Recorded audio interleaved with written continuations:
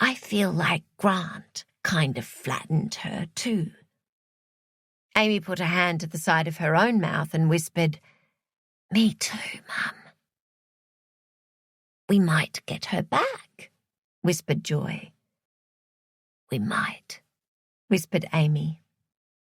Joy's eyes danced, and she spoke again at her normal volume. "Anyway, thank you for coming. I know how busy you are, but you don't need to worry about me because I've got Savannah." "Yes, you do," said Amy, deflating. "She's doing everything.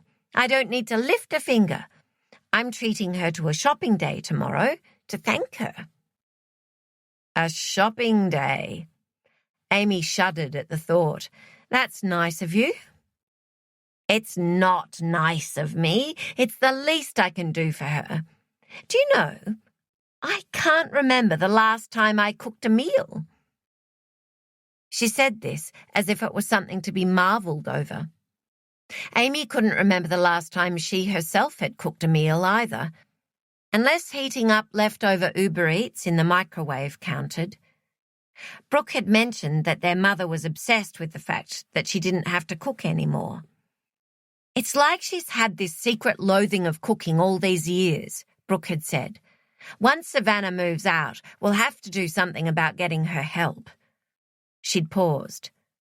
"If Savannah ever moves out."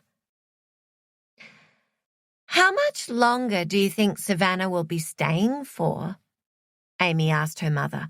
"Oh, gosh, we're not even thinking about that right now. I need her," said her mother.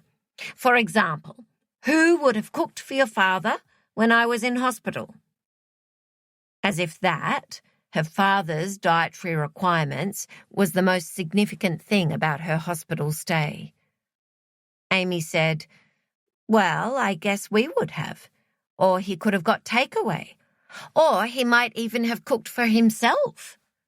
"Very funny," said Joy. "Anyway, I'm sure she will want to be on her way soon. I don't want to take advantage of her. She's doing so much now that I feel like we should actually pay her some sort of a wage." "Like a live-in housekeeper," said Amy. "Imagine that," said her mother dreamily. "The thing is, if you were employing a live-in housekeeper, you would get references. So I'm just thinking, well, obviously I'd never get a real live-in housekeeper," said Joy. "I'm just saying that we don't really know that much about Savannah," said Amy, and she lowered her voice and looked towards the door. "I actually know lots about her," said Joy. "We've had some long chats while I've been recuperating. Do you know, and I find this just so interesting, so fascinating." Joy's face lit up. "Savannah has something called highly superior autobiographical memory." She ticked off each word on her fingers as she said it. "She can remember whole days of her life with a degree of detail that you and I, ordinary people, would find impossible." "Really?" said Amy skeptically. She bristled at the way she had been lumped into the category of ease, ordinary people. She herself felt she could remember events from her life in quite significant detail, thank you very much. "She's actually received a diagnosis of that?" "Well, I don't know. I don't know if you get diagnosed with it. I don't think it's an illness as such, although she did say it's both a blessing and a curse, because while it's nice to remember the good events, she said she also remembers the bad ones. And as we know, she has not had a normal, happy life. Poor girl." "Huh," said Amy. She took the hairbrush that her mother had left sitting on the bed in front of her and replaced it carefully on the dressing table. Then she went and quietly closed the door and sat back down again. "What is it?" Her mother sat up straight and propped a pillow behind her back. "What's happened? Has something bad happened?" Panic flooded her face. Damn it, I thought that new counsellor was helping. I thought you were good at the moment. I'm fine, Mum, said Amy testily. Why did her mother always assume there must be some crisis or other in Amy's life? She registered the irritated damn it that accompanied her mother's panic. Her mother would never shout, "Stop being so ridiculous, Amy, pull yourself together," like she had done when Amy was a kid. She now knew all the correct, supportive, modern things to say about mental health, but Amy knew that there was an unconscious part of her that still wondered if Amy did indeed need to just stop being so ridiculous and pull herself together. Amy was like a defective household appliance that would never be replaced, but that everyone knew could break down at the most inconvenient of times. So, what is it? Logan called me today. He saw a rerun of a documentary on television, and it was about domestic violence, and the girl on it told almost the exact same story that Savannah told him about her boyfriend. He said it was virtually word for word. Her mother knitted her brow, baffled. So, what are you saying? It just seems like too much of a coincidence, said Amy. But I still don't understand. Are you saying this girl on the television knows Savannah? What? No. I'm saying maybe Savannah saw that show herself and thought that would make a good story. And if she really does have this superior memory thing, I guess that's why she could remember it so well. There was no story, Amy, said Joy, coldly, furiously, totally unlike the helpless, sleeping old lady of moments ago, more like the mother of Amy's youth, who had it up to here with you lot and was at the end of her tether. I bandaged up that injury myself. I'm not saying her injury wasn't real, but maybe the cause of the injury. You're accusing a woman of lying about domestic violence. Amy's mother's eyes were bright. That's outrageous. You're a feminist. Have you heard of the I Believe Her movement? Oh, God. She was simultaneously so with it and so naive. Amy said, Mum, it just seems like a really big coincidence. That poor girl is in my kitchen right now making my favourite soup, said Joy. Do you know how much effort goes into minestrone? How much chopping? It's extremely laborious. Let me tell you, Amy, I believe her. She was ready to march the streets, a placard held high. Somehow their positions had reversed. Amy was the middle-aged cynic, her mother the zealous, idealistic teenager. The bedroom door swung open and her father was there, holding a mug of something steaming. Hi, sweetheart, he said to Amy. Does the young bloke sitting in the kitchen belong to you? Chapter 29. Now. Did you ever meet the mother?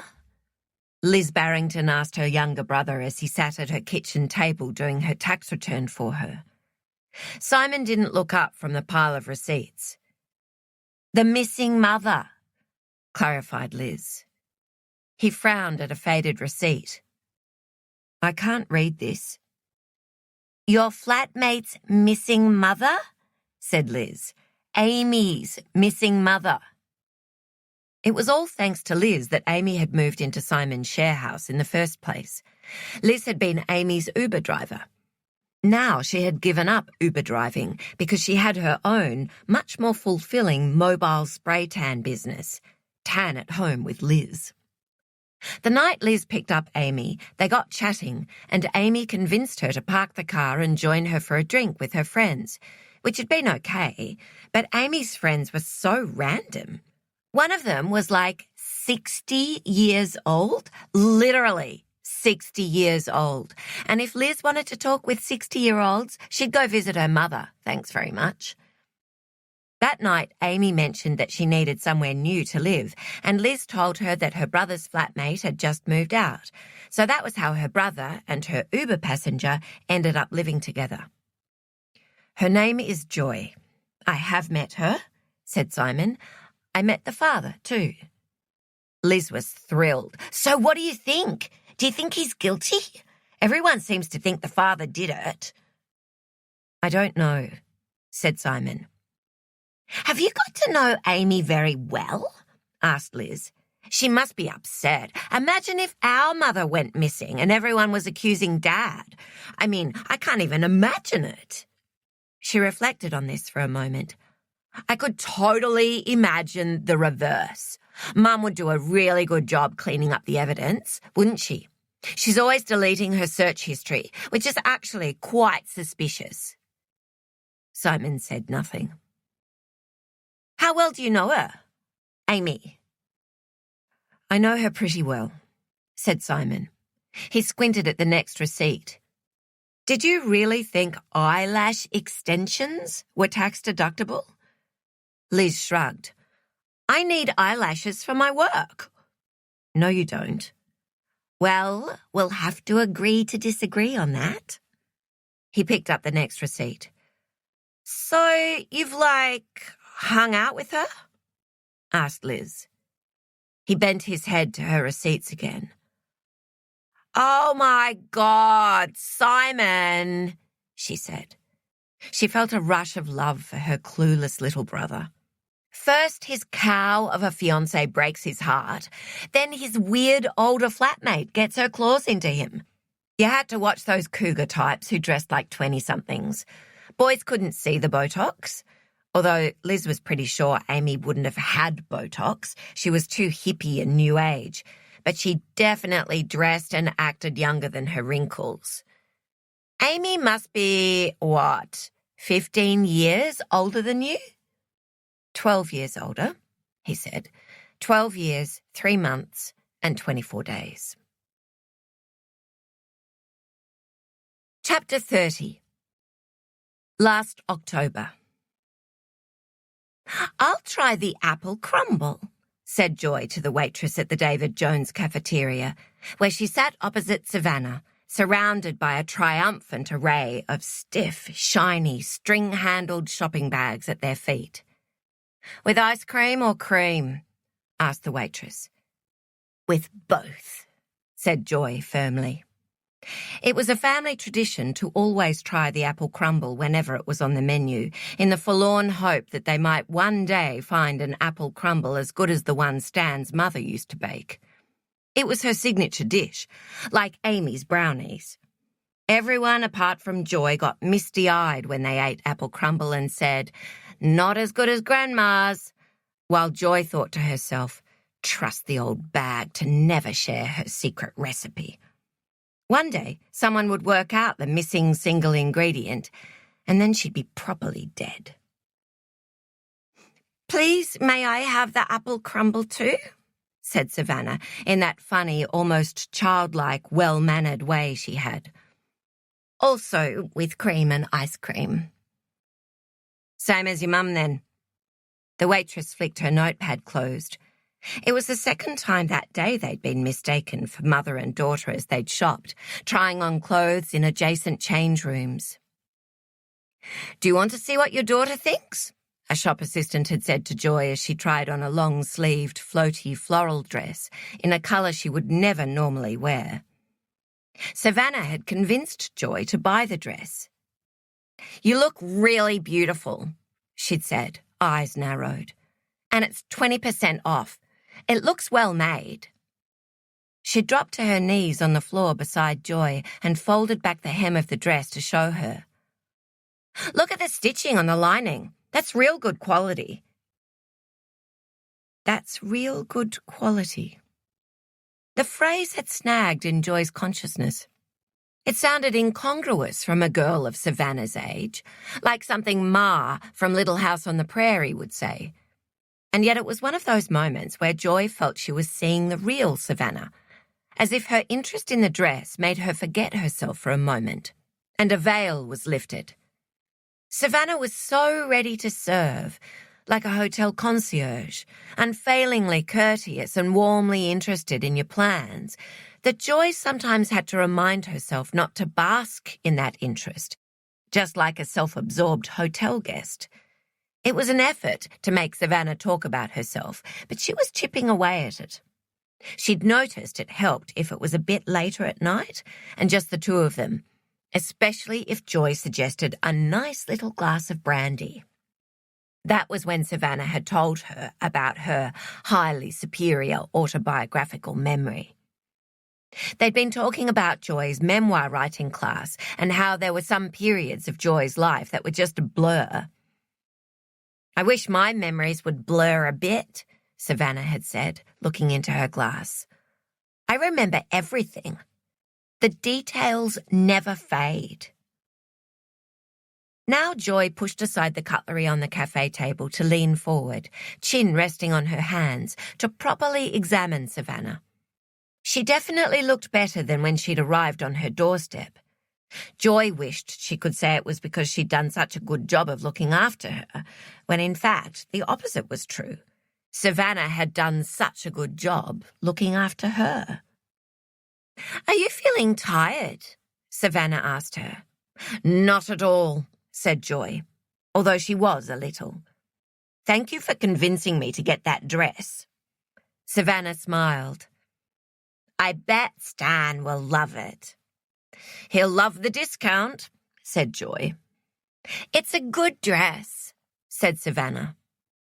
Joy's mother would have appreciated Savannah getting on her knees to check the dress's lining. She used to do that sort of thing, check the stitching of the seams, target the hems, sniff contemptuously if it wasn't to her liking. Joy had loved a long, lingering day of shopping with her mother. It had been hard when the children were little and their tennis was all-consuming. But once every year, she and her mother would have a day just like this. It was so satisfying, so pleasurable going from shop to shop, hunting out bargains, accessorizing an outfit, realizing that the blue in that new blouse was a perfect match for the blue in that skirt, and then sitting down for a break at a cafe like this to rest your aching feet and discuss what else you needed. Joy's daughters both hated shopping.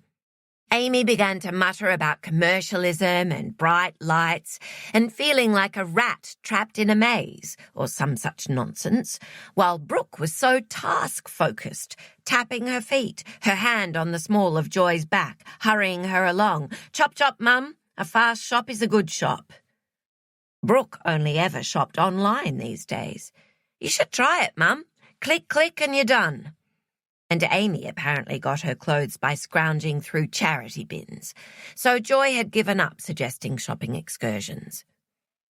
But when Joy had suggested she treat Savannah to a day at a fancy shopping mall to thank her for everything she'd done while Joy was in the hospital, Savannah's face had lit up, even as she quickly said, "Oh, that's not necessary." "It would be my pleasure," Joy had said, truthfully, because today had been like rediscovering a forgotten part of herself. The part that perhaps only existed when she was with her mother, who had no interest in Joy's tennis, or even, to be honest, Joy's children, but did have passionate opinions about the right colours and necklines to flatter Joy's body. Joy had assumed her daughters would at least have a passing interest in fashion, but they both found it frivolous and irrelevant, almost contemptible, like playing with dolls, which neither of them had done either. Joy had spent hours playing with dolls as a child. "I know exactly the right necklace to go with your shift dress," said Joy to Savannah. "A long kind of heavy, chunky pendant that sits right here." She pointed at her collarbone. "Although I've noticed you nearly always wear that key necklace, don't you? Is it sentimental?" Savannah's young face became momentarily rigid and jaded, as if she were 30 years older. A friend gave it to me for my 21st birthday. She lifted the key from her neck and tapped it against her chin. She said it symbolized doors opening for a brighter future. She smiled cynically at Joy. I'm still waiting for those doors to open. I'm sure lots of doors are about to open for you, said Joy. She recognized the rousing tone she used to employ to little avail when Amy got the bad feeling. Well, you opened your door to me. Savannah's face softened. So that's a start. Maybe I could get a green pendant. She bent towards the shopping bags, pulled out a corner of the dress and pointed at the fabric. To pick out the green colour of those little squares. What do you think? Perfect, said Joy, and her eyes filled with unexpected tears as she felt a thin, sharp, strangely pleasurable piercing of grief for her mother, who would have loved this day so much, who might have found it so much easier to bond with a granddaughter like this. Her mother had died over 20 years ago, and Joy's grief at the time had been so complicated and strange. Her mother hadn't been an especially good mother, and she was an even worse grandmother. She found her grandchildren too loud and too large, and so excessive in number. Why would you want more? She'd said to Joy when she told her she was pregnant with Brooke. When she died, just 3 months after Stan's mother had died, Joy kept spinning in the opposite direction when faced with her grief, which was hers and hers alone, because she had no siblings, and her children much preferred their other grandmother because of the secret cash handouts and that damned apple crumble. It was perfectly possible to avoid grief when you have 4 children who all play competitive tennis and nearly 100 more tennis students requiring your attention, and one husband grieving his own mother and dealing with his own mid-bloody-life crisis, and when your relationship with your mother had always been entangled in disappointment and love. So Joy spun, and she spun until one day her grief caught her. In the laundry, as she pulled a ruined blouse out of the washing machine, a blouse that her mother had told her to only ever wash by hand in cold water. It was as though Joy's subconscious had only just that moment caught up with what she rationally understood, that she truly wouldn't see her mother again. Her mother would never again phone at an inconvenient time with an unreasonable request. She would never again tell Joy that she hated February, or that she hated August, or that she hated November. She only liked April. Pearl Becker would never find the happiness that had continually eluded her, and their relationship would remain a puzzle forever unsolved. That day, Joy had lowered herself to the floor with her back against the washing machine, the sodden ball of her ruined blouse dripping all over her skirt, and sobbed, violently and shockingly. And then, shamefully, she'd shouted at a tennis kid who'd unexpectedly opened the laundry door and caught her there. It was a wonder she hadn't got a complaint from that kid's mother. But this sadness she was feeling now felt natural, wholesome, and uncomplicated, as if finally, after all these years, she was grieving the way normal daughters grieved for their mothers, the way she'd like her own daughters to grieve for her one day, not coldly stuffing their mother's clothes into a big black garbage bag, the way Joy had done the day after her mother's funeral, without a single tear or even a tender thought, but also not crying on the laundry floor weeks later in that strange paroxysm of grief that would have so mortified her mother. "Get up!" Pearl would have cried, yanking Joy up by the elbow. "Someone might see you!" "Thank you." Joy leaned back as the waitress delivered their apple crumble. She said to Savannah, "I know just the shop for that necklace. We'll go there straight after this."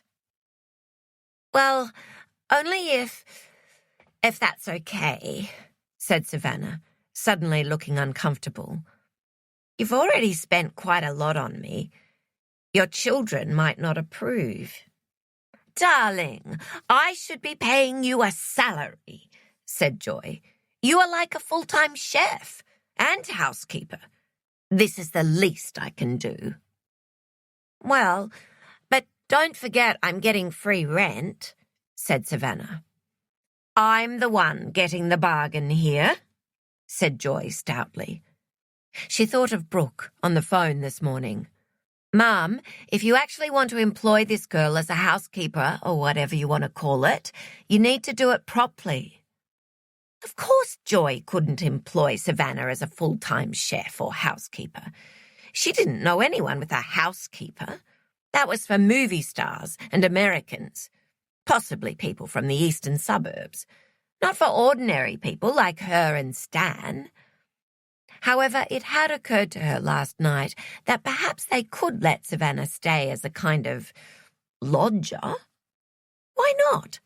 Savannah could get a job somewhere local and stay in Amy's room and pay nominal rent or no rent at all if she kept on doing the cooking.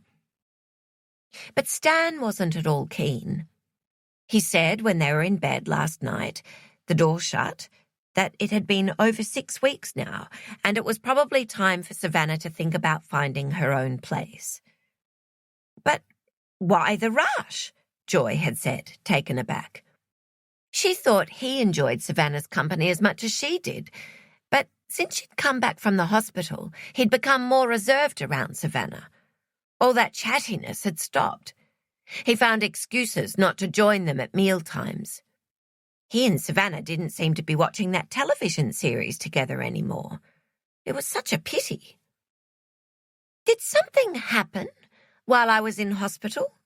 Joy had asked him. "Like what?"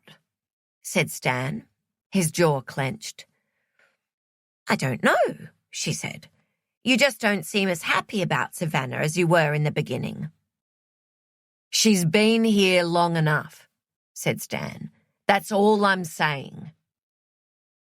It had been so odd. After a moment, she'd said, "Have you been talking to the children?" The children were being such children about Savannah. She could not believe that Amy had accused Savannah of making up the story about her boyfriend based on some documentary Logan had supposedly seen with a similar story, as if there couldn't be similarities in people's experiences. Stan had said nothing, and she refused to give him the satisfaction of innocently, idiotically repeating the question a little louder, the way she would have when she was 20, or yelling, "Answer me," like she would have when she was 40. She was sure she was right. The children had got to him, and that's what accounted for his sudden coolness towards Savannah. He was more influenced by their opinions than he liked to pretend.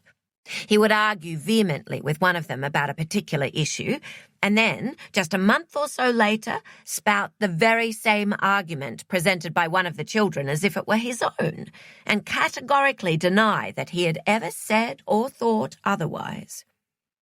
It was all very well for Stan to say that Savannah had been there long enough.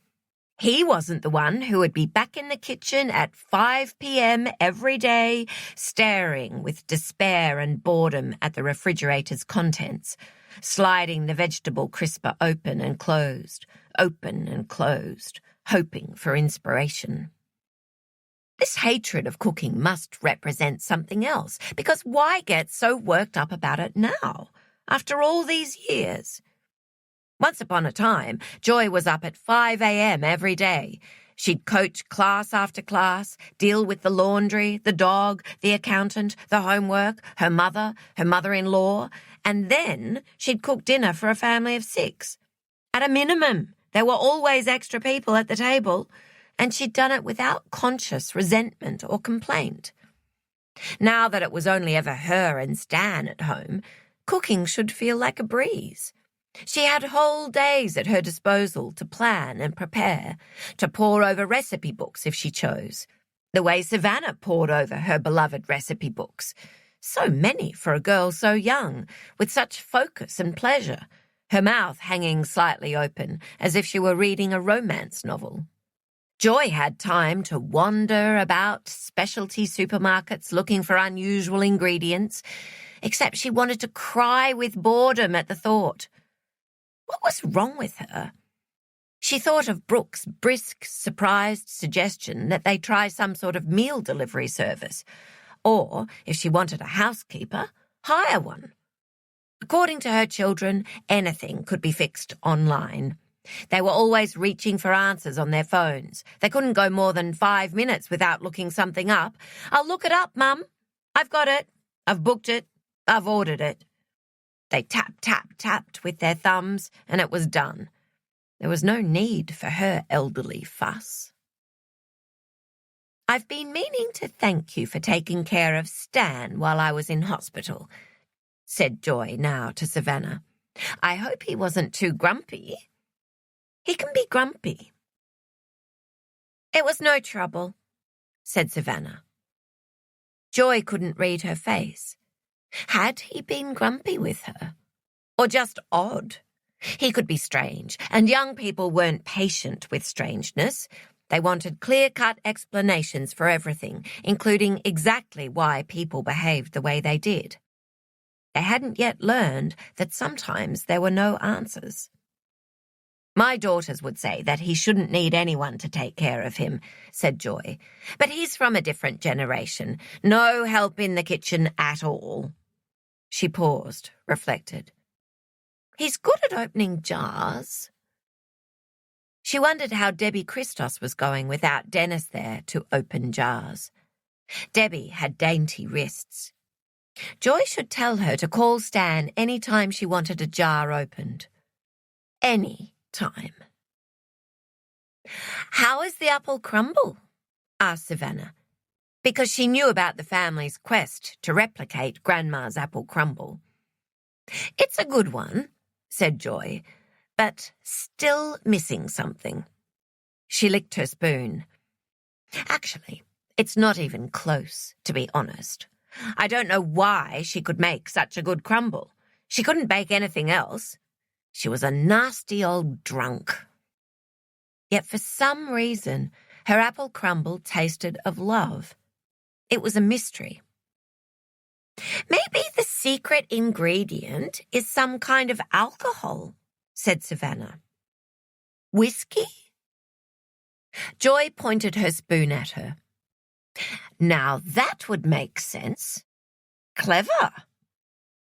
"I'm going to try it this weekend," said Savannah, and Joy could see that she'd pleased her by calling her clever. "I'm going to crack the Delaney family apple crumble mystery." Joy watched Savannah touch her spoon with the tip of her tongue and put it down again. She didn't really eat. All she did was cook. She was too thin. Joy wanted to tell her she was too thin, but she'd learned that you had to be careful what you said. Amy and Brooke had once overheard Joy saying, "My daughters have enormous feet," and she'd never heard the end of it. She hadn't meant anything bad by it. They did have enormous feet. "You don't eat much, do you?" she said to Savannah. Surely that wasn't offensive.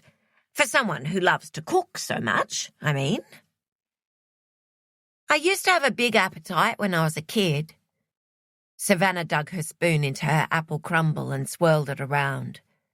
Did she think Joy couldn't tell that she wasn't actually eating?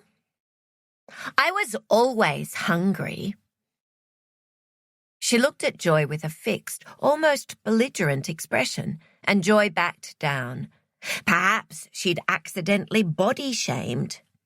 There were a lot of new rules for life, and she hadn't caught up on all of them.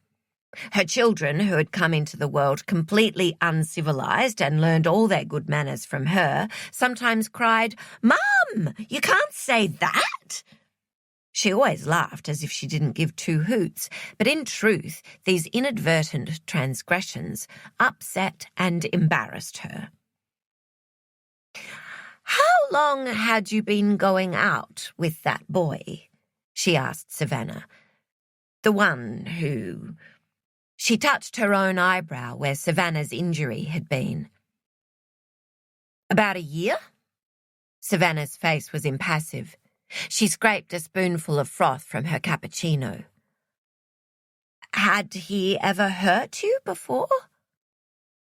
She wasn't checking up on her story, absolutely not. She was just asking questions, trying to understand her. Savannah put down her spoon and said, "Can I ask you a question about your marriage?" Joy had that odd feeling again that here was the real Savannah, relaxing for a moment, being her true self, taking off her mask. "Go right ahead," she said expansively. "Was there ever any infidelity?" "Oh," said Joy. She wiped her mouth with her napkin and sat back.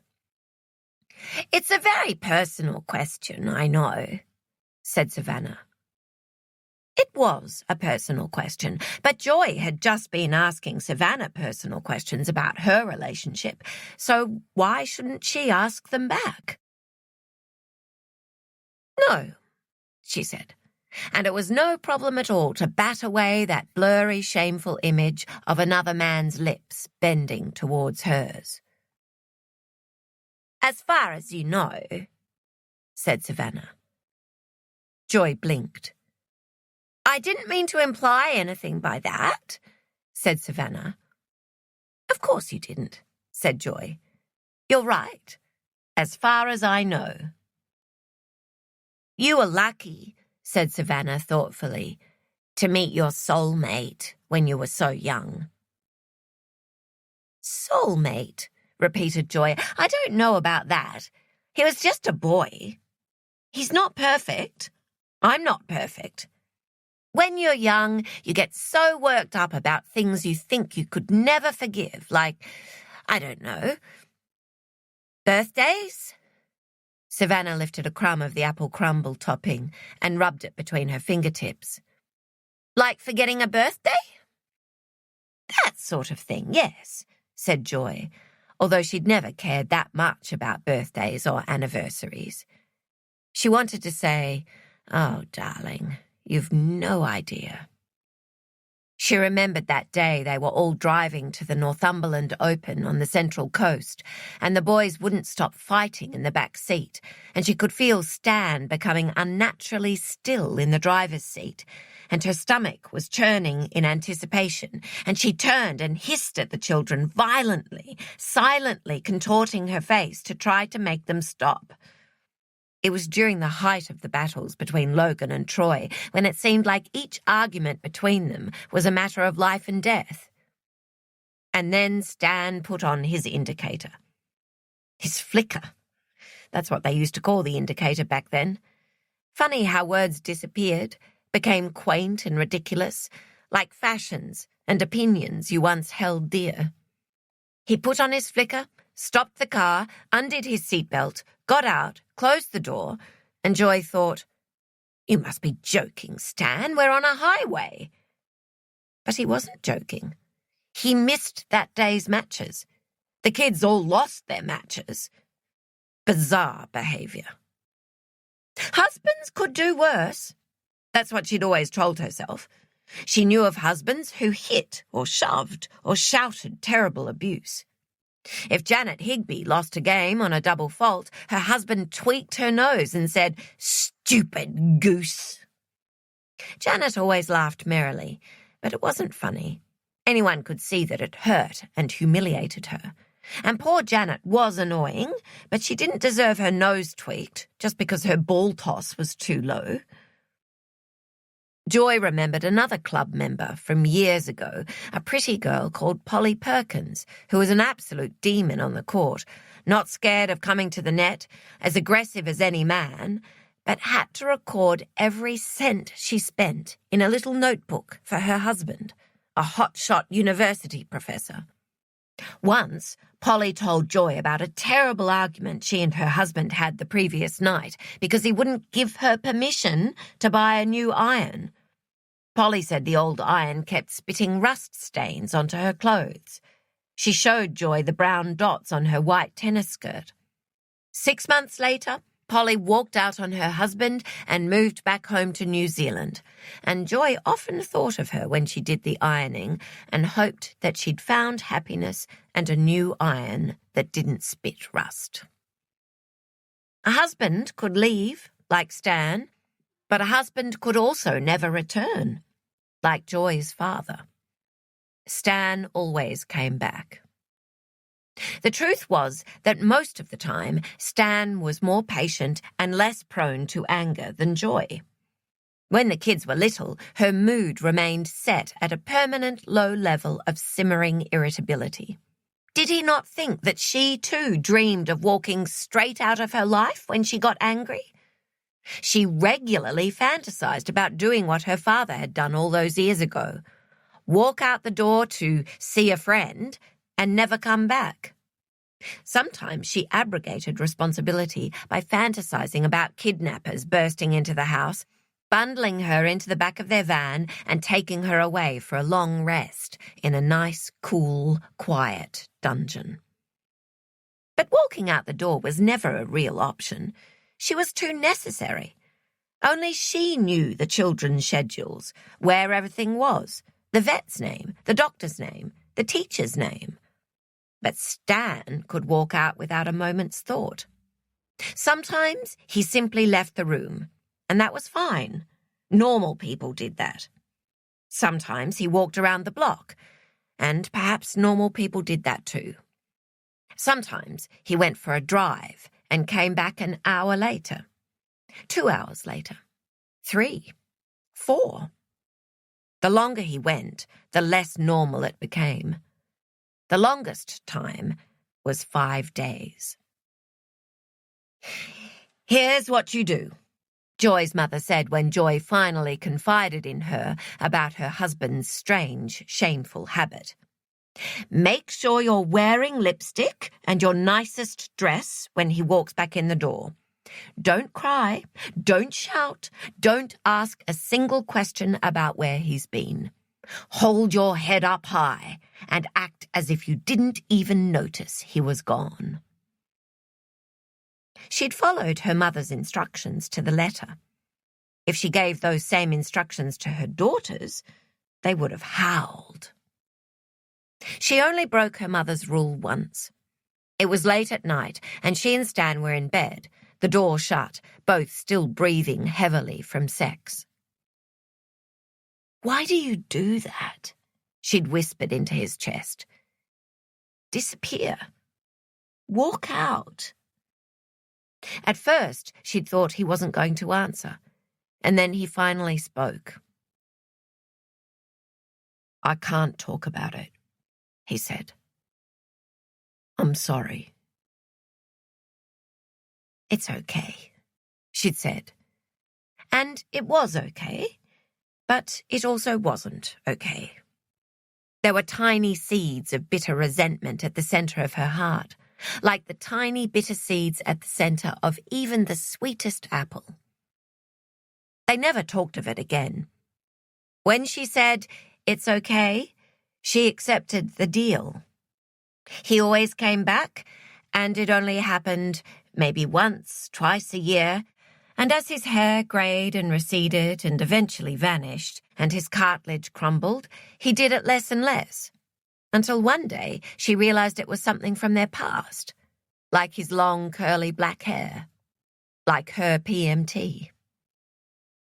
"You have to make compromises in a relationship," she said to Savannah. "You muddle along." She stopped because she could see Savannah watching a woman and a little girl in a pale pink leotard and tutu who was sitting at the next table. The girl's hair was pulled back in one of those ferociously smooth ballet buns. "Cute," she said to Savannah. "I did classical ballet." Savannah's eyes were still on the child. "Did you?" said Joy with interest. In spite of Savannah having said that she had highly superior autobiographical memory, she hadn't shared all that many of those memories that she remembered in such superior detail, presumably because they weren't such good memories. It was nice to get a new concrete detail. It made sense, too. Savannah had that beautiful straight-backed posture and a kind of grace to her movements. My mother would have loved me to do ballet. Did one of your foster carers get you into it? Asked Joy. Savannah looked at her with unfocused eyes. Huh? The ballet, said Joy. How did you get into ballet? It didn't seem like a typical pastime for a child shunted between foster homes, particularly classical ballet. Oh, said Savannah, I just did a few introductory lessons. That's all. She looked at the little girl and her lip curled. She shouldn't be eating a cupcake if she wants to be a ballerina. So much sugar. She spat the words out through thin, pursed lips. She sounded once again like someone else. Joy wondered if she were unconsciously imitating some awful authority figure from her life. Savannah pushed aside her apple crumble with contempt, as if someone had been forcing her to eat it. I've had enough of this. Yes, me too, said Joy. She sipped her tea and looked again at the little ballet dancer, her tan-stockinged legs kicking as she happily munched on her cupcake.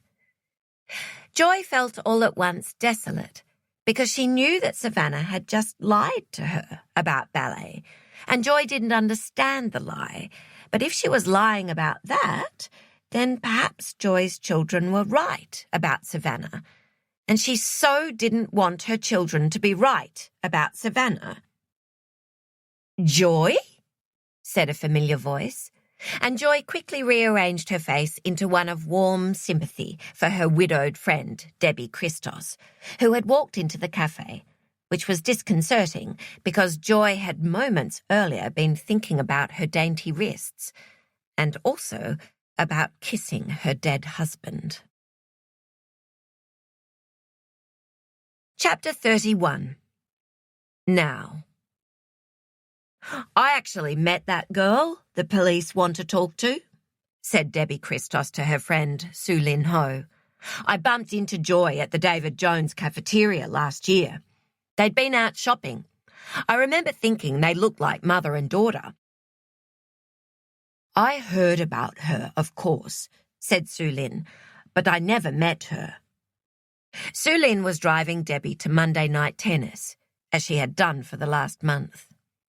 Losing one's husband, like so many of life's milestones, had turned out to be an interesting test of friendship. Debbie had lost friends, like the one who imperiously told her not to wallow in her grief when she didn't want to go to the theatre, and she'd deepened her friendship with others, like Sue Lin, who was not a widow, yet seemed to intuitively understand the way Debbie felt 6 months after losing Dennis. So raw and sensitive, the very air was harsh against her skin. Sue Lin hadn't said, "Let me know if there's anything I can do for you, Debbie." She'd said, "I'll pick you up at 7. When Debbie's son delivered the eulogy at Dennis's funeral, he said, "Dad died doing what he loved, just after he'd won the match at Monday night tennis." Debbie wished he'd let her fact-check his speech. Dennis had won the point, not the game, and certainly not the match. They were playing against Joy and Stan, and no one beat the Delaneys. About 20 people listening to that eulogy would have thought, "In your dreams, Dennis." "What was she like?" asked Sue Lin. "The girl." "I don't know," admitted Debbie. "I didn't take much notice of her. I wish I had. I've been looking back, trying to remember things that Joy said or did, if she seemed unhappy or depressed, but she seemed fine. She was fine with me, anyway." "Oh, where is Joy?" said Sue Lin suddenly as they stopped at a traffic light. She turned to look at Debbie. "It's just not like her, is it?" "No," said Debbie. "It is not like her, not at all. That's what worries me." It was 17 days now. Both Debbie and Sue Lynn had been part of an organised search yesterday through bushland near the bike path that circled the St Helens Reserve.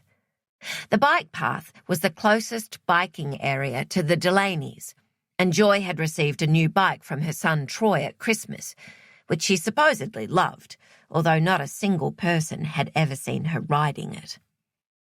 The 4 adult Delaney children had taken part in the search. Stan Delaney had not. Debbie didn't know what to make of that, although a lot of other people knew exactly what to make of it. "There's something I've been thinking about," said Sue Lynn now, her eyes fixed on the road ahead. "It was last October." She looked worried, as if she were confessing something.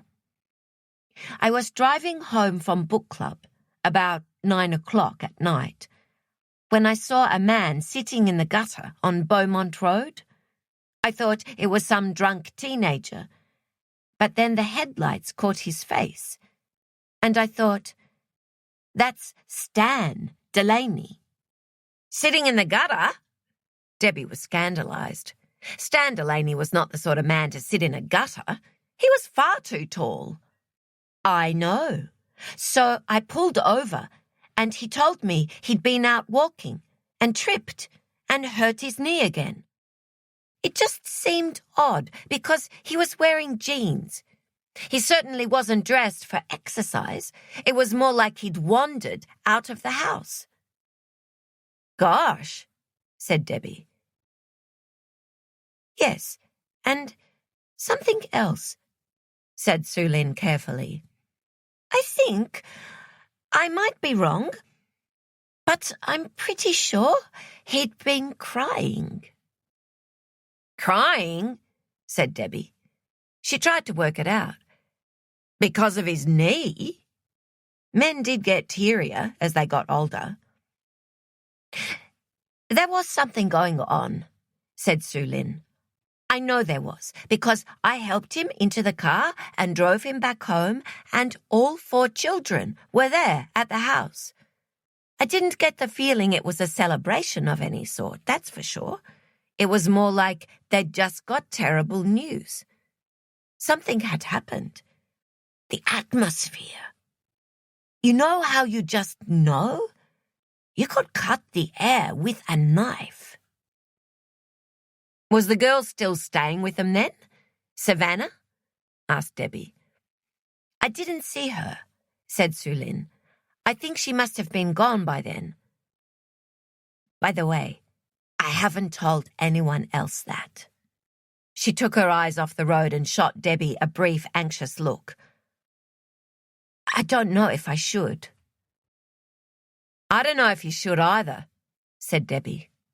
She thought of the gossip and rumours swirling about the tennis club. Joy and Stan's marriage had become public property. Everyone had an opinion to give. Some people said they'd never seen a happier partnership, on or off the court. People were in awe of the way the Delaneys silently communicated when they played doubles, switching spots without a word.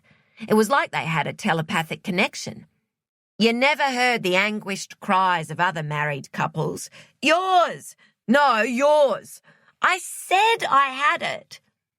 When they won, which they invariably bloody did, Stan would lift Joy up like she was a child, spin her around and kiss her smack bang on the lips.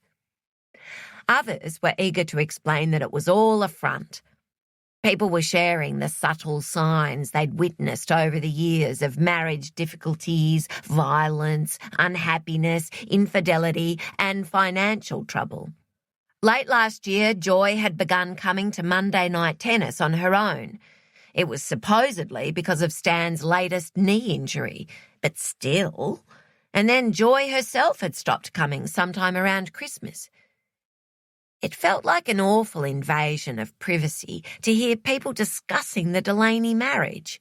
It was as if people were rummaging through Joy and Stan's bedroom. And in fact, everyone knew how Barb McMahon had found Joy's phone under the marital bed. It made Debbie feel obscurely angry, and she knew it had something to do with all the opinions people now had about her life and choices. When Dennis was alive, she was part of a solid, respectable, unassailable unit, Mr. and Mrs. Christos. But the moment he died, she was untethered, an elderly lady living alone. She was vulnerable, said her son. She must be so lonely, said her daughter. It all came from a place of love, but sometimes she wanted to scream. Thank God for Sue Lynn, who still treated her like a person. "We'll play hard tonight," said Sue Lynn, "for joy. Distract ourselves."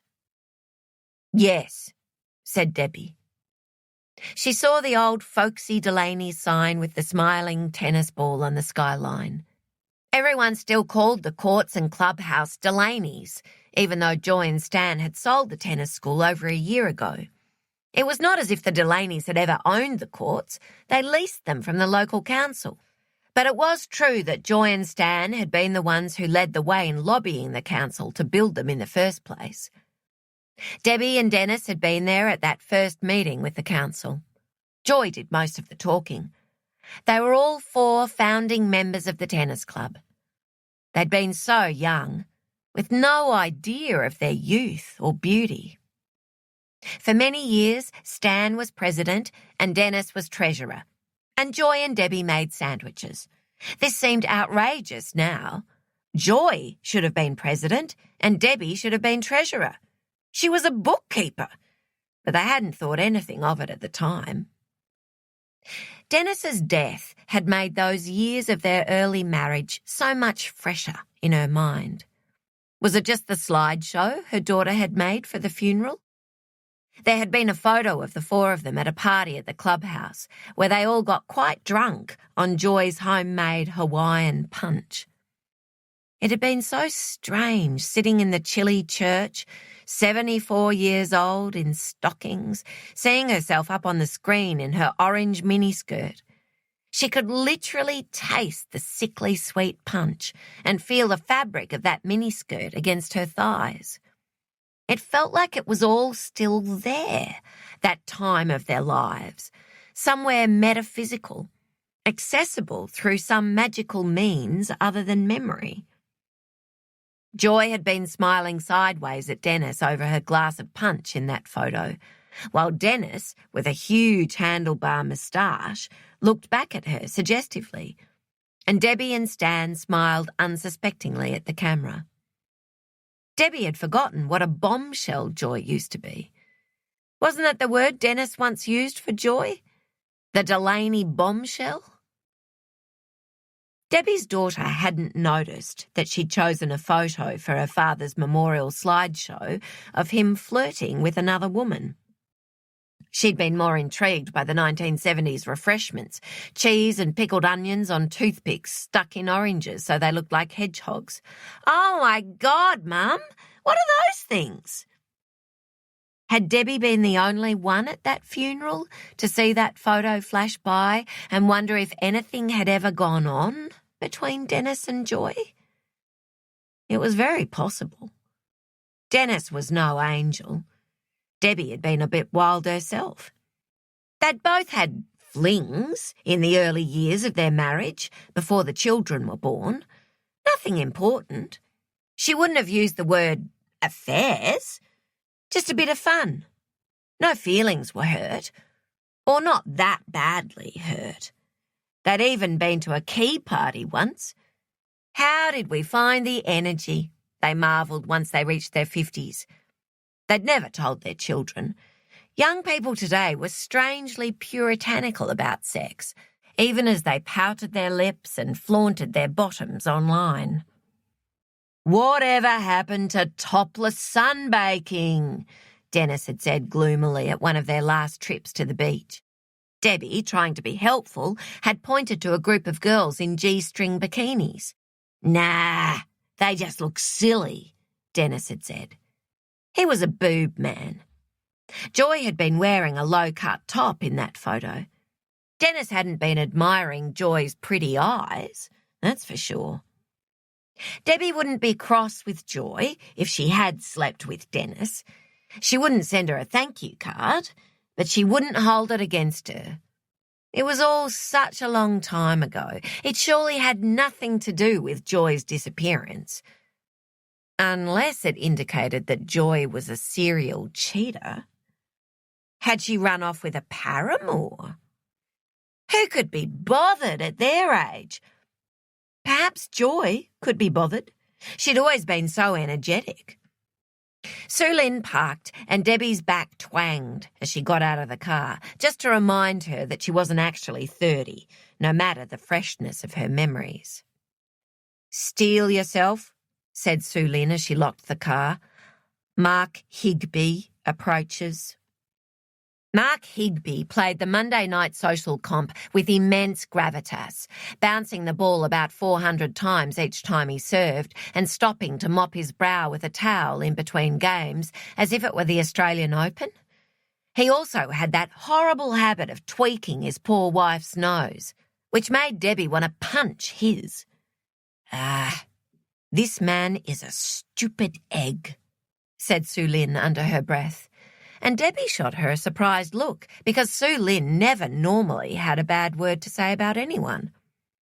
He walked towards them, tall, thin and grey-bearded, a giant racket bag slung over his shoulder. "Salutations, ladies," he said with an amused smile. He saw women as dear little inferior beings. "You heard the latest about Joy?" His face was bloated with the pleasure of delicious, shocking gossip. "No," said Sue Lynn in a chilly tone. "You do know she's missing," said Mark. "For goodness sake, of course we do," snapped Sue Lynn. "We both helped with the search yesterday." "It's obvious that Stan is their quote-unquote chief suspect," said Mark, oblivious to her snappiness. He caressed his bearded chin with his thumb and index finger as if he were parodying a professor deep in thought. "But without a body, they're royally screwed." "Without a body," said Debbie. "You don't mean Joy's body?" "Of course I do," said Mark, as if he'd never heard anything so stupid. "Who else's body would I mean, Debbie?" Debbie thought of Joy's lovely tanned legs. The woman never stood still. She'd brought around a lasagna when Dennis died, in a baking tray, and then instantly confessed that she hadn't baked it, she'd bought it from the Italian deli and tried to transfer it to the dish to make it look homemade. She'd looked so guilty, it had made Debbie laugh. "You've got to face facts," said Mark paternally. "It's unlikely she's alive. Stan had scratch marks on his face. What does that tell you?" "There are many ways that could happen," said Sue Lynn, but her voice faltered with the horror of it. "The police might be calling it a missing persons investigation," said Mark, "but anyone with a brain knows they're treating it as a murder investigation." "She texted all her children that she was going away," said Debbie. "It's not exactly hard to send a text from someone else's phone," said Mark. "The phone was still at the house. Barb McMahon found it hidden under their bed." "Stan doesn't know how to text," said Debbie, "if that's what you're implying." "So he says," said Mark. Debbie said, "Stan is our friend. You shouldn't say things like this." "I heard there was an affair," said Mark. His eyes sparkled. Debbie had never seen the man so cheerful. "They had an attractive 20-something girl staying at their house last year, a quote-unquote family friend, and I'm guessing that when Joy was in hospital, the temptation was too much for Stan. You know, when the cat's away, the mice do tend to play." "Stop it," said Debbie. "Just stop talking. I do not believe a word of it." But it was hard now not to put that together with Sue Lynn's story of Stan, sitting in the gutter last year, crying. Mark raised his palms. "Don't shoot the messenger, Debbie. Keep this to yourselves, but I have a theory about where he's buried the body." Sue Lynn said, "We're not interested in your theory, Mark." "Under their court," said Mark. "They had it resurfaced. Perfect place to hide a body. I told the police, guys, you need to dig up that tennis court. I think they probably will. You heard it here first." "But wait, they resurfaced it back in January," began Debbie. Mark barreled on. "Not only that, I saw Stan, covered in dust, bloodshot eyes, buying chocolate milk at the mini-mart down on Hastings Street 2 days after Joy went missing. I said, 'Stan, what happened to you?' He ignored me, literally ignored me, as if I didn't exist. Told the police about that too." "You think he buried her body and then went and bought himself a chocolate milk?" asked Sue Lynn. "That's exactly what I think," said Mark. "Burying a body is thirsty work." "That's not funny," said Debbie. "It's not funny, Debbie. It's an absolute tragedy," said Mark cheerfully. "I also told the police they should look into that son of theirs, the one driving about in the poser cars, who supposedly makes all his money doing online trading. He used to deal drugs. Know that for a fact, because he sold them to my son." "Troy?" said Debbie. Troy had dated her daughter. She knew Troy had dated a lot of people's daughters, but she still had a soft spot for him. "That was when he was a teenager, Mark.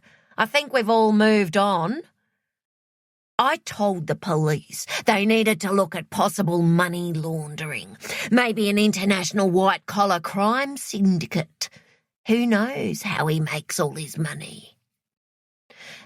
"So, wait, now you're saying you think Troy had something to do with his mother's disappearance?" said Sue Lynn. "Anything is possible, ladies." Mark shifted the racket bag on his shoulder and sauntered off. "See you on the court." "Oh, fuck you, Mark Higby," said Sue Lynn. And Debbie was fairly confident this was the first time that particular word had ever crossed her friend's lips. Chapter 32.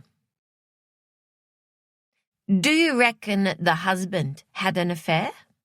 asked Ethan. He and Christina were walking from the car down the endless gravel driveway of a stately home to take a statement for their schoolboy arsonist case. But they were discussing, as they usually were these days, the Joy Delaney investigation. "With this Savannah girl? It's a possibility," said Christina. "There's a whole lot that family isn't telling us." "Protecting their father?" "I assume so," said Christina. "Or protecting themselves." She did a mental lineup of the 4 Delaney children as potential suspects. Amy Delaney, skittish as a small-time criminal. Logan Delaney, calm as an experienced one. Troy Delaney, smooth as a slippery salesman. Except Christina didn't know what he was selling, and she felt like maybe he didn't know either. Brooke Delaney, circumspect as a spy. Could one or more of them be responsible for their mother's disappearance? Or was it more likely that one of them aided and abetted their father? If my father had an affair with a young girl and then my mother went missing, mused Ethan as they stepped onto an arched and columned portico fit for a prince or a poor, misunderstood little arsonist, and rang the doorbell, I'd throw him straight under the bus. "Me too," said Christina. She bit on the ragged thumbnail she was meant to be leaving alone for her wedding day. So why, then, were the Delaneys being so cagey?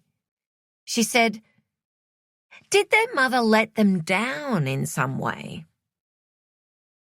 Mothers can do that, said Ethan, and she was wondering if he meant that in a general or specific sense when the arsonist's mother opened the door, her son's guilt written all over her exquisitely renovated face. Chapter 33. Last October. Troy couldn't make himself care or focus. The market was quiet, but not that quiet. His heart wasn't in it. He'd made only one trade in the last 2 hours. That was a signal he should stop for the day according to his own rules. And rule number 1 was follow your own rules. He looked away from his monitors at the floor-to-ceiling windows, where a solitary seagull wheeled across a cloudless pale blue sky. The rippling harbour loomed ahead of him like a landing strip. He'd landed a 747 at Salzburg Airport once. It was a flight simulator experience, a gift for his 30th birthday from his ex-wife. The instructor said he had excellent instincts. Troy was now confident he could land a plane if the pilot got in trouble and the beautiful, panicked flight attendant came running from the cockpit, begging any passenger with flying experience to come forward. Could have been an airline pilot. Could have won Wimbledon. Could have been a married soccer dad in the suburbs who made his mother a grandmother, like she deserved to be, instead of donating his kid to another man, making the other man the soccer dad, standing there on the sidelines, cheering on Troy's kid, who would be fucking good at soccer because the Delaneys were good at all sports, not just tennis. Troy would let his kid play any sport he wanted to play, but not this particular kid, because it wouldn't be his kid. It was stupid to get sentimental. If he really wanted a kid, he could have one, no problem. Claire had been the one with the problem. Troy had a high sperm count and excellent motility. That is just so typical, Claire had said when she read his sperm analysis, back when she still loved him. He'd been relieved. He hadn't slept the night before they got his results, terrified that the test would reveal a secret hidden failing. His father got his mother pregnant just by looking at her. Of course he did.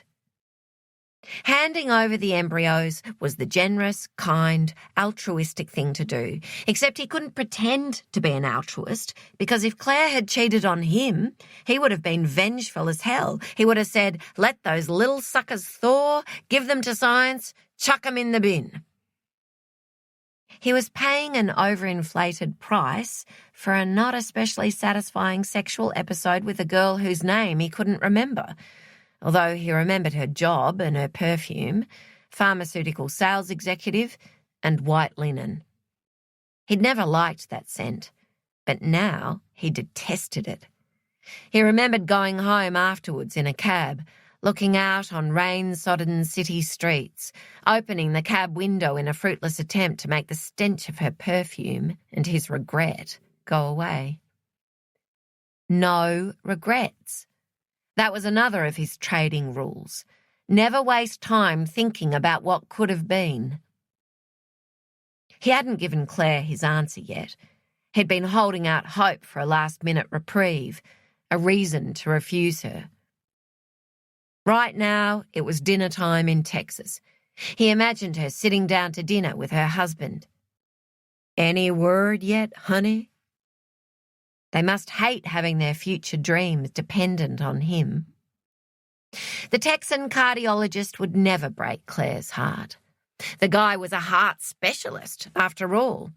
He probably treated Claire's heart with all the specialist loving tenderness she deserved. Troy hoped he did treat her heart tenderly, even as he wished he didn't. He wished he hadn't hurt her. He didn't understand why he'd done it, except that all through his life he'd been at the mercy of a powerful desire. The desire to blow everything up. What if I put the tip of my finger against that fragile ornament my mother said not to touch? And not only do I touch, I push? What if, halfway through a boring geography lesson, I stand up and walk out without saying a single word? What if I jump off that bridge with the sign that says, "No jumping"? Take that pill? Go for that impossible shot? What if I pick up a girl at a city bar while my wife is going through IVF to have a baby we both supposedly want? It was like an invisible force took hold of him. Do it, do it, do it. The girl meant nothing. She was just a girl sitting next to him at a bar with giant teeth and a harsh laugh. Claire was smarter, funnier, and prettier. Her teeth were perfectly sized, and her laugh was beautiful. His actions were inexplicable. It was all kinds of fucked up. "You must have wanted an excuse to get out," Claire had said, her face ashen. And it was true. He must have wanted an excuse to get out of the relationship, although he wasn't consciously aware of wanting to get out. But why else had he done it? And more to the point, why had he instantly confessed the moment he got home before he'd even taken off his shirt? While Claire looked up from her book in their bed and smiled, and the cells of their potential children multiplied and divided in a Sydney clinic. It was called self-sabotage, according to Amy, who was the only one in his family who kind of understood, because she had a tendency towards it herself, although even she took a long time to forgive him for breaking her beloved sister-in-law's heart. Enough! Troy slammed both fists on his desk so hard that his 3 oversized monitors rattled. He did not do this. What was done was done. He walked to the windows of his home office and pressed his forehead against the glass. Every single person in the world who came to his apartment talked about the incredible views, except for his brother. Logan had walked into this room, laughed out loud, clipped Troy on the back of the head and said, "Jesus, mate." Maybe that was his way of saying it was incredible, but why couldn't he just say it was incredible? Why was it funny? Just give him credit for the view, for Christ's sake. Even their father had said, "Bloody good view." Although Stan followed it up with, "Hope you can afford it." Sometimes he wanted to show his dad his bank statements, like a preschooler giving him a finger painting. "Look what I did, Daddy. I got rich without tennis, Daddy." Except not as rich as Harry fucking Haddad. Troy kept a permanent eye on the dickhead's net worth. He went back to his desk, opened his email, typed in Claire's name and wrote the message. Fast. "Dear Claire, I've thought about it. It's fine. Go ahead. Make it happen.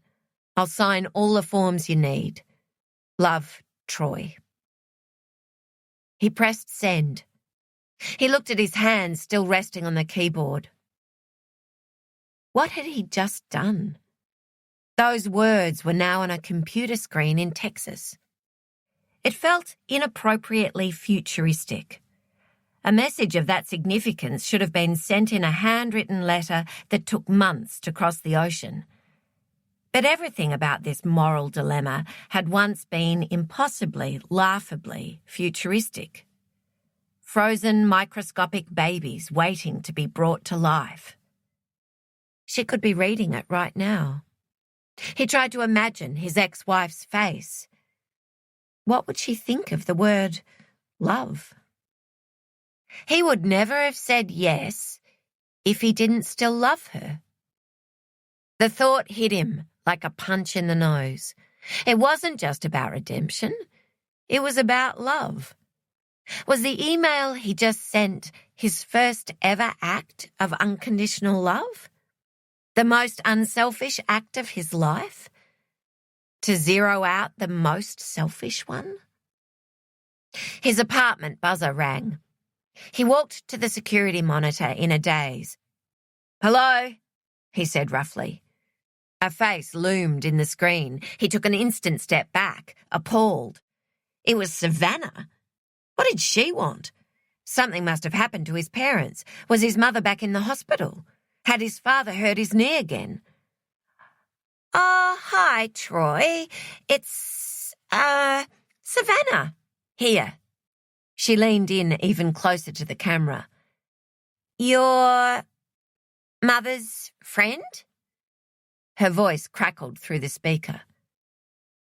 Your mother's friend. That was a strange way to put it. He waited. He pressed the speaker and said, Are my parents okay? They're fine. Can I come in? He looked around his apartment. He felt an overwhelming, irrational sense of resistance to the idea of Savannah being here, her rabbit-like eyes darting back and forth, evaluating and judging. He had no idea if that judgment would be negative or positive. All he knew was that she would be far too interested in everything she saw. But he could hardly say no, not when she'd been taking care of his parents, preparing their meals, even doing their laundry, apparently. She'd cooked that extraordinary Father's Day lunch, the best food Troy had ever eaten in his family home. She'd been the one to grab hold of Troy's mother, supporting her safely to the floor when she'd fainted. She'd said, Call an ambulance, while Troy's family all froze, their minds still trying to catch up. Instead of Savannah feeling indebted to them, the family was increasingly feeling indebted to her, and that was making everyone feel off balance. Amy, Logan and Brooke had all recently left messages for Troy saying to call them urgently regarding the Savannah issue, and he hadn't yet called back. But now Savannah was here, at his place. Why not his brothers or sisters? He wanted to say, You've got the wrong guy. I'm busy. I've got other things going on. Come on up. It's the top floor. He pressed the buzzer. He looked around, trying to see his home through her eyes. Troy's apartment was meant to be minimalist yet glamorous, luxurious yet understated. But was it possibly pretentious? For one terrifying moment, a seismic tremor of doubt shook his entire belief system. His heart raced. Jesus, pull it together. He was turning into his sister. Next thing, he'd be in therapy. He opened the door to his apartment, his most devastating smile locked and loaded. Hi, said Savannah as she emerged from the lift. Wow. Have you got this whole floor to yourself? Not quite. His devastating smile faltered. There were 2 apartments on the top floor of the building, although his faced north, so it was the better one. Was she somehow making him feel bad about his multi-million-dollar north-facing harbour view apartment with a rooftop infinity-edged pool? Come in, he said. This is a nice surprise. Is it? Said Savannah. She looked different. She had a kind of stylish bohemian look going on. Yoga teacher with money. You look great, said Troy. He felt an unexpected surge of attraction. She wore a long pendant with a greenish-coloured stone. It somehow complemented the trashy key necklace she always wore. Her hair was tied up in a half-up, half-down way that no longer reminded him so strongly of his mother's style. Not quite as voluminous. Your mother bought me all this. Savannah gestured at her outfit. Your mother has been very good to me. You've been good to her, said Troy carefully, because she seemed to be making a point. Can I get you a drink? Tea or coffee? No, I think I'll just get straight to it, said Savannah. Right then, said Troy. It was like this was a pre-arranged business meeting. He indicated his custom-made white leather couch. Amy had managed to get chocolate on it last time she visited. Have a seat. She sat at the very edge of the couch, feet together, back straight. She adjusted the pendant between her breasts. Extraordinary view. She swept her arm in a quick, graceful arc, as if getting a required formal acknowledgement out of the way. She didn't even look at the view. "What can I do for you, Savannah?" He sat in the Eames chair opposite her and smiled. She didn't smile back, which was disconcerting. People generally smiled back when Troy smiled. If he'd had to guess, he would have said she was here to ask him to invest in a crummy small business venture with little hope of turning a profit, like a nail salon or a vegan cafe. Although she was a good cook, so maybe she could turn a profit on a vegan cafe. She said, "While your mother was in hospital and it was just your father and I alone, She stopped, lowered her eyes and fiddled with the green pendant, turning it this way and that as if she were considering buying it. "He what?" She dropped the pendant and looked back at him steadily. Troy's heart stopped. "No." Her eyes held his, patiently, insistently, gently, like a doctor insisting you must understand that the cancer is incurable. "I'm sorry, but he did." "He didn't actually. He made a very specific request, which I refused." "You must have misunderstood," said Troy. "There was no doubt," said Savannah.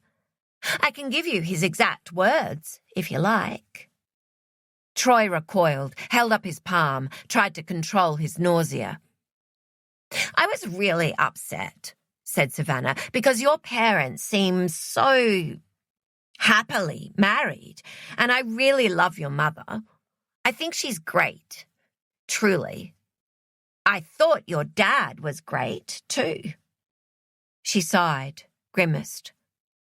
"I've been at 6s and 7s trying to decide what to do." She looked at the ceiling. "On the one hand, I think she deserves to know the truth." "No," said Troy, "I don't think so." It was unbearable. He could not bear to imagine his mother's pain, her shock, her shame. She would be so embarrassed. How dare his father do this? His father, who had spent Troy's whole life sitting up there on his umpire's chair, judging Troy's every action. "I don't understand how you could lose control of yourself like that," Stan had said after Troy jumped the net and attacked Harry for his flagrant cheating, propelled by white-hot rage. It was as though Troy had lost control of his bowels in public. "I just don't understand it." Troy had seen that same disgust each time he transgressed throughout his life, except there was never again disbelief, just resignation, as if it were to be expected now, as if once again Troy had proven himself to be exactly as disgusting as his father knew him to be. "You're a fool," his father had said when Troy cheated on Claire. "She was too good for you." "I know," Troy had said. "That's why I did it, Dad, before she noticed." His father's betrayal felt like his own betrayal, as if he had been the one to make a move on Savannah. Hadn't Troy just moments ago felt a faint flicker of desire for this girl? He might have acted on the very same desire his father had acted upon. As his young house guest, young enough to be his daughter or even his granddaughter, walked past him in Troy's family home. Did his father think Savannah would feel obliged, that he had some power over her because she had nowhere else to go, because she'd already been knocked around by one guy? Did he forget that he was Stan Delaney, retired tennis coach in old man slippers, not Harvey Weinstein in a bathrobe? Jesus Christ. Mum is too good for you, Dad.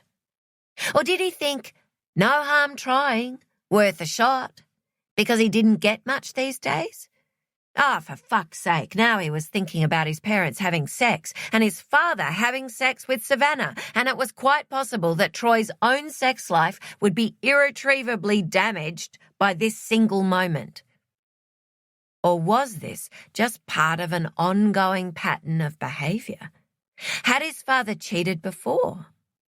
It had always been a possibility in the back of Troy's mind that the reason for their father's disappearances all those years ago was another woman, or even another family. But it was always so random, Amy said, the one and only time they discussed it, when they were both at the right level of drunkenness to bring up their father's former habit. So arbitrary. Exactly, said Troy. It seemed arbitrary to us because he needed an excuse to see his girlfriend. We were walking on eggshells trying not to upset him when he'd already decided ahead of time that something stupid and meaningless was about to upset him. That would be too cruel, Amy had said. Well, it was cruel, said Troy, and he'd been surprised and embarrassed by the break in his voice. What he did was cruel. But all that had happened such a long time ago, when everything was different. Their clothes, their hairstyles, their bodies, their personalities. If he saw old footage of himself, he couldn't believe he'd ever spoken at such a high pitch, or with such an uncouth, flat-voweled drawl. His parents were no longer those people. Now they were smaller, weaker, less impressive, no longer in charge of anything, not even the tennis school. Once he'd run late, meeting them for dinner, and when he got there, his eyes skimmed right on past the elderly couple in the corner, and he'd kept looking for his parents, his huge, intimidating father, his energetic, tiny mother. And then he saw the elderly couple waving at him, dissolving into his parents, like that optical illusion where you saw either the old hag or the beautiful girl, and once you knew the trick, you could see both. It became a choice. He could choose to see a vile old sleaze making a move on a young girl, or a pathetic elderly man trying to reclaim his lost youth. He could choose to see the father who had chosen to believe Harry Haddad over him, or he could choose to see the father who appeared like magic, huge and hairy in his boxer shorts, there to slay the monster, the moment Troy screamed, "Daddy!" from his bed. But then he grew out of his nightmares, and it was his mother who kept coming to his rescue after his dad gave up on him because of Harry fucking Haddad. It was his mother who charmed school principals and police officers. She was the one who helped get him back on the track that had led directly to this enviable life he now lived. He had to ensure his mother never heard about what his father had done. He had to save her, the way his mother had always saved him, and in doing so, he would give his father the pardon that he never gave Troy. "You must not tell my mother," said Troy. "Like I said," Savannah placed her hands on her knees, "I'm still trying to decide." And now he got it. Why she'd come to him and not one of his siblings, and why she was behaving like this was a business transaction. She was here to make a deal.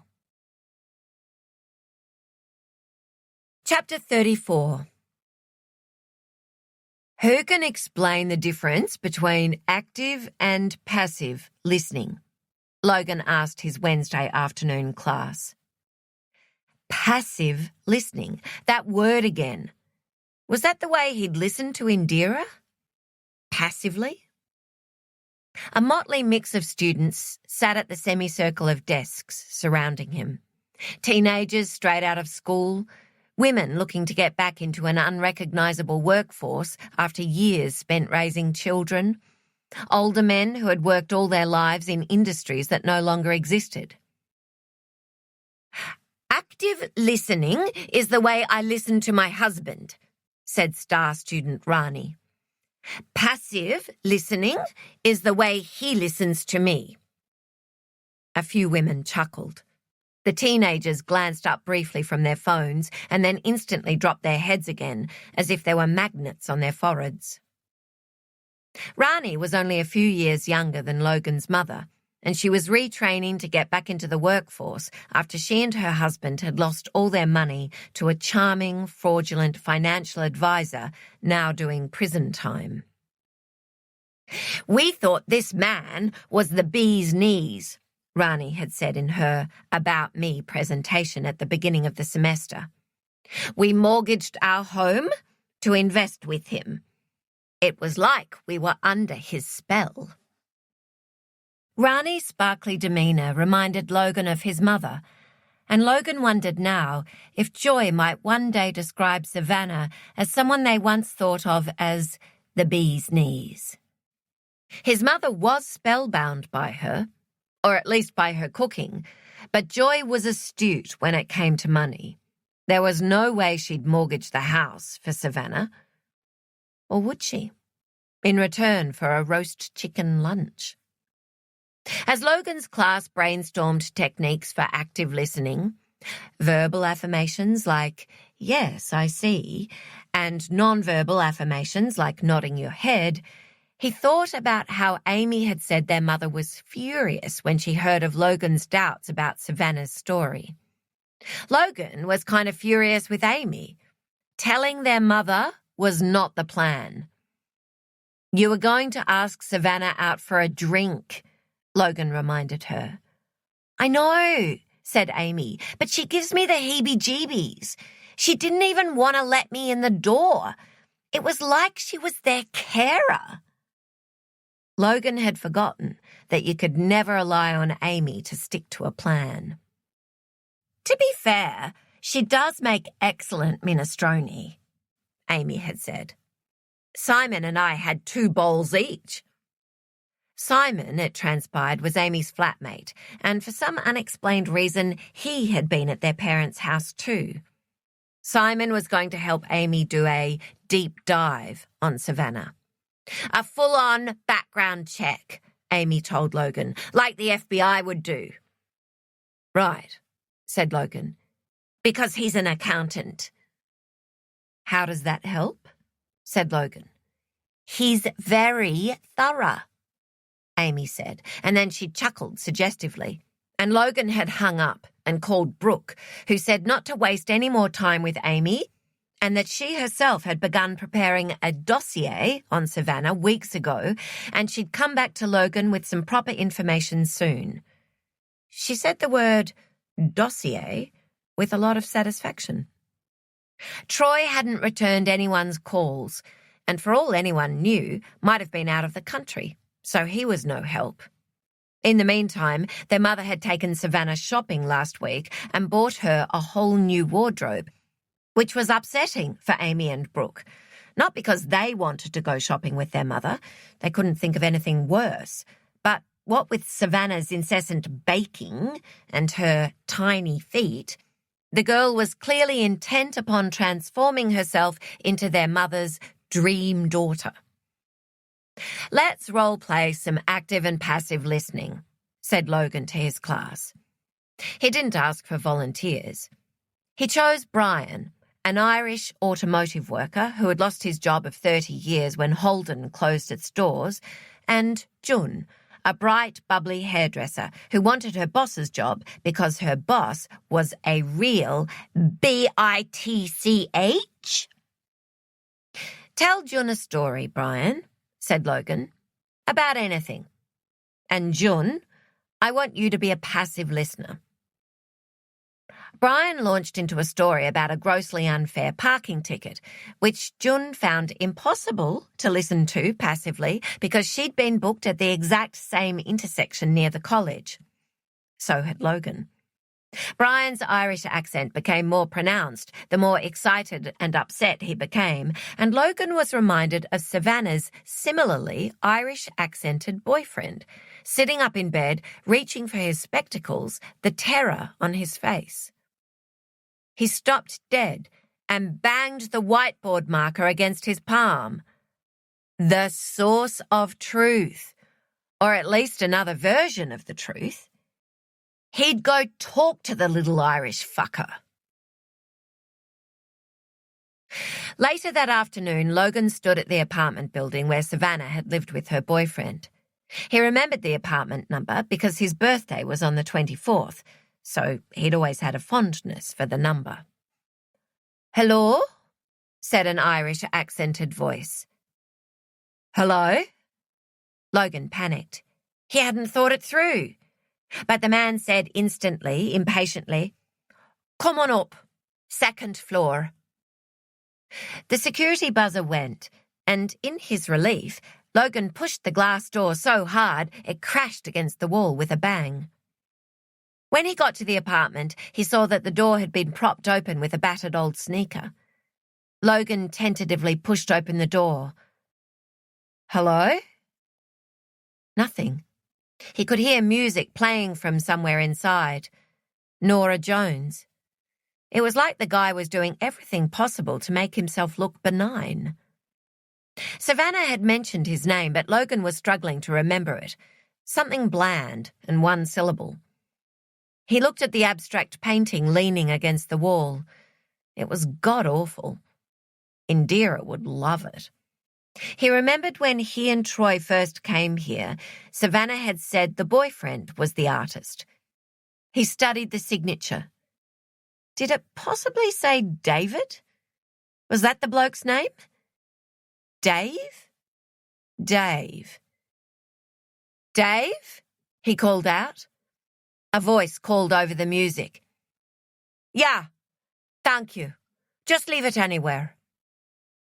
He walked into the dining room. It was like walking onto a building site, albeit one with Norah Jones crooning from a speaker. A giant paint-stained tarpaulin protected the carpet. The unpacked removalists' boxes had been stacked in a corner, and the coffee table had been tipped on its side and propped up against the wall. Dave, he assumed his name was Dave, stood in front of a giant easel. He was in the process of squeezing paint from a tube onto a piece of cardboard he was using as a palette. He wore a mechanic's blue boiler suit. There was a blob of paint on his glasses, another on his earlobe. The canvas he was working on featured swirls of queasy yellow, similar to the colour of Logan's kitchen. The mood in the apartment was industrious and joyful. This was someone completely lost in something they loved to do, and Logan found himself feeling envious. He'd once lost himself in tennis, and then only sex and television. Now there was only television left. Indira wanted to paint. Like this, maybe. Logan wasn't sure. She'd told him this about a year ago, as if she were confessing to something deeply personal and private. "Go for it," Logan had told her. She said she needed somewhere to paint, and that maybe they could think about moving to a bigger place where she could have a studio. "Just do it right here," Logan had said, and he'd pushed the coffee table up against the wall. Not passive listening, active listening, very active listening. It was a heavy coffee table. The woman wants to paint, the man makes space for her to paint. But she'd said, sadly, "No, that won't work." And then she stopped talking about it. If she really wanted to paint, she'd have painted. Look at this guy. This apartment had half their living space. "Yeah, hi, thanks for that. Did you need something?" said Dave. He replaced the lid on his tube of paint. "I'm Logan." His mind was still on Indira.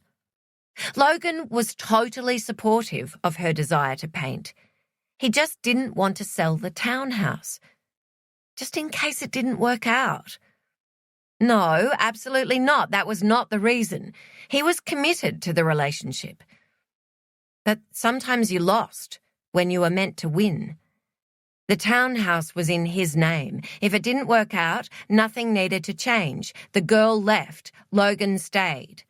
And see, look what happened. The girl had left. Once again. His strategy was sound. Yeah, thanks, Logan, said Dave, a bit impatiently. So the pizza is... He looked over Logan's shoulder. Oh, said Logan apologetically, I'm not delivering pizza. I'm, hoping you might talk to me about your girlfriend. Your ex-girlfriend, Savannah? Just quickly? He remembered his strategy. Ask for help. Throw himself at his mercy. I need your help. Dave took a step backward. Fuck. He put down his tube of paint. You're one of the angry guys who came with her that day. Logan had a sick feeling that the poor guy was urgently scanning the room looking for a weapon with which to defend himself. He was even younger and smaller than Logan remembered. Logan lifted his palms. I come in peace. What in the world? He tried to stoop and round his shoulders to make himself smaller and less intimidating. I just want to talk. Savannah is staying with my parents. Your parents? Dave had picked up a paintbrush, which he clenched in his fist as if he might stab Logan with the pointy end. She's staying with your parents? Not you. And she's okay?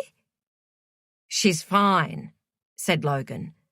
He thought of Savannah gliding about his mother's kitchen with his mother's haircut.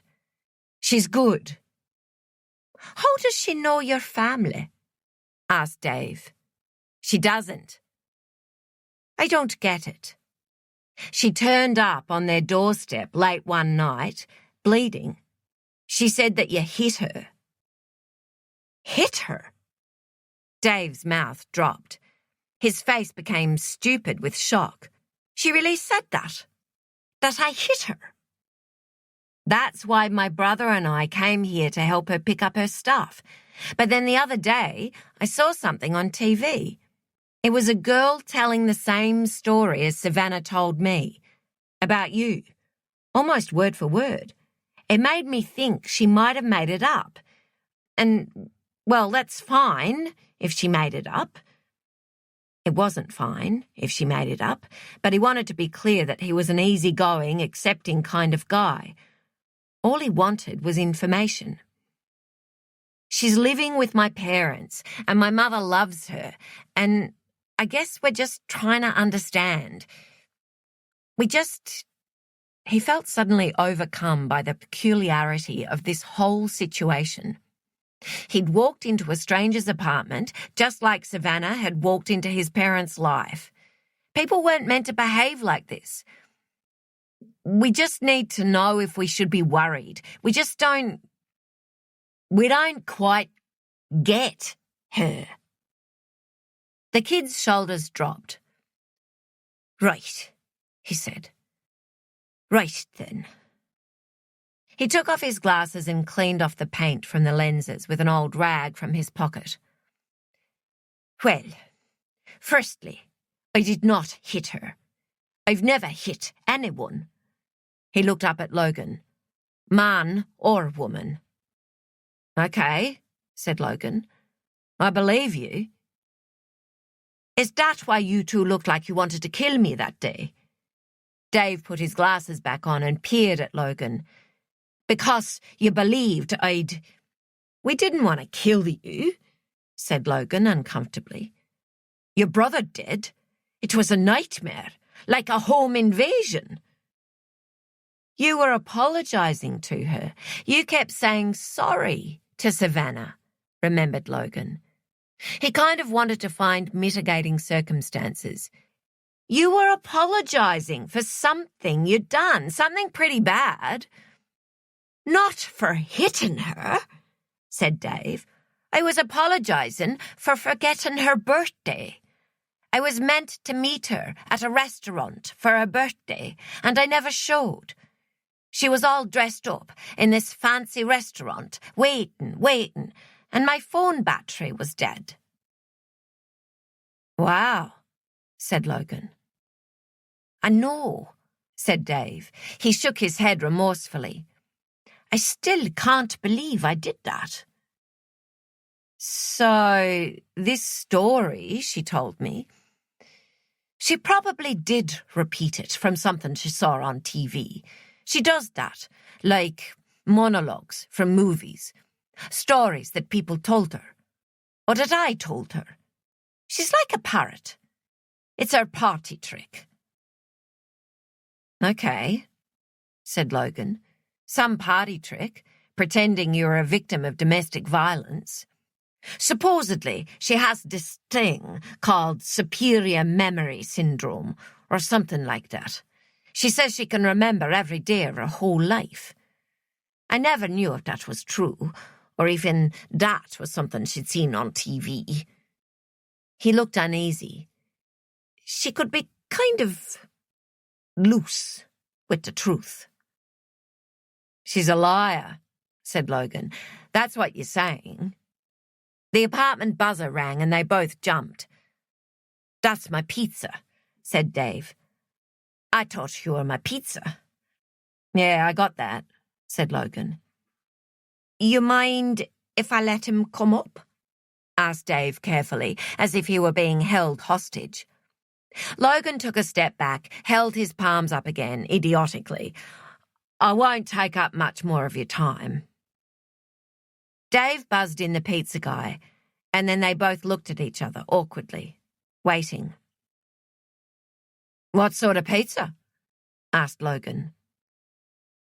My favourite, from my local, said Dave. It's called the Saucy Stripper. Chicken strips and sweet chili sauce. You hungry? I won't eat it all.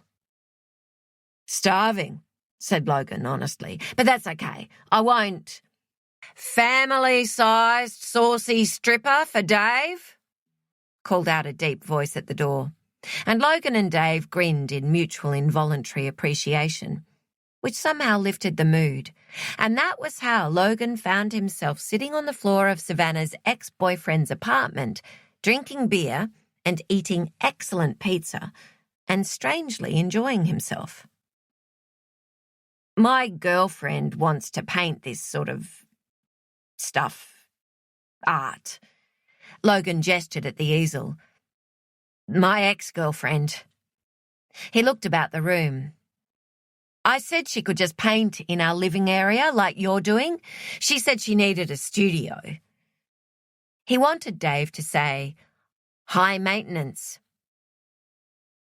Yeah, well, I'm only doing it here because Savannah moved out, said Dave. Otherwise, I'd need my own space. That's the silver lining of her leaving. I've suddenly got my own studio. Your girlfriend couldn't paint with you breathing down her neck.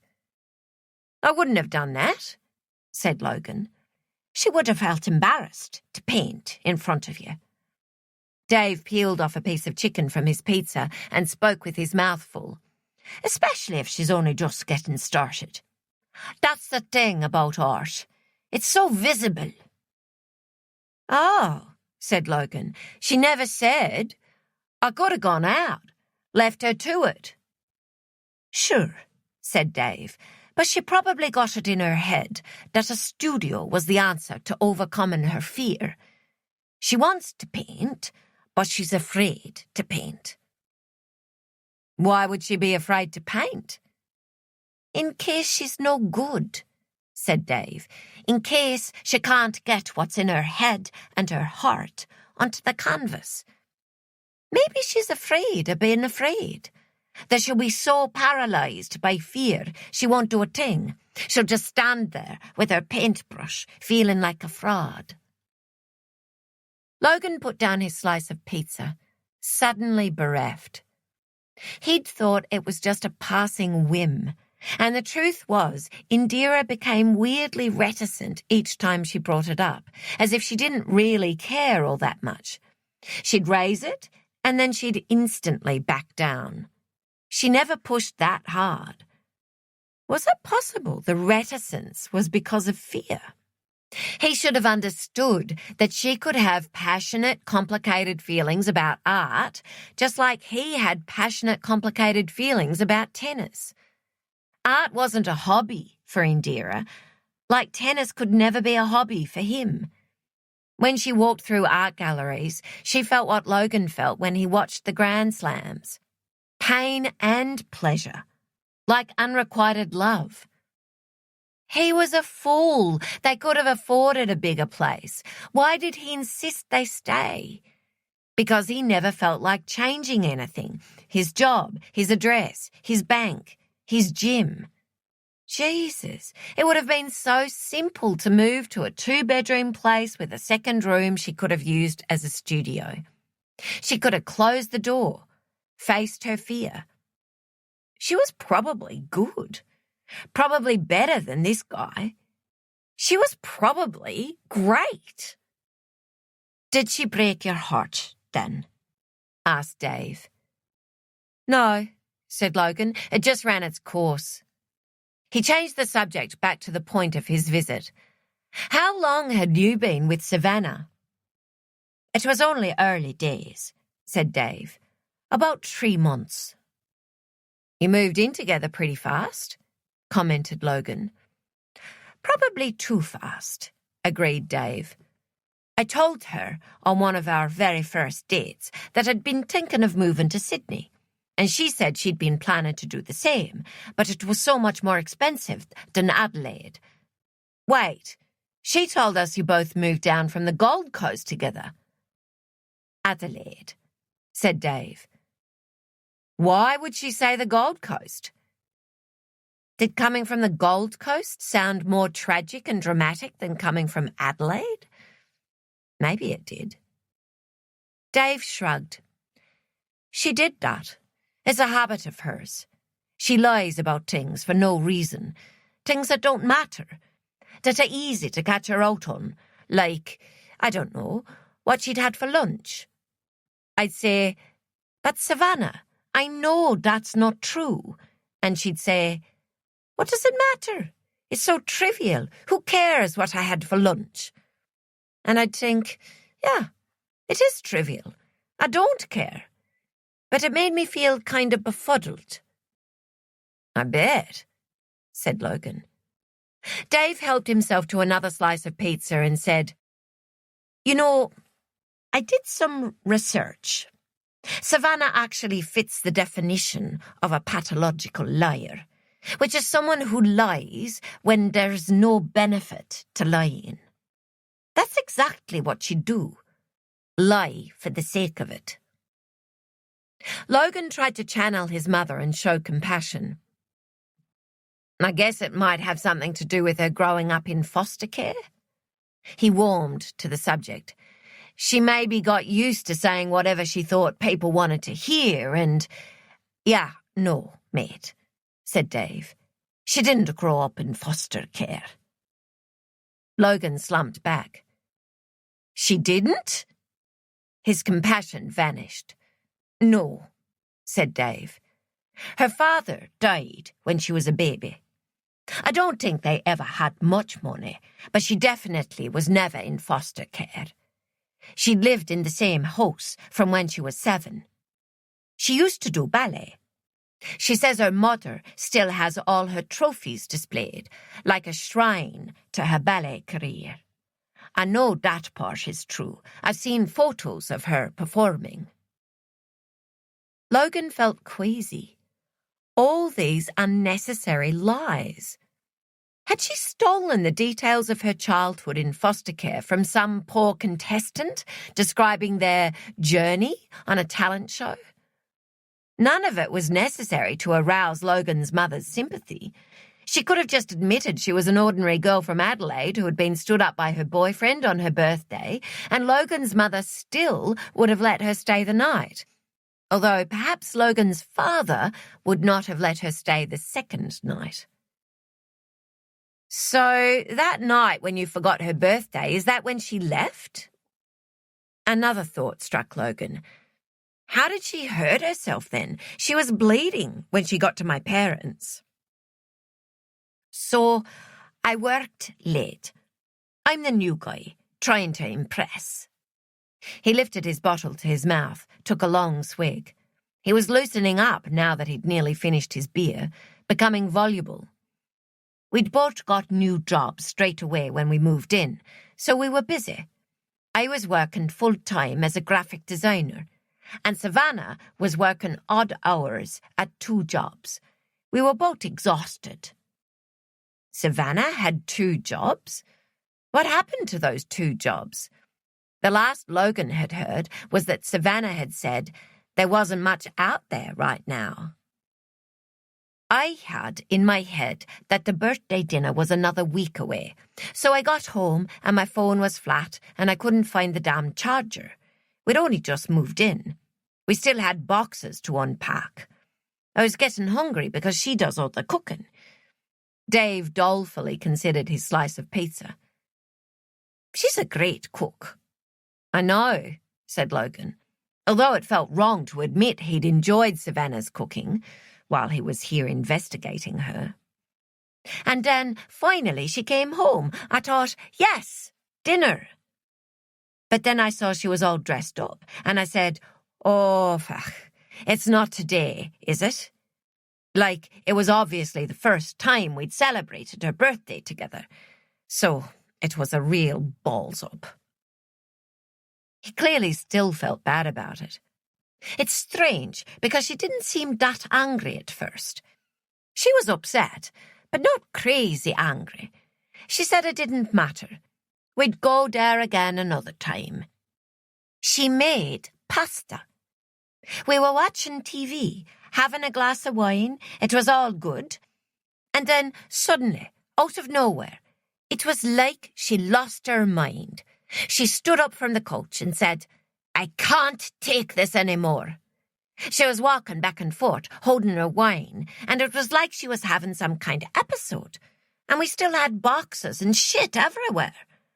Next thing, she trips over my guitar case. She'd asked me to move it out of the way, and I never did. He looked at Logan. I'm officially the lowlife in this story. Logan sucked his teeth sympathetically, which was a good example of a non-verbal affirmation while active listening. The wine glass smashed when she fell, and she cut herself. He put a hand over his own eye as he remembered. I thought she'd lost an eye for a moment. All that blood. I was trying to help her, and she wouldn't let me look at it. She was turning in circles, muttering to herself. Next thing, she just left. Bare feet. It was a cold night. No money, no phone. Gone. Where did you think she'd gone? I had no idea. I said, where are you going? And she said, I'm going back there. Going back where? Said Logan. That's what I said. Going back where? I assumed she meant going back to Adelaide. I said, you can't get a flight at this time of night. Logan studied him, looking for the holes in the story that his sisters would find. You must have been worried. I didn't know whether I should call the police or what. I didn't sleep. But then the next day I went to work. It's a new job. I had to work. And she'd left this weird, whispered message on my voicemail, like she was calling from a library. She said she was staying with old friends. And I thought, what friends? I didn't think we knew anyone here. She said that she wished me well. I took that to mean we were done.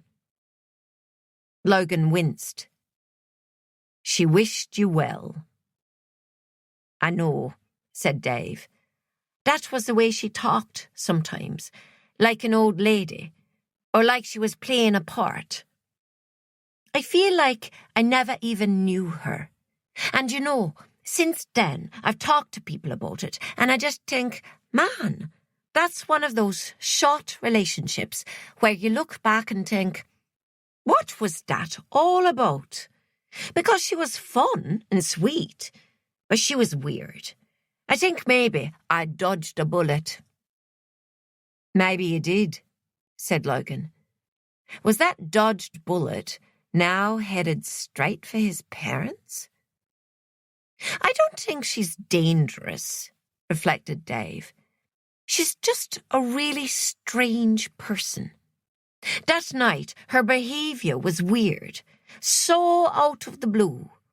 I remember thinking, is this actually nothing to do with me missing her birthday? Was it something on TV that upset her? But it couldn't have been. We weren't even really watching it. It was just some random news story about tennis. Tennis? Said Logan sharply. He'd been about to have a mouthful of beer, and the bottle banged against his teeth. What about tennis? Savannah has less than zero interest in sport, so it couldn't have been that. But you said there was something on TV about tennis. What about tennis? Dave shook his head adamantly, trying to make it clear that Logan had the wrong end of the stick. It was nothing, he said. Just something about that player making a comeback. What's his name? He frowned, snapped his fingers. Harry Haddad. Chapter 35. Now. I just think if we tell the police everything about Savannah, it might distract them from finding Mum, said the client in the reception area of Marshall and Smith criminal defence lawyers. It will make them think Dad has a possible... She lowered her voice. A possible motive. The receptionist, who had been at Marshall and Smith for over a decade, was used to overhearing conversations like this of a personal and sometimes salacious nature. It was a perk of the job. The client, a woman who had very short hair but was a noticeably long person, she seemed double the length of an average woman, like someone about to stride out onto a field and win the gold medal for high jump, was here for a first appointment with the senior partner, Chris Marshall. She was speaking quietly into her phone, but the receptionist had excellent hearing, which was not her fault. If they work it out themselves, that's fine. I mean, we worked it out ourselves. I'm sure they're more efficient investigators than us. I just don't see why we need to hand it to them on a platter. It's not relevant. It just makes Dad look bad. There was a long pause, and then she suddenly said, Well, that's up to you, Troy. I can't stop you, but you may as well know that I'm finding Dad a lawyer, just in case. Another pause. Yes, I'm standing by him. Another pause. No, I didn't say I'm standing by him no matter what. Her voice was full of suppressed emotion. I'm just trying to do the right thing. Oh, go to hell. She dropped the phone into her lap and looked straight ahead. The receptionist lowered her eyes to her keyboard. It was awkward to witness another person lose control. Brooke Delaney? Chris Marshall stood at the door of his office, smiling expensively. That's me.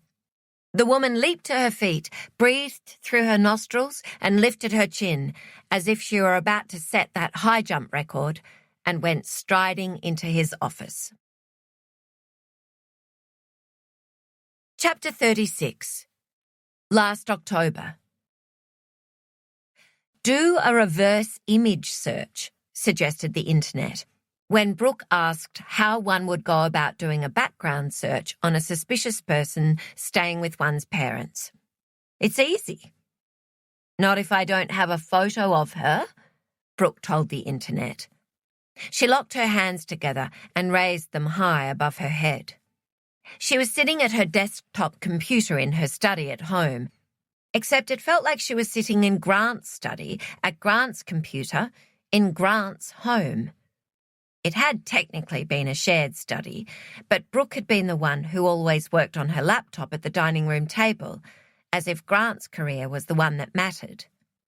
It had felt more important, although she didn't know why Grant's work as a geologist in a government geoscience department should be more important than hers as a physiotherapist.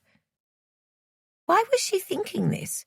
Grant had never once implied that his work was more important than hers. He also had bad posture, so he needed the chair with better lumbar support. That was absolutely her choice. She'd insisted on it, in fact. Her marriage had been an equal modern partnership, nothing like her parents' lopsided, old-fashioned marriage. It had been a shock to hear her mother say she hated cooking. No wonder Joy thought Grant was so wonderful. Grant was a great cook.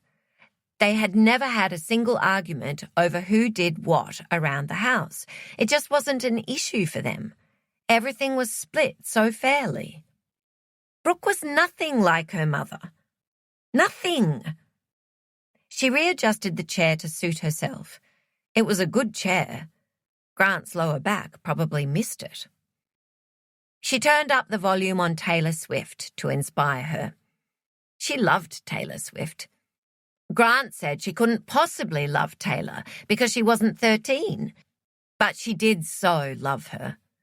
It was kind of a relief not to have to sit and listen to the latest album from an alternative rock band Grant had discovered. You had to listen to the full album in the correct order because that was what the artist intended. Brooke just liked to listen to her favourite song on repeat. Brooke had Googled Savannah weeks ago, as soon as she got her full name. Initially, her mother said she didn't know it. I didn't ask. Why would I ask? Yes, indeed. Why would you ask for the full name of the person who has moved into your home? And then her mother said her name was Savannah Polanski, just like that dreadful film director. And nothing had come up for Savannah Polanski except an obituary. And then, days later, oh, actually, I got that wrong. It's not Polanski, it's Pagonis. Brooke had Googled again, and still nothing turned up except for a 3-star review of a sushi restaurant in Byron Bay.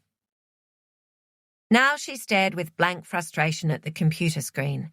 She was used to the internet providing all the answers she needed. Wait, Brooke did have a photo of Savannah. Her mother had texted her a photo of them on their shopping trip, a selfie of the two of them looking radiantly happy wearing new dresses, tags dangling, in a change room. The photo was in focus, so Savannah must have been the one to take it and hold the phone steady. Apparently they'd spent 6 hours at the shopping centre. They stayed so long they would have had to have paid extra for parking if Savannah hadn't discovered some extraordinary loophole regarding parking validation, which saved them $7. They had apple crumble. It wasn't bad. Brooke had been irritated by the photo and the shopping expedition. Now she found the photo on her phone, cropped out Savannah's face, and did her first reverse image search. The internet said, "That's not Savannah Pagonis, that's Savannah Smith." 2 years ago, Savannah Smith had been photographed at the bookstore launch of a celebrity chef's new recipe book. It was definitely Savannah, although her style had changed dramatically. Her hair was longer and curlier then, and she wore bright red lipstick and big earrings. But what did that tell Brooke? That Savannah once had a different surname and hairstyle? A former marriage? It was hardly shocking that Savannah had been at the launch of a recipe book. Brooke sighed. She shouldn't be disappointed. She didn't want to find out that her parents were living with a serial con artist, did she? Maybe she did. Maybe she was hoping for an excuse to drive over there and yell at Savannah, "You stop being so nice to my parents." She looked at the time. She kept forgetting that her friend Inez would be turning up soon. Word had recently got out about the separation. Not thanks to her, she'd told no one except her family, and people had begun to message Brooke their condolences, as if Grant had died. Inez's text had been brief. "Just heard. I'll come over tonight." Brooke texted back, "I might have plans." Inez texted, "No, you don't." Well, it was true. Her only plan had been to investigate Savannah and write an article, 10 Tips for Back Pain, in the hope that she could get it placed on a women's health website. She was trying to build her profile. She also needed to do a new, engaging post on Instagram. She kept Googling Savannah Smith, trawling through multiple wrong Savannah Smiths across the world until she stopped on a grainy black and white image from a newspaper article dated 15 years earlier. The headline read, "11-year-old Savannah dances into a bright future." It was only a very short one-paragraph story from a local newspaper in Adelaide about how Savannah Smith had won first place in the biggest ballet competition in the region and how it was a great thrill for the quiet, shy, talented little girl because it was her dream to one day dance professionally. The photo on Brooke's screen showed a little girl in a tutu, up on her toes, arms above her head in that classic ballerina pose. A very skinny, almost skeletal, intense, serious-looking little girl with her hair pulled so tightly back from her head in a bun that it looked painful. Her elf-like ears stuck out. She didn't have the right ears for a ballet dancer. Years ago, there had been similarly hyperbolic newspaper stories about the future tennis careers of Brooke and all three of her siblings. It happened all the time. Talented kids turned into ordinary grown-ups. Butterflies became moths. Apparently, her dad had a project underway where he was carefully laminating every single one of their ancient press clippings for posterity, which made Brooke feel melancholy. What a monumental waste of time.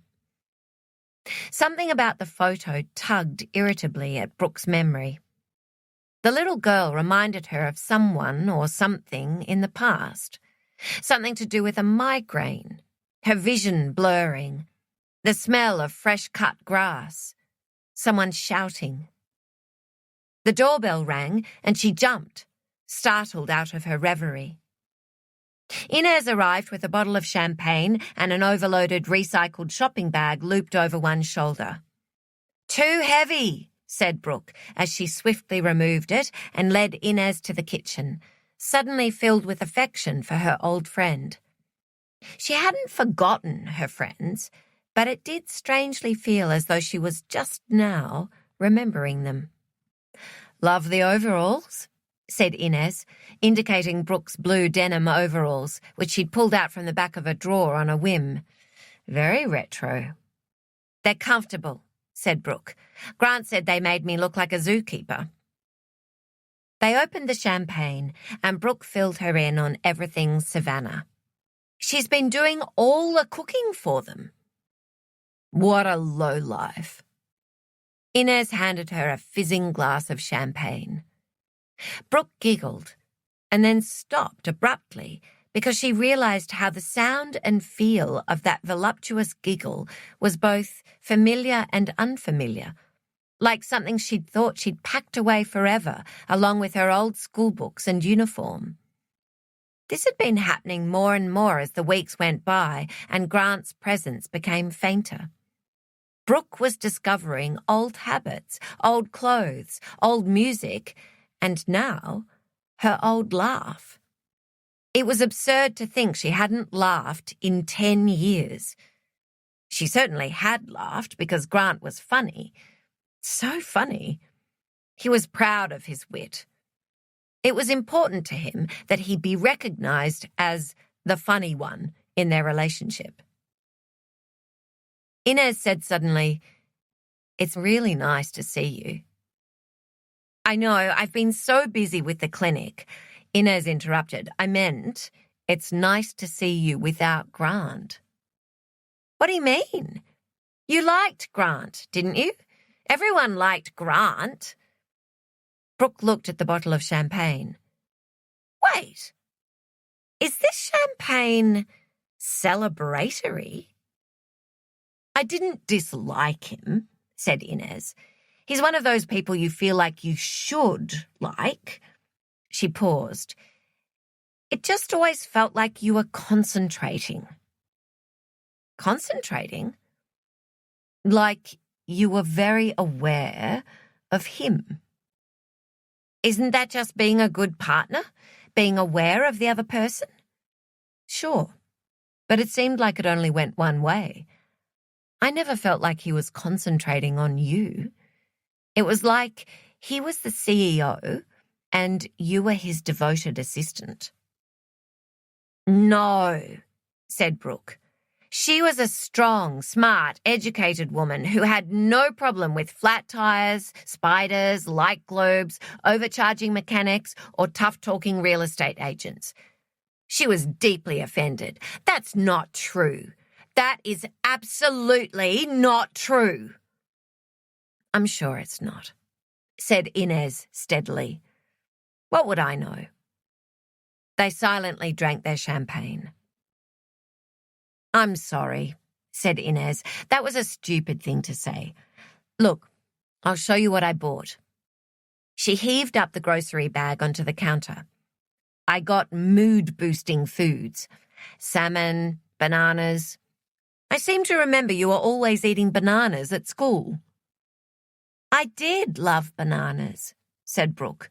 But then one doctor told me to cut them out in case they were triggering my migraines, so I stopped eating them. She took the bunch of bright yellow bananas from Inez.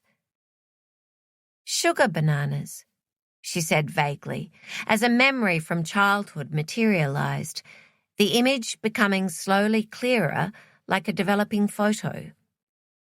She was in her winter school uniform, dropping her school bag on the back veranda and running to rescue a tennis ball from the mouth of their extremely naughty black Labrador. When she came back to retrieve her bag, a strange kid was on the back veranda, which was nothing new. There were always strange kids in their backyard, stealing their parents' attention. Except this one was rifling through Brooke's bag, helping herself to a banana. An unbruised sugar banana Brooke had run out of time to eat at school, but one she still had every intention of eating. And there were flashing lights in Brooke's eyes that she didn't yet understand, but every time she told her mother about them, she was too busy to listen, too busy with other kids, like this one. And how dare this stupid, strange kid go through Brooke's bag and steal her banana? Brooke felt enraged, violated, sick to the stomach. She'd yelled, "Hey, you, put it down, that's my bag, that's my banana." Brooke had never been a yeller. She was more of a sulker. It had been almost exciting to know she had the ability to yell as loudly as that, with righteous fury. The little girl looked up. Hair pulled back so tightly off her forehead, her eyes were pulled into cat's eyes. Elfin ears, resentful face.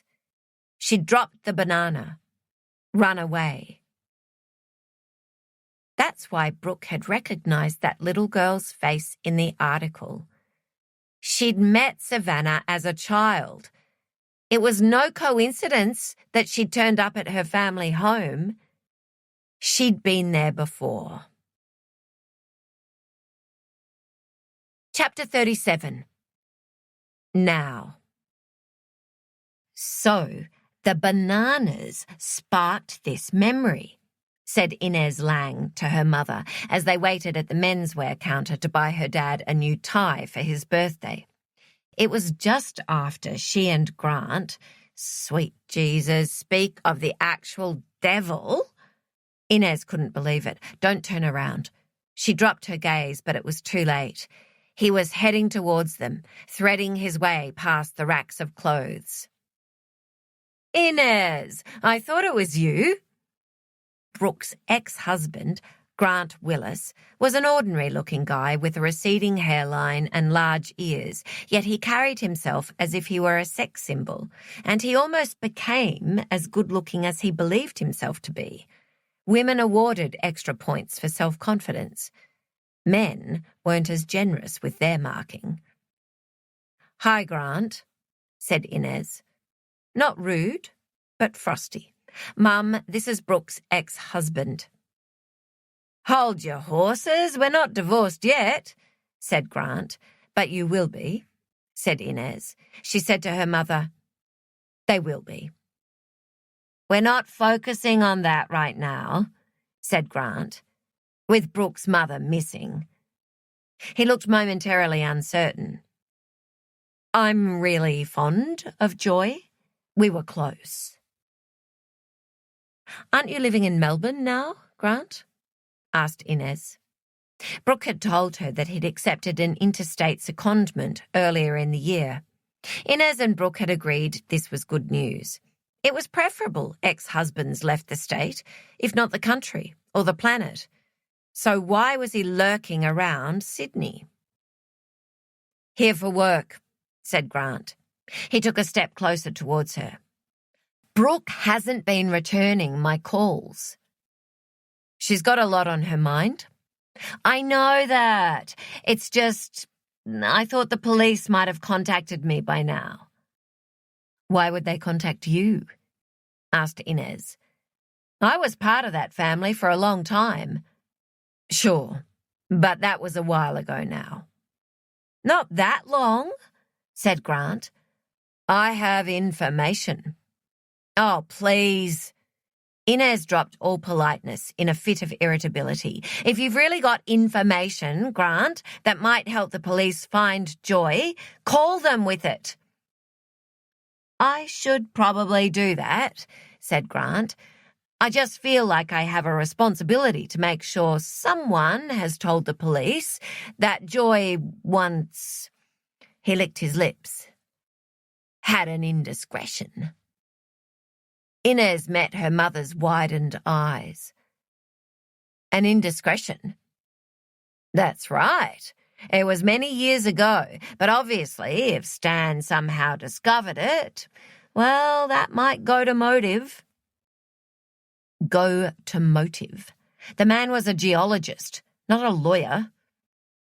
"I'm sure the family have passed on all the information the police need," began Inez. "Brooke is the only one in that family who knows about this particular incident, and she's always been a daddy's girl.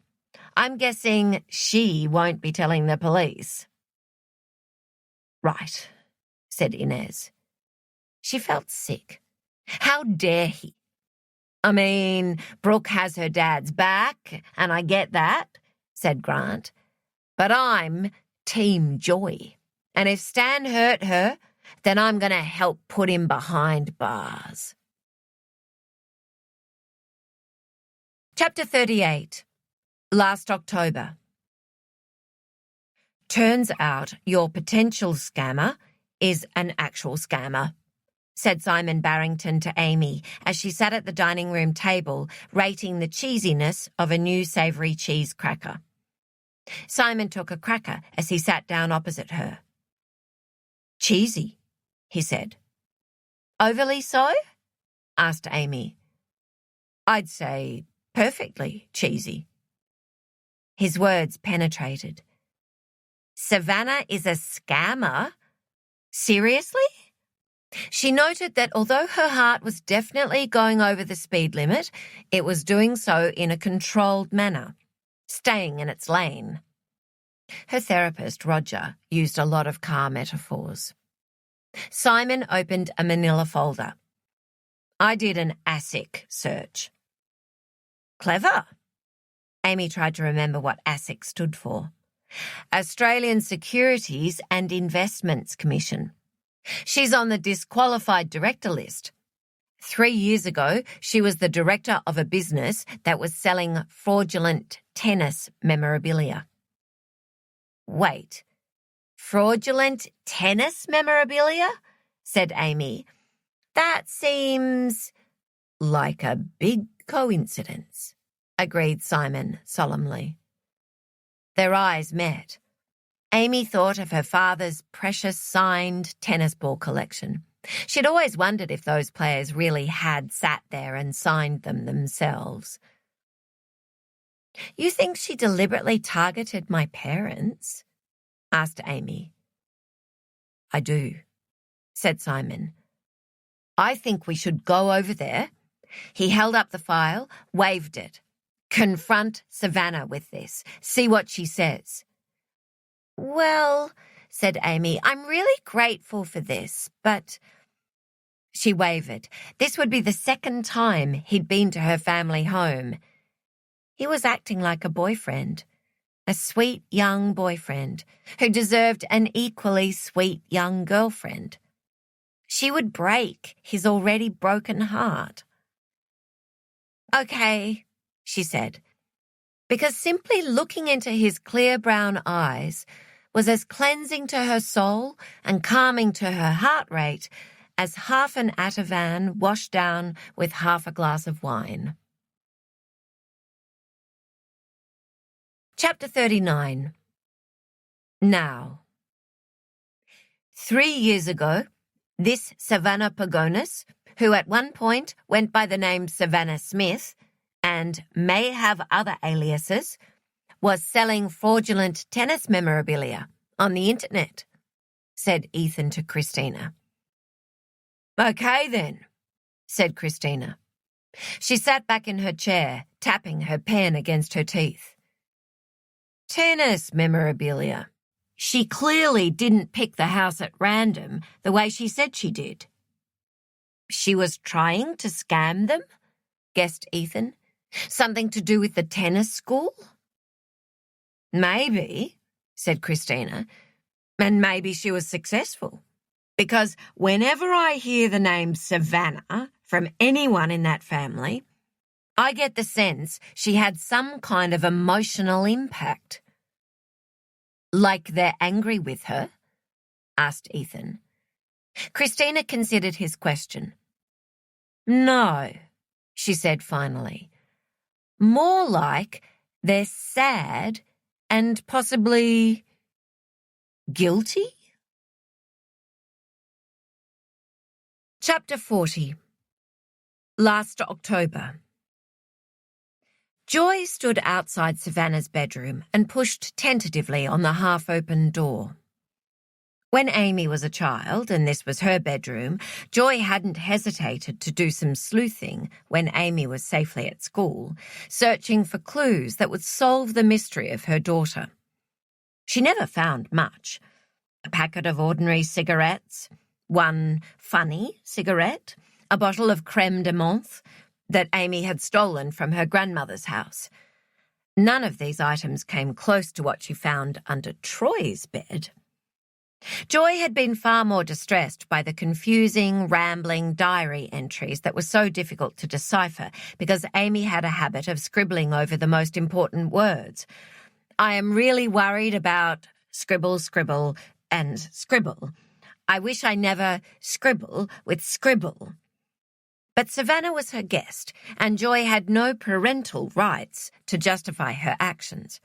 The only justifications she had were Logan's bizarre accusation about the television documentary he'd seen on TV the other day, and the gently ringing alarm bells in her own head. Savannah was not at home right now. She'd announced earlier today that she was going out. Where are you off to? Joy had asked. Do you need a lift? Apparently Savannah was having dinner with a friend, and she didn't need a lift. She'd walk to the station and catch the train into the city. Joy had managed to stop herself asking, what time will you be home? Savannah had suggested that Joy and Stan eat the leftover cottage pie from the night before, and she'd even prepared a pea, fennel and feta salad before she went, leaving the good salad servers resting conveniently on the drum-tight piece of cling film, as if Joy and Stan were her children, incapable of finding the right cutlery in their own home. It was very sweet. It was peculiar without her in the house. For such a small, quietly spoken person, Savannah's absence was strangely noticeable. Joy felt as if a spell had been broken. There was a buzzing sensation in her ears, as if she'd walked out of an intense movie or a loud party. She didn't really believe that Savannah was out with a friend. She couldn't even imagine her having a friend. What sort of friend? That was the problem. She was so very fond of Savannah, but she didn't understand her. She didn't really know her. All she had were these tiny jigsaw pieces of a personality that didn't fit together. A love of cooking and a dislike of eating. Classical ballet and foster care. Grandmotherly manners and a tattoo of a vine. Joy wasn't angry or frightened, but she did want the facts before her children proudly presented her with them, which she suspected they desperately wanted to do. Brooke had made such a big deal about the fact that Joy had initially said Savannah's surname was Polanski rather than Pagonis, which could happen to anyone. She'd acted as if Joy was a dithery old lady.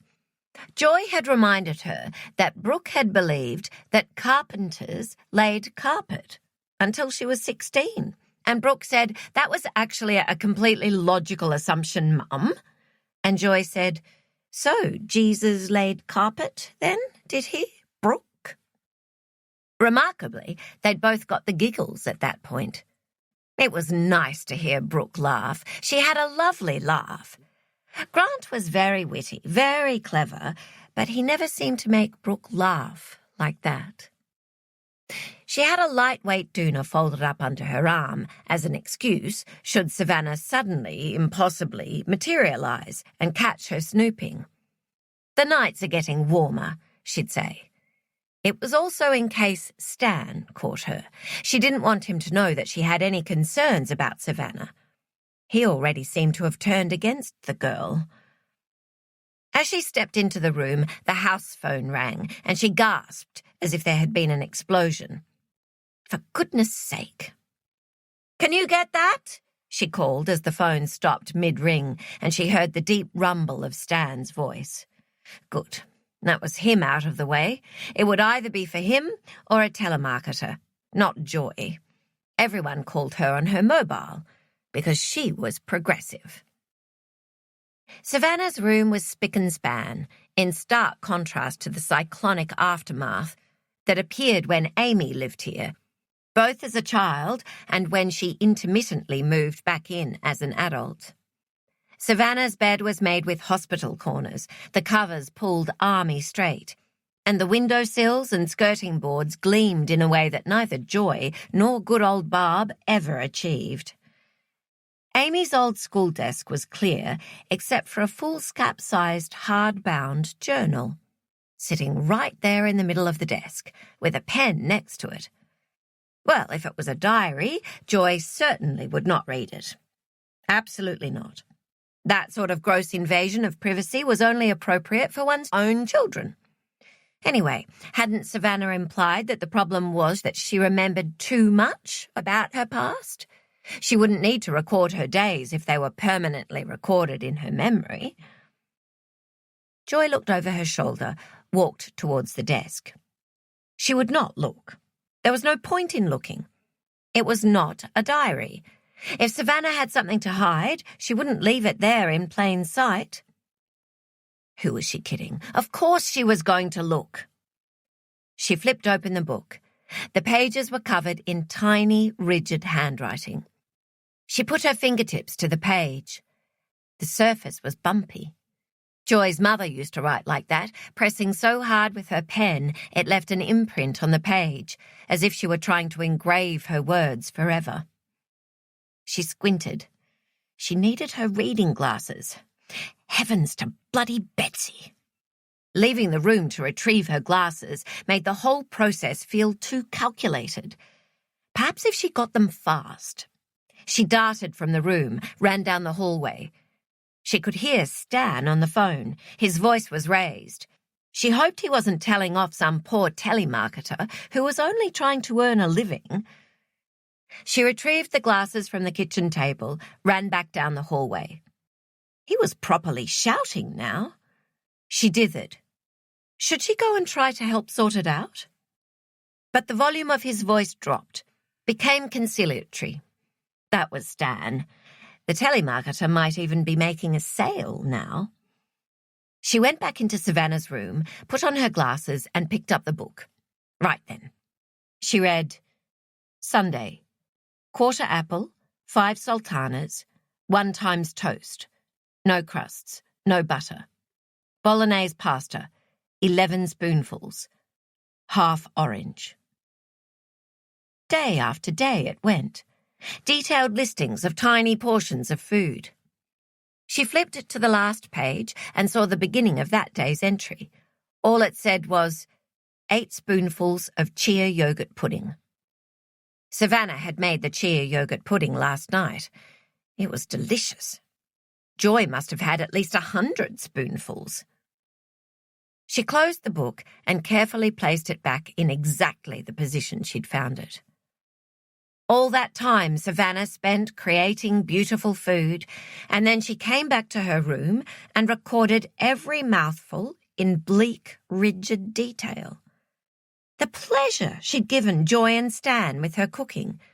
It was almost humiliating how much pleasure Joy had taken in it, especially when contrasted with this disciplined transcription.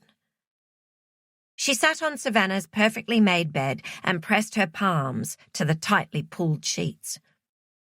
Oh, darling, what's going on in that head of yours? It wasn't a surprise. Not really. She'd seen the way Savannah swirled the same spoonful of food around her plate, putting it down and picking it up again.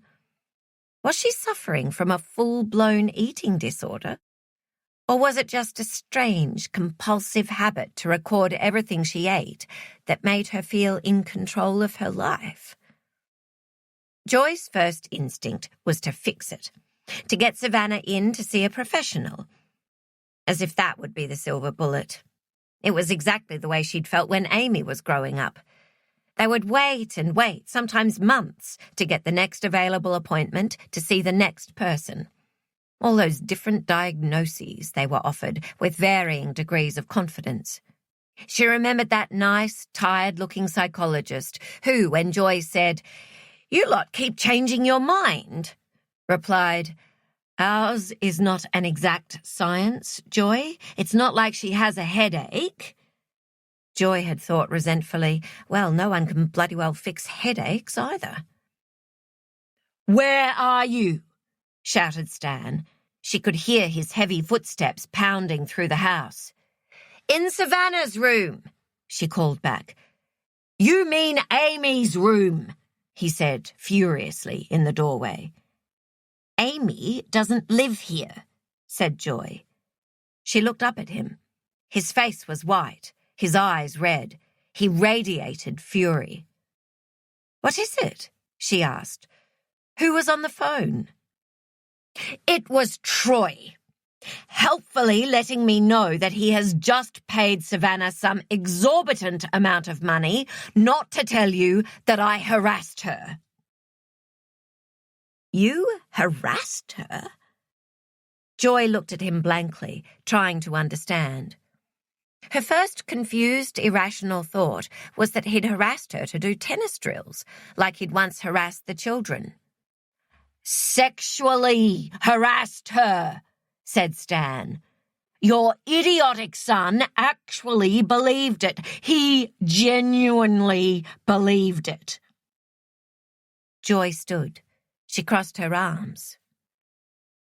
"What happened?" "Well, I didn't bloody well sexually harass her, if that's what you're asking." "Oh, of course you didn't," sighed Joy. Neither of them had been perfect. There had been parties. It was the 70s. They didn't exactly embrace the free love movement, but there was flirting. She was reasonably sure that Brooke once caught her kissing Dennis Christos at the Delaneys' Christmas party in the clubhouse kitchen after too many glasses of punch.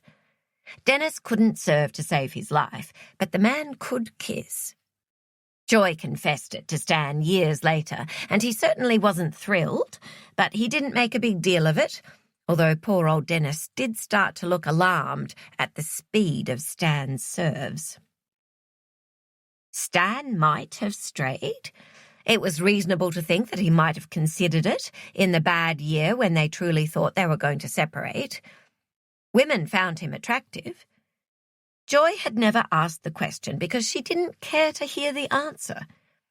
She knew it was possible to be kissed by another man and for it to mean nothing at all except that she'd put too much gin in the punch and Dennis was an outrageous flirt, although she still never doubted his love for Debbie. There were worse betrayals. But there was no way in the world Stan would have been inappropriate with Savannah. He had always been hyper-aware of the propriety of his position when it came to children and young girls. Joy had seen the way he interacted with Savannah. He saw her as a daughter or a student. "Did Savannah misinterpret something you said?" Joy asked him. It could have happened when she wasn't there to smooth things over and explain to Savannah what her clueless husband really meant. "Did you try to make a joke? Because these days you have to be so careful. For Christ's sake, I didn't try to make a joke," said Stan. "If you must know, while you were in hospital, she gave me certain signals." "What?" Joy guffawed. "Darling, she didn't. She wouldn't. You misunderstood." "I don't think so." He pressed his lips together in the way he did when Joy served tuna casserole, the smell of which supposedly made him feel sick. So she only made it when she wasn't happy with him. "I don't think I misinterpreted anything. Not now she's done this. Not now she's taken Troy's money." Joy looked around the neat room, at the book on Amy's desk, full of her tiny inscriptions about food. She had no idea who this person was. Her heart quickened. She'd opened her home to a stranger. "Tell me." She cleared her throat. "Tell me what happened." "It was subtle," said Stan. "So subtle that at first I thought I was imagining it. Just, eye contact and a hand on my arm. And there was one day she came into the kitchen straight from the shower wearing nothing but a towel, and she kept talking to me, and I didn't know which way to look. And I thought, well, the girls always used to walk around in towels." "They're your daughters." "Well, I didn't know," said Stan defensively. "I got out of the room as fast as I could. I felt very uncomfortable." "Why didn't you tell me?" asked Joy. "I thought you'd laugh at me," said Stan. And Joy's stomach lurched with love and guilt because he was right. She would have laughed. It would have been inconceivable. It still felt inconceivable. How far would Savannah have taken it if Stan had responded? "That's why you wanted her to leave," said Joy. "I felt sick about it." "Oh, Stan," said Joy. She went and put her arms around him and put her face to his chest. He stood for a moment and then put his arms around her. "I can't believe Troy," said Stan. "He handed over money before he even asked me if it was true. He thought I'd thank him. I said, 'Mate, that was borderline moronic.'" Joy stepped back and out of his arms. He never gave Troy the benefit of the doubt. Borderline moronic. What a thing to say to his own son, who was only trying to help. She said, Stan, he obviously thought he was protecting you. Protecting me. Troy thought he was giving them a gift. She thought of Troy's hopeful face whenever he watched a family member open one of his thoughtful gifts. How much money did he give her? Asked Joy. She sat back down on Savannah's bed. He said it wasn't that much, said Stan. It couldn't have been that much. It wasn't like she was covering up a murder. Did he write her a cheque? Asked Joy. Can't he cancel it? I don't think he has a chequebook. No one writes cheques anymore. Stan sat down next to her on the side of the bed. I think he transferred it straight into some kind of account. The height of stupidity. You know what Troy said to me when I finally convinced him he'd been scammed? He said he didn't care. He can afford it. He only wants to impress you, Joy sighed. Yeah, well, that didn't impress me. It was dumb and disrespectful. To you and me. To our marriage. For him to think that I would... in our own home. His voice trembled and her heart softened again. It was always like this with Troy and Stan. She was caught in the middle, her sympathy flying back and forth like a ball. She put her hand on his thigh, and they sat in silence for a moment. So, what happens now? Where is Savannah? Asked Joy. I don't know where Savannah is, said Stan, but I told Troy to call his brother and sisters and get them over here now, so we can discuss next steps. Discuss next steps? He was puffed up with the self-righteousness of a wronged man. A rarely wronged man. We need to be sure nobody else is handing over their hard-earned cash, Stan continued. We obviously need to get the police involved. Oh, I don't know if that's necessary. You need to check our bank accounts. She's probably had plenty of opportunities when you were out of the room to go through your purse and take all your credit card details. Joy decided not to mention that not only had Savannah had plenty of opportunities to do exactly that, but she'd literally handed her credit card to Savannah on multiple occasions. All her things are here. Joy looked around her at the neat room. Surely she won't just leave them. She picked up Savannah's pillow and hugged it to her. I think she might have some sort of eating disorder. Eating disorder? Stan said eating disorder, like it was some kind of newfangled fashion choice. Who cares if she has an eating disorder? She just blackmailed our son. Oh, well, said Joy, trying to imagine what in the world they would say to her. She didn't feel angry so much as blindsided. It felt like there had to be another explanation. Oh, well, Joy, did you seriously just say, oh, well? She's obviously troubled, said Joy. Have a heart. She could feel herself and Stan slipping into their old parenting roles in response to Savannah's actions.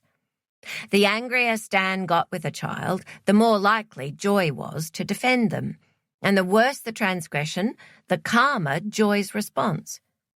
She was more inclined to shout about dirty laundry thrown on the floor instead of the basket than a serious-sounding telephone call from the school principal. If she hadn't witnessed the crime herself, she wanted proof, or at least to hear her child's version of the story first. Stan was always too ready to deliver a damning verdict before they'd heard all the evidence. She needed to talk to Savannah. She needed to talk to Troy. She believed Stan's side of the story, but part of her still felt as if this must be some kind of dreadful mix-up only she could sort out. Joy, for Christ's sake, do you understand the implications of this? If she went public with this kind of accusation in this day and age? Well, I'm sure she had no intention of going public, said Joy uneasily. And of course this is all very upsetting, but... But what? Don't you dare call me borderline moronic. Joy threw the pillow away from her and stood. Her eyes fell upon Savannah's glory chest. The boys had struggled to carry it inside that day they'd picked up her things. She lifted the heavy, hinged lid. There wasn't much inside. A stack of hard-bound journals like the one on Amy's desk, and a handful of old-style, battered-looking photo albums. Nobody really did photo albums like that anymore. They got those professional-looking bound books printed. Joy picked up the first spiral-bound album and flipped through it. It was clearly a child's album. The photos had been stuck in crookedly, and some of them were so out of focus only a child would consider them worth keeping. The edges of the photos were peeling away from the sticky backing. She looked at a page of photos of 2 children sitting under a Christmas tree. It could have been a scene from her own albums. The dated summer pyjamas, tousled hair, strewn wrapping paper. Stan? She said quietly. What? She sat back next to him on the bed and dumped the open album on his lap. What? He said again. Look who it is, she said.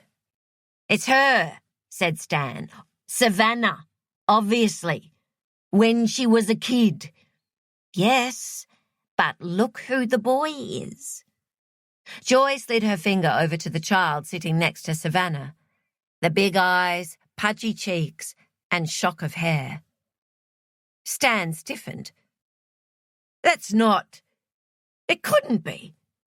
Why would it be? It is, said Joy. It's Harry Haddad. But why is Savannah with Harry? Asked Stan. She's Harry's sister, said Joy. I don't remember a sister, said Stan. You only met me once, said a voice, and they looked up to see Savannah standing at the bedroom door. Chapter 41. For just a moment, the man and woman seemed to cower, their lined faces slack soft with shock, as they looked up at Savannah from where they sat side by side on her bed, in her bedroom, except that it was clearly no longer her bed or her bedroom. This was no longer her room, no longer her home. What did she expect? That she could take a hammer to this delightful life and yet find it still magically intact? It was always meant to be temporary. Everything was always meant to be temporary. After Troy transferred the money, she would have accepted half as much. She'd considered never coming back, abandoning her possessions. But she'd felt an insane desire to spend one last night here, to be the Savannah that Joy saw, to experience one last time her fierce gratitude when Savannah placed a meal in front of her. Food was never just food for Savannah, and it clearly wasn't just food to Joy. Joy recovered first, straightened her back. You're Harry's little sister, she said. I forgot there was a sister. Joy looked at her with wary, searching eyes, as if trying to see her properly. and Savannah felt her personality slip away, and she stood on the precipice of that terrible, endless void. She was nothing. No feelings, no thoughts, no name, a plastic mannequin of a girl. But just before she disappeared into the void, before she dissipated like dry ice, a new personality clicked conveniently into place. She had thousands of hours of television at her disposal to call upon, hundreds of characters, lines of dialogue, facial expressions, and useful gestures. A dozen ways to laugh, a dozen ways to cry. Don't feel bad about it, she said. Everyone forgets there was a sister. She was a new Savannah, surname not specified, dry, sardonic, cool girl. Could be the heroine or the villain. Could be the one to save the day or rob the bank. The viewer didn't know exactly what she had planned. Joy said, almost to herself, I knew you from somewhere that very first night. She looked down at the photo album on Stan's lap and then up again. We only met the mother a handful of times. She corrected herself. I mean, your mother. Joy's eyes searched her face. Your parents divorced, didn't they? You went with her. Harry stayed with his dad. Also my dad. For a moment, she was Savannah Haddad, with a mum and a dad and a brother. But the second her brother first held a tennis racket, everything changed. The Haddad family was sliced cleanly in two as if by a sword. Joy said with a perplexed little smile, I guess you didn't knock on our door that night because you had a good feeling about this house. It was my birthday, said Savannah. Was it? Joy put a hand to her heart as if she would have ordered a cake if she'd known, and Savannah thought of the sideboard crowded with framed photos of birthday celebrations, as if every birthday was worthy of celebration. She saw a girl dressed so carefully and idiotically for a birthday dinner in a fancy Sydney restaurant, waiting for her boyfriend who never showed up, who never answered his phone. That girl knew her boyfriend had just forgotten. He got distracted. He loved his art more than her, just as her brother had loved his tennis more than her, and her father loved Harry's tennis more than her, and her mother loved her collection of bitter resentments more than her, and nothing would ever fill her hunger. She would always be hungry. Always. When she got back to the apartment that day, she took off her good clothes and put on the oldest, dirtiest ones she could find, and she made Dave pasta, and she was fine. She forgave him. She said, I should have reminded you this morning, although she'd reminded him the previous night. She drank her wine, and because she had not eaten all day in preparation for the special restaurant meal, it went straight to her head. And she floated free of her body like she often did and thought, who is that girl sitting with that boy? Then the news story came on the television and the pastor blocked her throat as her brother's face filled the screen. Harry Haddad was announcing his comeback on her birthday. 3 years earlier, he'd been everywhere. She couldn't turn on the television without seeing his face. She would get in the car, switch on the radio, and hear his voice. She once saw footage of him signing a tennis ball for a fan and thought, I gave him that signature. She was the one who worked out how to link the two H's in Harry Haddad with a flamboyant curl when they were kids. It was basically her signature. She had a right to use it. She'd started a business selling tennis balls, T-shirts and caps signed by Harry Haddad, and she'd done quite well out of it until somehow Harry's management team got word of it, and it all came crashing down. Since his retirement, her brother had begun to fade from the public consciousness, from her consciousness, unless she looked him up, which she had learned not to do. He didn't exist. But if he played professionally again, he would once again be everywhere, on her phone, on her television, on her computer screen. She would slam up against her past over and over again, like slamming her head against a wall, like kicking a locked door. You are the failure, he is the success. Your father got the good one, your mother got the dud. We are the poor ones, they are the rich ones. We are stuck on the ground, they are flying high. She had been so stupid to think she could ever be a normal girl who was able to go to a fancy Sydney restaurant on her birthday with her Irish artist boyfriend. The pain had begun in her stomach and radiated out. All she'd wanted was to escape the pain, and then she'd tripped over that damned guitar case and banged her head, and it had really hurt, and there was blood in her eye. The pain was everywhere, and the memories were refusing to stay locked up safe and sound. They were flooding like poison through her body and brain, and all she could think was that she had to get out of that apartment and away from those boxes and the boy. And it occurred to her that she should go back to where it started, as if she could travel back through time and stop Harry taking that first lesson. Or if not that, at least make sense of it. Or if not that, make that family pay for what they'd started. When she'd got downstairs, there was a cab dropping off a happy, drunkenly swaying couple at the apartment block, and she'd got in and asked the driver to take her to the Delaneys tennis academy, which she knew was just up the road from the house where her brother had his private lessons. As soon as she saw the sign with the smiley-faced tennis ball, she'd been able to direct the cab driver to the house without hesitation. The part about finding cash in the pocket of her jeans was nearly true. It was a credit card, not one that belonged to her. It was a souvenir from a previous incident.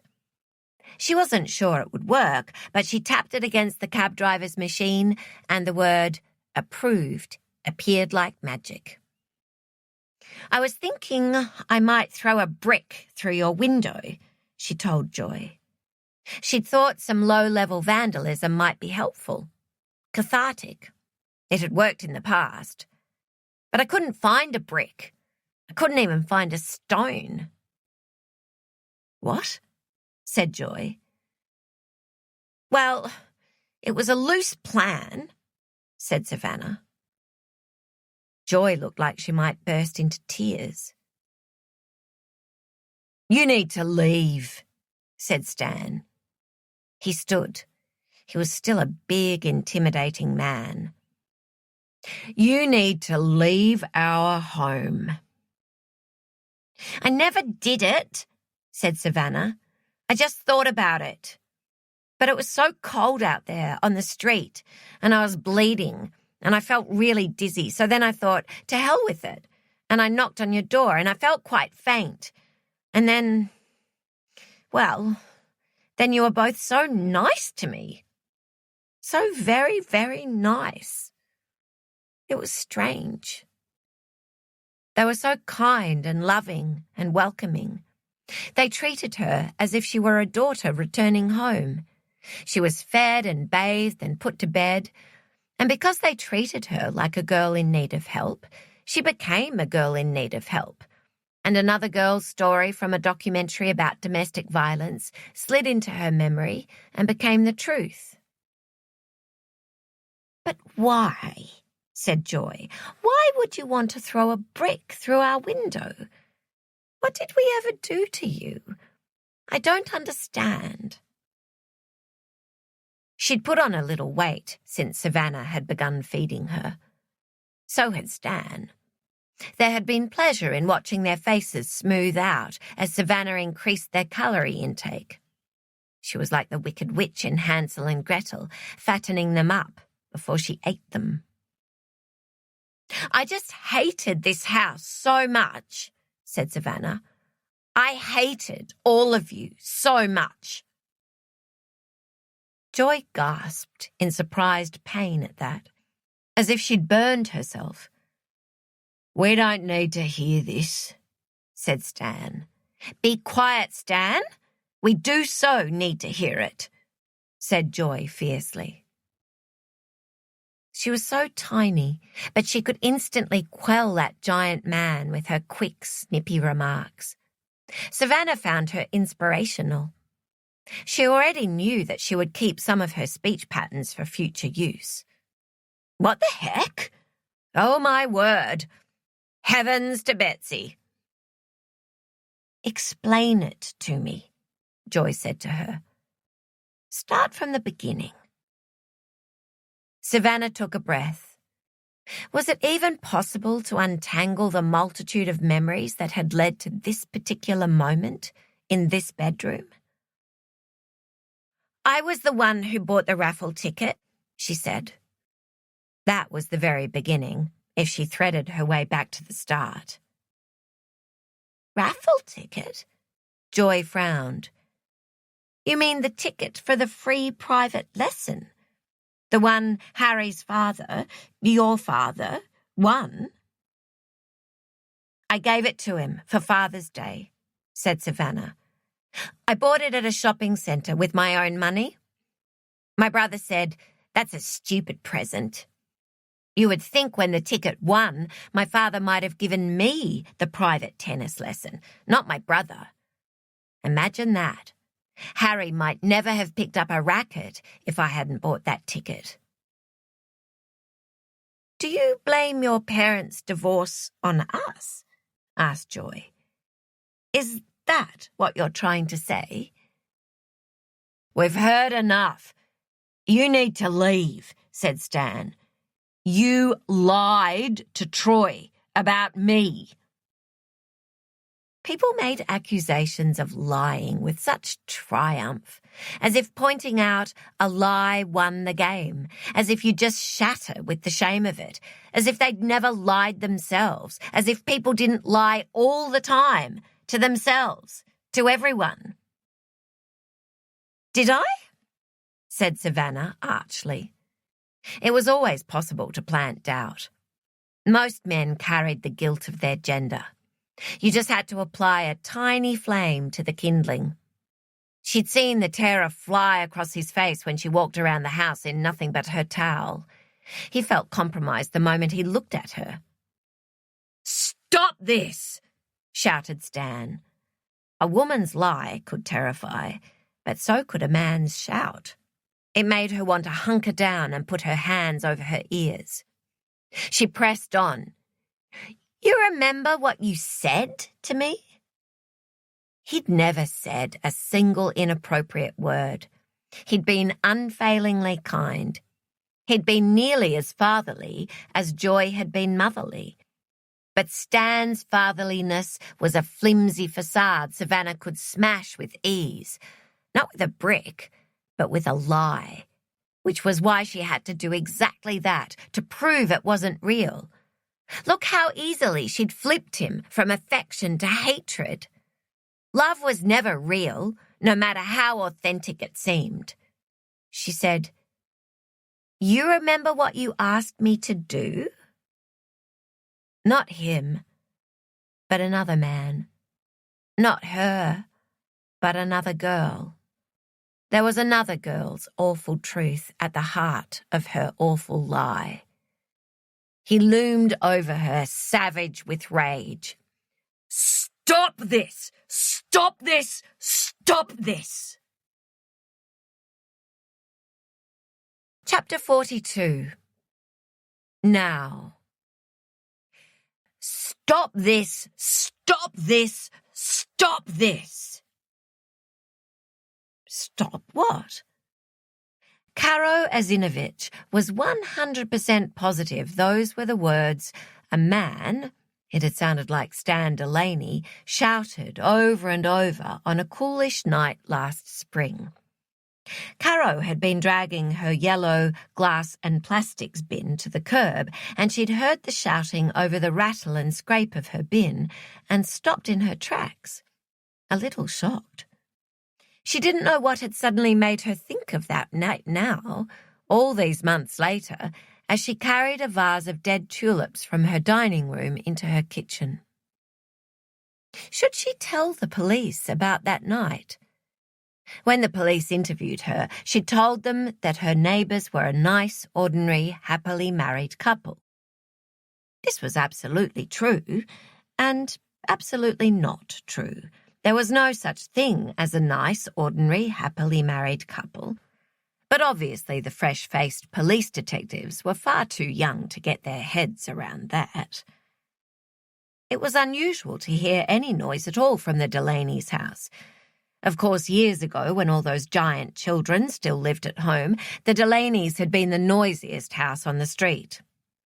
Once Caro had phoned Joy because she'd heard a kind of maniacal screaming as if people were being murdered, but it turned out they were just playing a board game that got out of hand. They were very competitive people. When the Delaney children came over to swim in their pool, Caro's own children ended up coming inside and watching television.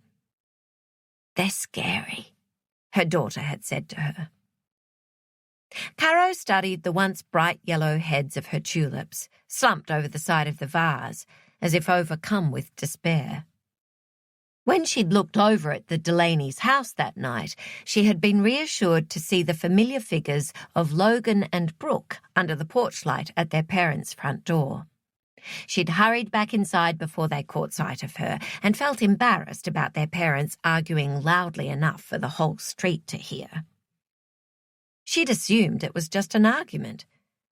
Caro knew retirement could be stressful. No routine. Just the two of you stuck in your home, stuck in your aging bodies. An argument over a damp towel left on the bed could last for days, and then it often turned out that the argument was not about the damp towel at all, but about something hurtful that was said 30 years ago and your feelings about your in-laws. The newspaper articles were full of innuendo. There was no history of domestic violence. Up until now. That was the implication.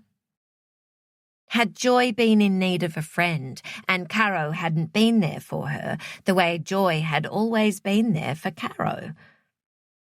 Caro's son, Jacob, who had come over to mow the lawn, was chatting right now to a young female journalist from the local paper who was parked outside the Delaneys' house. "I'll see what I can find out," he'd promised Caro. Caro bet that if Joy had been young and beautiful, the street would have been crawling with reporters. Joy had been so young and beautiful when Caro moved in across the road from the Delaneys all those years ago. She could remember when she first laid eyes on her neighbours. She was unpacking boxes in her front room when she heard a commotion and pulled back her curtain to see a family milling about right there on the street. The Delaneys always treated the cul-de-sac as if it were their own personal property. A gigantic man, who of course turned out to be Stan, was talking to a young woman wearing very short shorts, her long hair in a ponytail. A fat baby bounced and laughed on her hip, while 3 older children played tip like it was the Olympics. Caro actually thought Joy was their teenage babysitter until Stan kissed her. Caro could still remember the way he pulled on her ponytail so her head tipped back as he kissed her. It had seemed stunningly erotic to Caro, a man kissing his wife like that right there in the middle of the street. But maybe she'd misread the signs of an abusive relationship. Caro had secretly rather enjoyed 50 Shades of Grey, but her daughter had explained that the book was about an abusive relationship, and Caro had felt foolish because her daughter, who had struggled to learn to read, now had a degree in English literature. So she was right and Caro was wrong, and she should not have enjoyed that book. How embarrassing.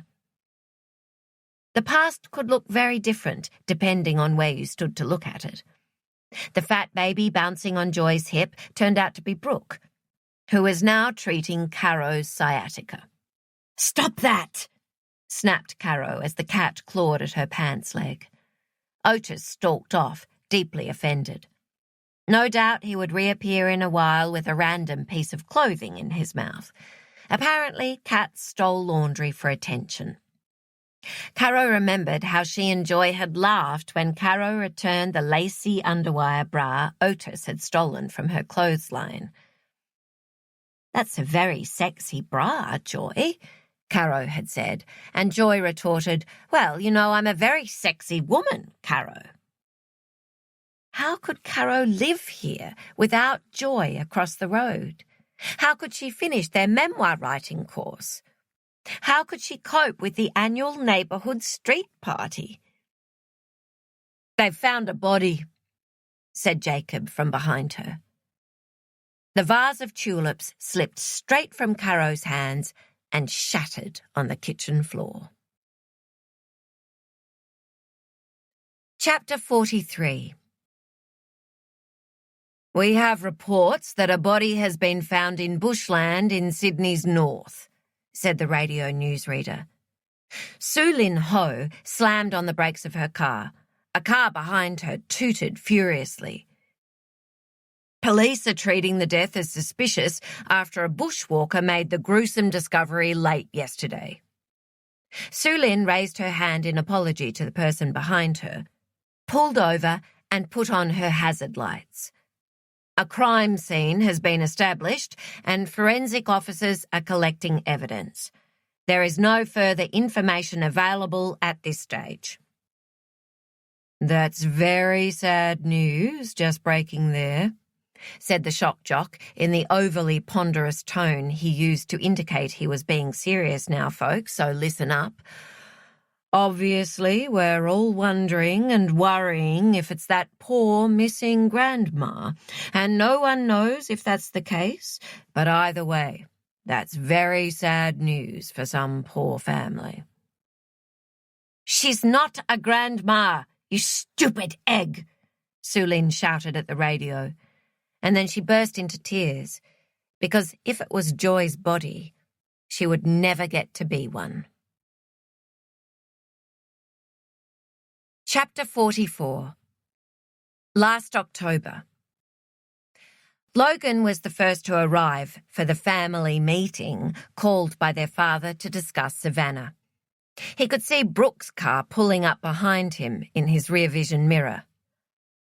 "We all need to be on the same page," Stan had said on the phone when he called just as Logan was leaving Dave's apartment, full of good pizza and information. His dad had sounded upset, but he was also clearly in resolute crisis mode. The man of the house was going to fix this. How did one develop man of the house confidence? Did it just arrive automatically with fatherhood?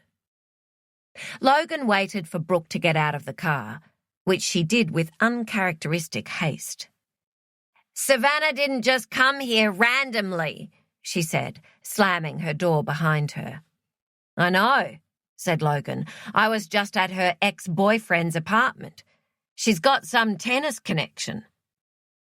"You were? You talked to the boyfriend? What did you find out?" She didn't wait for an answer. She was speaking in a rapid, ragged fashion. She sounded like Amy. "This is all so strange. When Dad called, I'd literally just had this memory. I was looking at these bananas that Inez... But anyway, what about Troy? He believed Dad would make a move on Savannah. That's so disgusting. She's younger than me." They walked towards their parents' front door. Logan could hear Caro from across the street pulling her bins out. "She probably made it sound believable," said Logan. He wasn't going to bother giving Troy a hard time about falling for Savannah's story. Brooke knocked on the door while Logan turned back to look over his shoulder. "Do you think I should go offer to help Caro with her—" "Stop this! Stop this! Stop this!" They both startled. It was their father's voice, raised in a kind of terrified fury that Logan wasn't sure he'd heard before.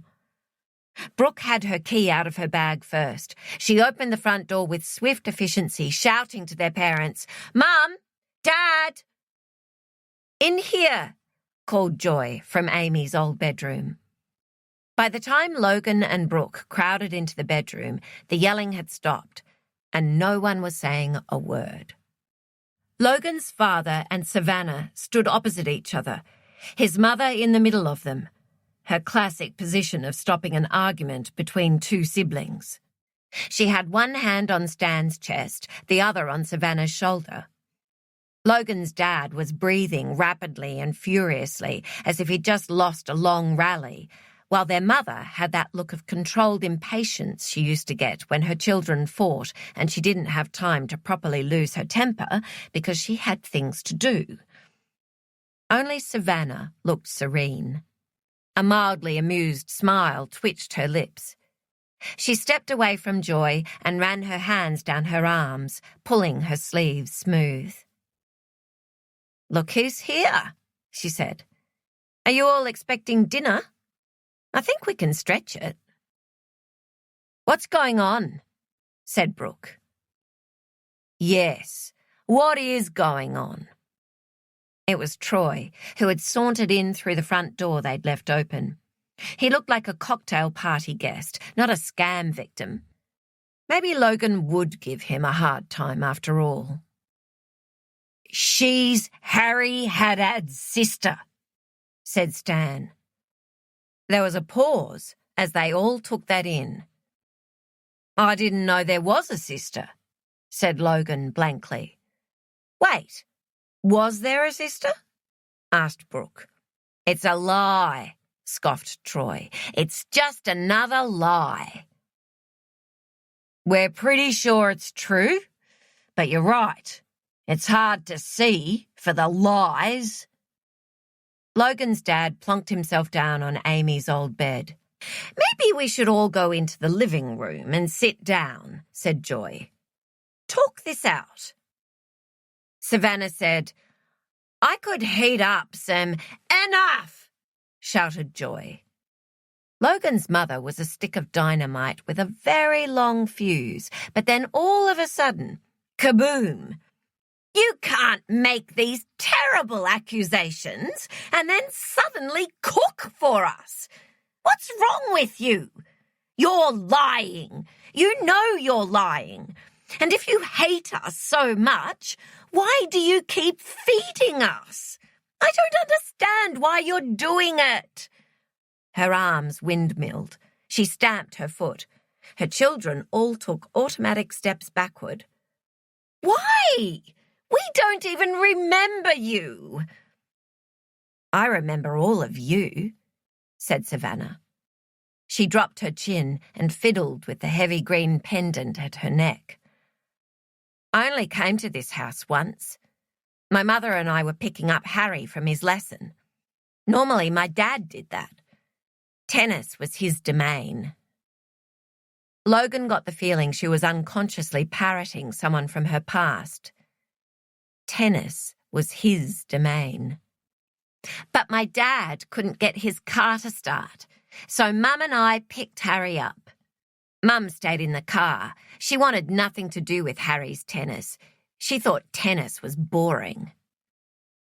Logan saw both his parents flinch at the casual denigration of the greatest sport in the world. "I remember everything about that day," said Savannah. She lifted her head. "You shouted at me that day too, Joy, just like you did then." Logan's mother recoiled. "What? Why would I have shouted at you?" "You were wearing a denim skirt and a paisley shirt with short puffed sleeves, and you had earrings like feathers that matched the red in the shirt. You looked very pretty." Logan saw his mother's face change. "Do you mean you were the child who tried to come into the house? Through the laundry?" "You're the kid who went through my school bag," interrupted Brooke. "Yes," Savannah turned to Brooke. "You shouted at me too, that same day." "Well, you were stealing my banana," said Brooke defensively. "I was starving," said Savannah. Still, That didn't give you the right to... You don't get it, said Savannah. I was literally starving. Her tightly clenched tone stilled them all. A space seemed to open up around her. What do you mean? Faltered Joy. Just that. But I don't understand, said Joy.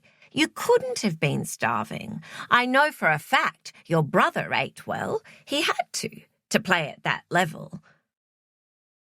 My brother lived with my father, said Savannah. I lived with my mother. Harry ate ribeye steak and potatoes every day. If he was going to play at Wimbledon, then I was going to perform with the Royal Ballet. That's what my mother said. My brother needed to be strong. I needed to be ethereal. Her lip lifted on the word ethereal.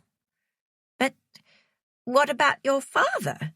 Asked Joy. Didn't you tell him you were hungry? I tried, said Savannah. I tried to tell my brother too, but my mother told them I was making it up, being dramatic. I only went to my father's place one night a week. It had to be a weeknight because on the weekend, Harry had his tennis commitments. She said tennis commitments the way someone gives the name of their ex's new partner. I used to stuff myself on that one night a week at my father's house. That's where I perfected my binge eating skills. She gave a ghoulish kind of grin. Anywho. Oh, Savannah. Joy dragged her fingertips down her cheeks. All that red-hot anger seemed to have left her as suddenly as it arrived. She looked sad and exhausted and old, and Logan remembered the feeling of disbelief as though he were witnessing a natural disaster when his mother's legs gave way on Father's Day. He moved closer. This time he'd be ready. Joy said, All I remember is that you and your mother lived in South Australia. We moved there a year after Harry's first lesson with you, said Savannah. A chatty dinner party guest, quickly summing up her life story. I didn't see my dad and brother anymore. It was like they forgot I existed. Dad sent money. I was just an annoying bill he had to pay, like the electricity. I'm so sorry. Joy's hands fluttered helplessly. Oh, no, it's fine, said Savannah, as if Joy had apologised for cutting in front of her in a queue. I mean, there were some really bad years in Adelaide. She stopped, no longer the chatty guest. She breathed deeply, widened her shoulders, pushed them down and back, as if waiting for the music to begin. She said, But then I gave up ballet. Best in the neighbourhood, one of the best in the state. But I was never an extraordinary dancer, the way Harry was an extraordinary tennis player. When my mother finally realised I'd never be as good at ballet as Harry was at tennis, she lost interest. So no more food deprivation. Hooray. Logan and Brooke exchanged glances. He could see his own doubt reflected on her face. Was any of this bizarre story even true? Logan knew that Savannah had taken the story she'd told him from that documentary. He knew that she'd lied to Troy about his father. So, wasn't it possible she'd also taken this story of a starving child in their midst from somewhere else? Did it even matter now? The facts kept slithering from his grasp. Trying to see Savannah was like trying to catch a true reflection in a funhouse maze of mirrors. The cadences of her voice, her gestures, her stance. He saw now how constantly she merged and morphed into different kinds of people. One moment she was a genteel, middle-aged lady, and the next she was a rough, tough-talking teen. Logan tried to take control with the facts he'd gathered, the facts he knew to be true. "Savannah, I went to see your boyfriend, Dave. That story you told about him hitting you, it never happened." Savannah lifted her chin. "Well, he would say that, wouldn't he?" "You lied to us," insisted Logan. He needed her to confirm the truth of this so he could find his footing and they could move forward. "I know it's a lie." "No, you don't," said Savannah pleasantly. "Nah, mate, it was out," Savannah's brother used to say, so innocently and convincingly, so calmly when questioned on one of his calls. Harry Haddad was a natural on the court and also a natural cheat. His flagrant cheating had enraged Troy to the point of lunacy, whereas it baffled and unbalanced Logan. He saw the ball go in, yet Harry said it was out. That called everything into question. Right and wrong, the laws of physics. Lying clearly ran in the family. Stan met Logan's eyes and lifted his hands hopelessly. Logan didn't think he'd ever seen his father so defenseless, even when he'd been in the hospital for his knee. "You were there that day too, Logan." Savannah looked at him coolly, and his heart lurched. "I never met you," said Logan. He was 100% confident of this. "You threw your racket at me," said Savannah, "like I was a stray dog." "I did not," said Logan. "Why would I do that?" Troy was the racket thrower. Yet another lie. "I would never—" He stopped. He saw himself walking off the court the day he first lost against Troy. The same day his father told him to watch Harry's kick serve. The day he understood that if he could lose against his younger brother, and if there were players in the world like Harry, there was probably not much point in continuing, although he did, for another 5 years.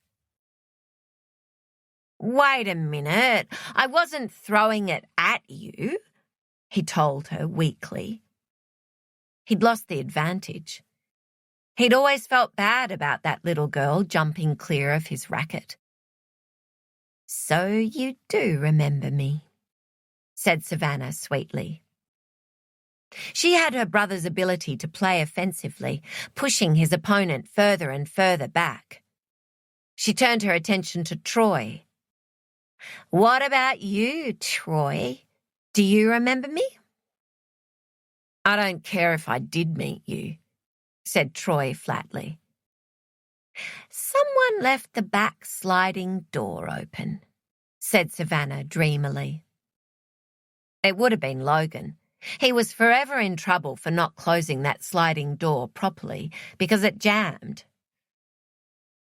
"I walked in through your back door and went into the kitchen," said Savannah. "I thought maybe if I could just get a glass of milk. Anything. I was so hungry. I hadn't eaten anything for 24 hours. I was only 9. I felt so sick and dizzy. All I could think about was food. I was obsessed with food, and there was food everywhere. There were people eating everywhere, all around me, walking down the street eating ice creams, sitting at a bus stop eating pies, stuffing food into their mouths. But I had no money. I couldn't get any food." Logan's mother put a hand over her mouth. "Oh, my goodness, Savannah." Please let this be someone else's story, thought Logan, because his family were not bad people. They would have fed a hungry child. They sponsored hungry children on the other side of the world. "Think of the poor starving children in Africa," their mother used to say if they didn't like their vegetables. And then Amy would become completely inconsolable, sobbing for the poor starving children in Africa, unable to eat, and Logan's dad would sigh and reach over to stab at her broccoli with his fork. Savannah said to Troy, "You chased me out of the kitchen like I was a beggar. You'd just got out of the shower. You were all wet. You had a blue bath towel around your waist. You called me a vulture." Her lip lifted again on the word vulture.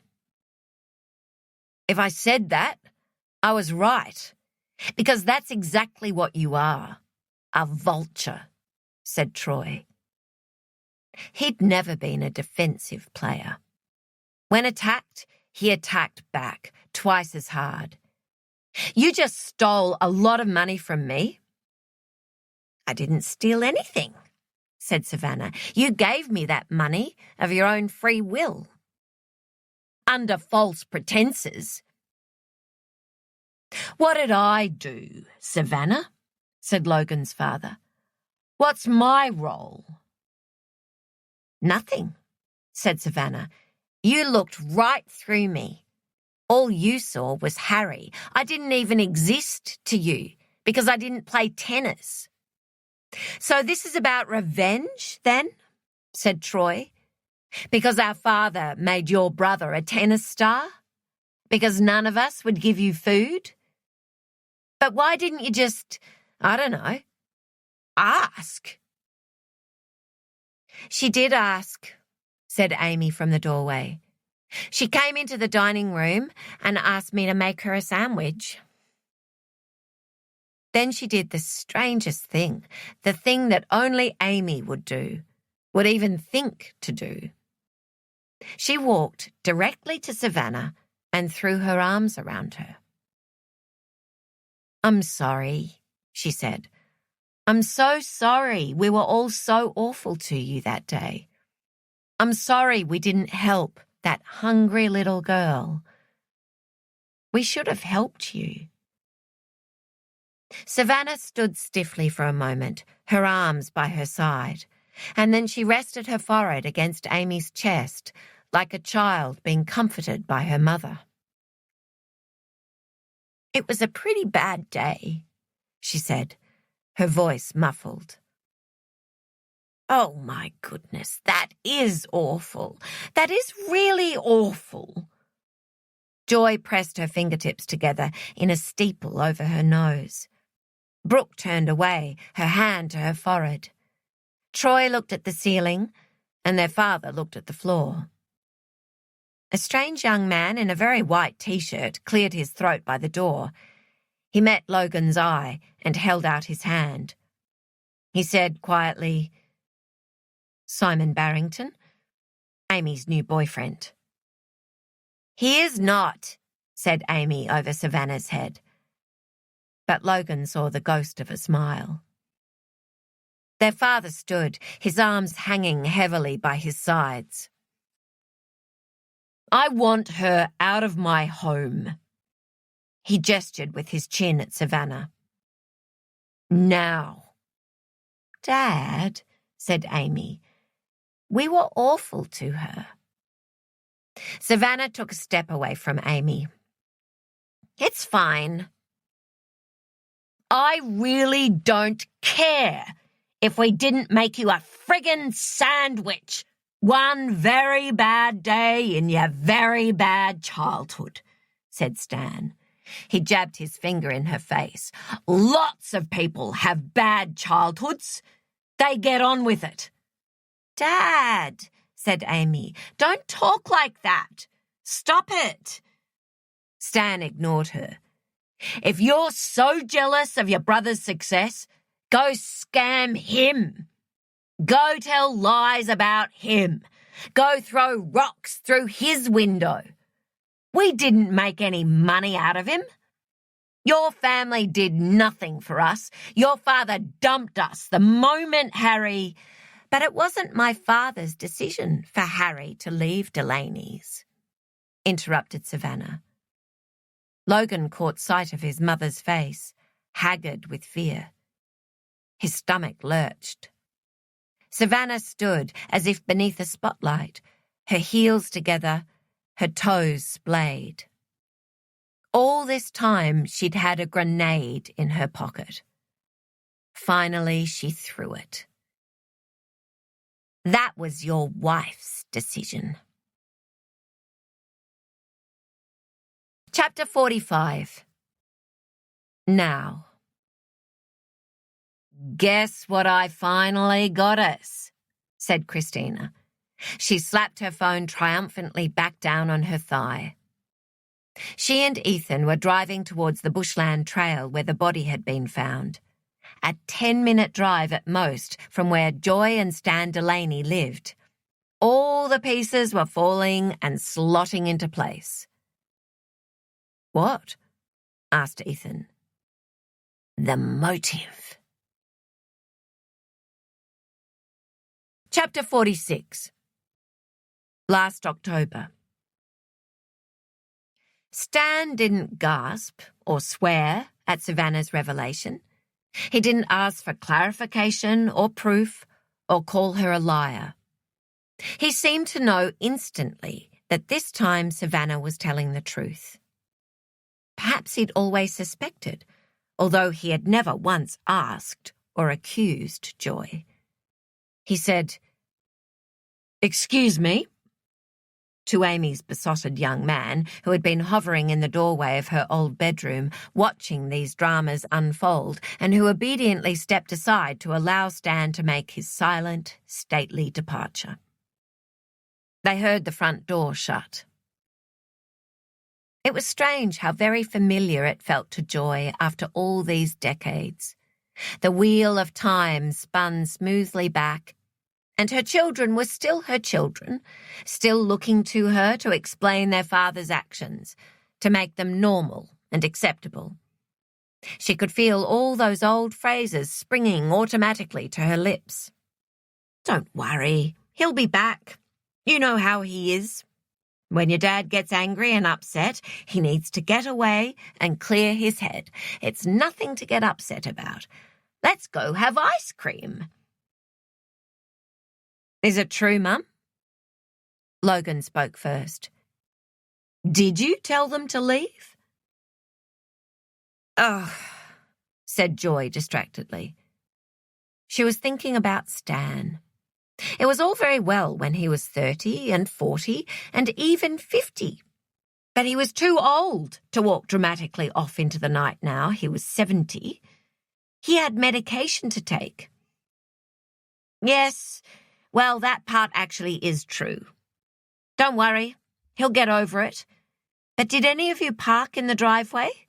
Your father won't be able to get his car out." It was a cool night. He wasn't dressed warmly enough. He was wearing jeans and slippers. "Why would you do that to Dad?" Brooke asked Joy. Her eyes burned with the betrayal of her beloved father. Dad was the one who discovered Harry. He should have been his coach. How could you take that away from him? Who would have coached you if your dad was travelling the international circuit with Harry? "You would have coached us," said Brooke uncertainly. "When? How?" If her children ever had children, they might at least have an inkling of how Joy had staggered beneath the weight of her responsibilities through those difficult years. "But it was Dad's dream," said Brooke. "You took away his dream." "What about your dreams?" Joy held out her hands to indicate all 4 of her children. "It didn't matter. We were never going to make it anyway," said Brooke. "But you didn't know that back then," cried Joy. "This is what you all forget. You all wanted it. You like to pretend you were doing it for us, but you damn well were not." The fury rose within her chest. She knew her children better than they knew themselves, and she saw their childhood so much more clearly than they could. You all wanted it. I know you did. The sacrifices you all made. Her voice broke. She remembered the weeping blisters on Amy's right palm. "It's like she's been doing manual labour," said Joy's mother, disgusted. The sad, complicated resignation on Logan's face when he told Hien he'd have to miss his 18th birthday party because he'd be away competing in a tournament in Alice Springs. Troy, at 12, his cheek cushioned on the placemat at the dinner table where he'd fallen asleep while he waited for dessert. Brooke, tiny and determined, on the court in her pyjamas and sneakers, getting in some practice before breakfast.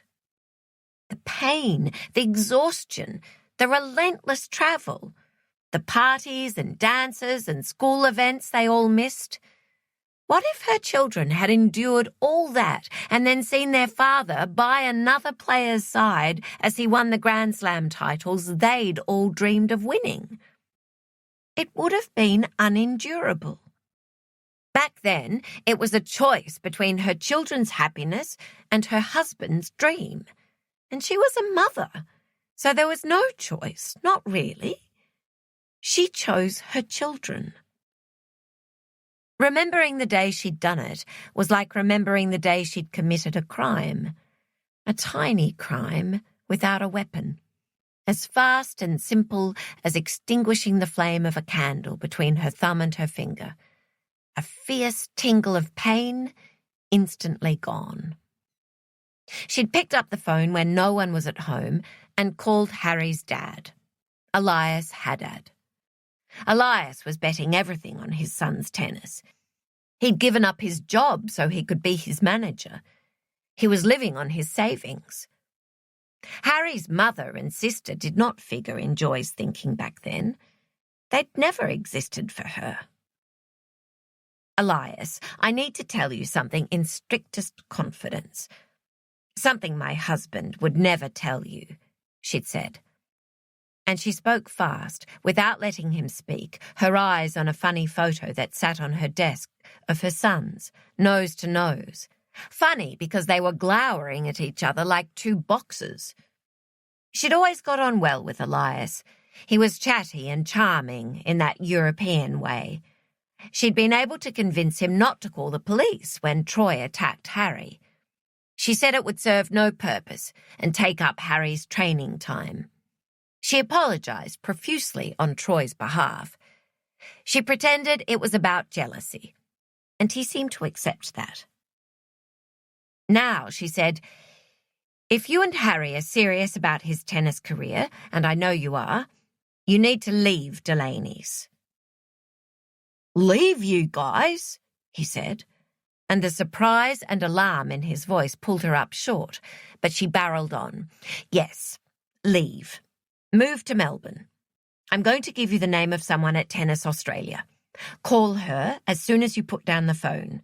She's seen Harry play. He'll get noticed. He'll get the wildcard entries at the Open. He'll be anointed. He'll become one of the chosen ones. It's all about the politics, Elias." She and Stan had always told the children there were no such thing as the chosen ones. There were no favourites on the circuit. It didn't matter where you lived or who you knew or who your parents knew. All that mattered was how you played. But there were politics in tennis. There were politics in everything. More importantly, he'll get the kind of coaching he needs, the kind we can't give him. We'd love to keep him, of course we would, and please don't mention this to Stan because I'm afraid my husband can't be objective about this. He wants what's best for Harry, but he also wants what's best for himself. And that's keeping Harry. But the truth is, Delaneys is holding him back, Elias, and I can't sit here and let that happen to your son. It's time to take the next step. She knew that Elias would instinctively understand who to charm and when, just as his son was able to strategize so brilliantly on the court. Elias might even have come to the decision to move Harry on from Delaneys himself if she hadn't suggested it. Elias did everything Joy told him to do, and he played it perfectly. He never said a word to Stan about Joy's betrayal. He winked at Joy whenever he saw her, as if they'd enjoyed a secret tryst. It made her feel as if she had slept with him. She later learned that Elias was a ladies' man who often juggled multiple beautiful women, so keeping secrets came easily to him. For a long time, she'd assumed Stan would discover the truth, and she'd been ready for it, ready to defend herself. But he never did. And after a while, she let her guilt, not regret, she never once regretted it, drift gently into nothingness, like the tiny black curl of smoke from that snuffed candle. She'd worried that Harry's memoir might reveal her secret. It had never occurred to her that her house guest, who had pretended so convincingly that she didn't even recognize Harry's name, would reveal it. "How did you know this?" she said to Savannah. "My mother told me," said Savannah. "Dad couldn't send any child support money for about 6 months. He said it cost a lot to relocate to Melbourne, and my mother said, 'Why are you doing that?' And he said, 'Joy Delaney said it was the right thing to do.'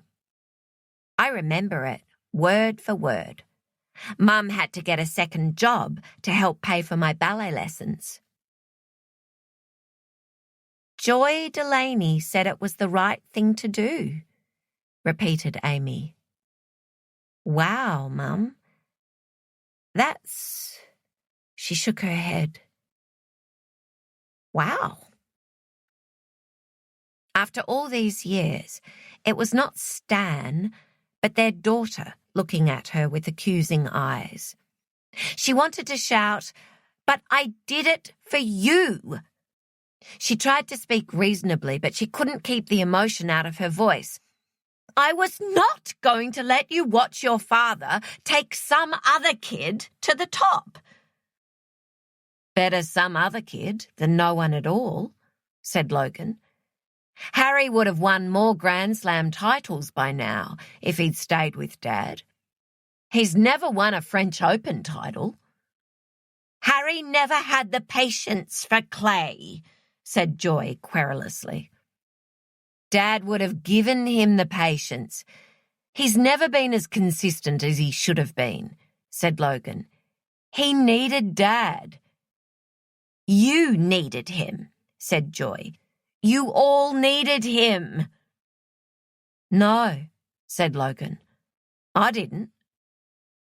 God Almighty, she couldn't make him see. He was looking at this from the perspective of the 37-year-old man who had left his tennis career behind, not the 17-year-old boy who still saw tennis in his future. "Fine then. I needed him," said Joy. "I had 4 children, all playing competitive tennis and a business to run.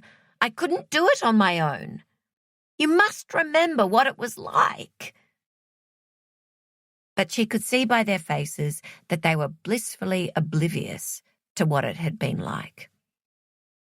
She thought of a night when Troy had been playing all the way out at Homebush in a tournament that ran so far behind schedule he didn't even get onto the court until midnight. Stan was with Troy, Joy was at home with the other kids. Logan was worryingly sick with a temperature. She didn't sleep that night. She baked 30 cupcakes for Brooke's birthday the next day. In between tending to Logan, she did 3 loads of laundry, she did the accounts, and she did Troy's history assignment on the Great Wall of China. She got 7 out of 10 for the assignment. She was still furious about that. She deserved a 9. When she thought of that long night, it was like remembering an extraordinarily tough match where she'd prevailed. Except there was no trophy or applause. The only recognition you got for surviving a night like that came from other mothers. Only they understood the epic nature of your trivial achievements. What had been the point of it all? And yet, how could she have done any of it differently? When it came to tennis at the level her children played, you were either in or you were out. And they wanted in. It would have been easier if they'd all been a little less talented, a little less driven, if they'd reached number 1 in the local district but gone no further. Anyway, might I remind you that you all hated Harry Haddad, said Joy, with a passion. She glanced at Savannah, who had closed the lid of the wooden chest that contained all her secrets and was now sitting on top of it, as if she were waiting for a bus. Sorry, Savannah, but they did hate your brother. Oh, that's okay. I hated him too, said Savannah. For years, whenever his face came on the television, I screamed. You literally screamed? Said Amy with interest. I literally screamed, said Savannah. I didn't hate Harry, said Logan. I envied him, but I never hated him. I would have liked to have seen Dad keep coaching him. That's what you think now, Logan, said Joy impatiently. But when you were a teenager, you thought very differently. I hated him, said Troy. He leaned against the wall, his head perilously close to the sharp corner of the framed print of a crying mermaid that had always hung in Amy's room, which Joy found depressing, but Amy loved. Troy blazed rage and venom straight at Savannah. I think you did the right thing, Mum, because obviously these charming people have no problem cheating, lying, scamming. Okay, that's enough now, said Joy. What? We need to show good manners to her? Troy had such passionate yet fluid convictions about justice and morality. His teenage drug-dealing empire was perfectly acceptable, but Savannah's scamming him for money was not. Cheating at tennis was an unforgivable sin, but then he'd gone right ahead and cheated on his lovely wife. Look, if you're going to get all worked up about it, I'll transfer the money back to you, said Savannah to Troy. I just needed some cash to re-establish myself. She sounded as if she were talking to a sibling about a loan she hadn't repaid. Was this her way of admitting that she'd lied to Troy when she made those dreadful accusations about Stan? What if Troy had actually refused to pay up? What would she have done next? Had Savannah understood the power of Joy's secret she'd just shared? Would Joy have paid up if she'd attempted to blackmail her? Possibly. Joy's head spun. She couldn't align Savannah, the sly blackmailer, with the Savannah who had nursed Joy so tenderly when she came home from the hospital. Keep it, said Troy viciously. We just want you out of our lives. That was my intention, said Savannah. She stood and picked up her handbag, the new one Joy had bought for her with the crossover strap. I mean, to get out of your lives. This was only ever temporary. She sounded like she was trying not to cry, and Joy knew perfectly well that it could be fake emotion or someone else's emotion she was channeling for her own purposes, but her heart still broke for her. Only ever temporary. Was that the way this child lived her whole life? This child who had been starving in their midst and they'd shouted at her, ignored her, refused to help her? Joy remembered how she'd slammed the laundry door with her foot. She couldn't see the child's face in her memory, just the outline of a little girl, her features a blur, but she could certainly remember the savagery with which she'd slammed the door in a child's face. They hadn't known she was hungry. How could they have known? But Joy prided herself on being observant. She wanted to go back in time and do all the things the sort of person she thought she was would have done. Feed the kid, listen to her, rescue her from her awful childhood. Well, said Joy. "You don't need to go right away." "Mum," said Brooke, "I think she probably does need to go right away." "Yeah," said Savannah. She looked at Joy's children. "It's been a blast, guys." "Where will you go?" asked Amy. "She's fine," said Troy abruptly. "She's got money." "I am fine," said Savannah. "I'll be back at some point to pick up my stuff." She smiled radiantly at Joy, and now she was a dinner party guest, taking her leave. "Thank you so much for your hospitality." "It's been my pleasure," said Joy automatically, but truthfully, because up until tonight, it had been her pleasure.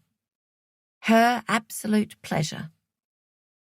For an excruciating moment, they all held their positions, as if they were actors in a terrible theatre production and someone had forgotten their lines.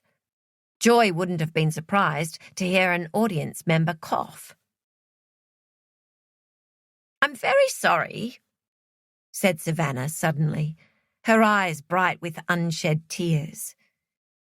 Joy would never know if they were real or fake, if she truly was or wasn't sorry, because Savannah suddenly patted the side of her handbag decisively, drew herself up, and left the room, left the house, exit stage left, just like Stan.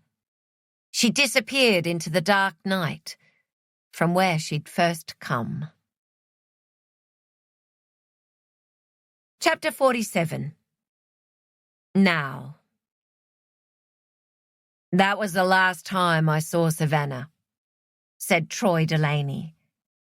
"Did she return the money?" asked Christina. Detective Senior Constable Christina Coury was in what her mother would describe as a tetchy mood. She didn't have a body like she thought she'd had the day before.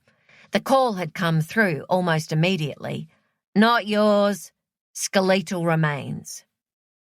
This woman had died at least 30 years previously, back when Christina was a child, trying to decide whether she wanted to be a police officer or a marine biologist when she grew up. And why had she not stuck with marine biology? She could have been floating about looking at starfish right now.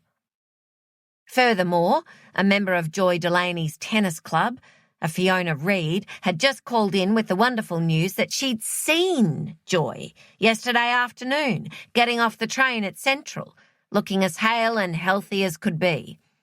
Although sadly, she hadn't seemed to hear her name when Fiona called out to her. "Because it wasn't her, you fool," thought Christina.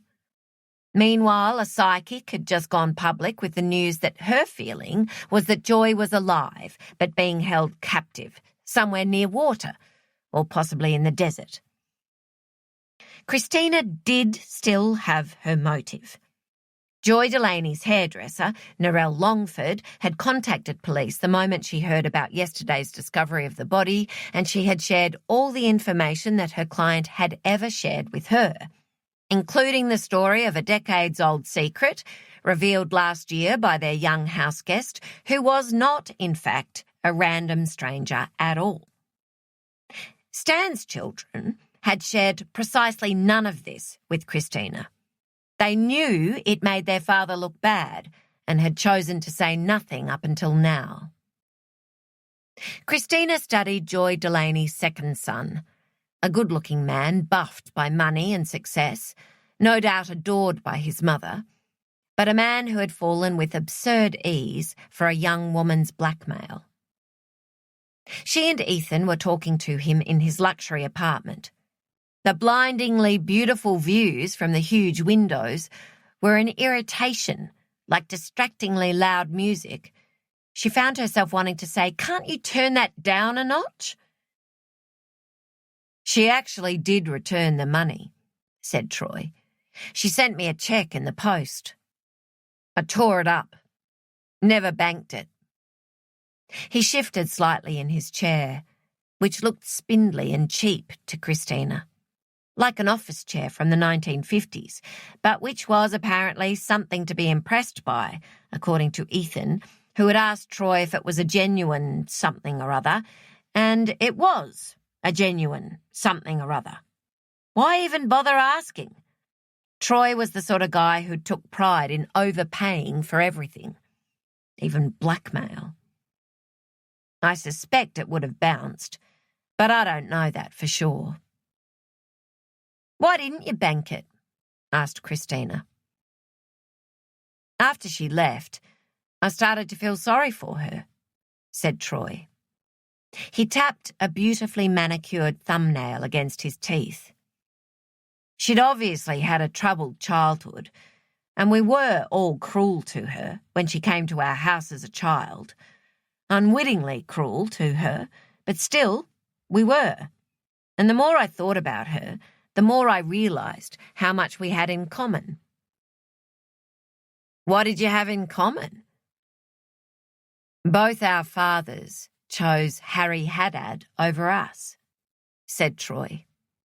He smiled wryly, as if he wanted to give the impression that it didn't matter now, but he couldn't quite pull it off, the childish pain still visible. "She said something about how painful it was whenever Harry was on television, and I feel exactly the same way. I always change the channel whenever I see that guy's smug face."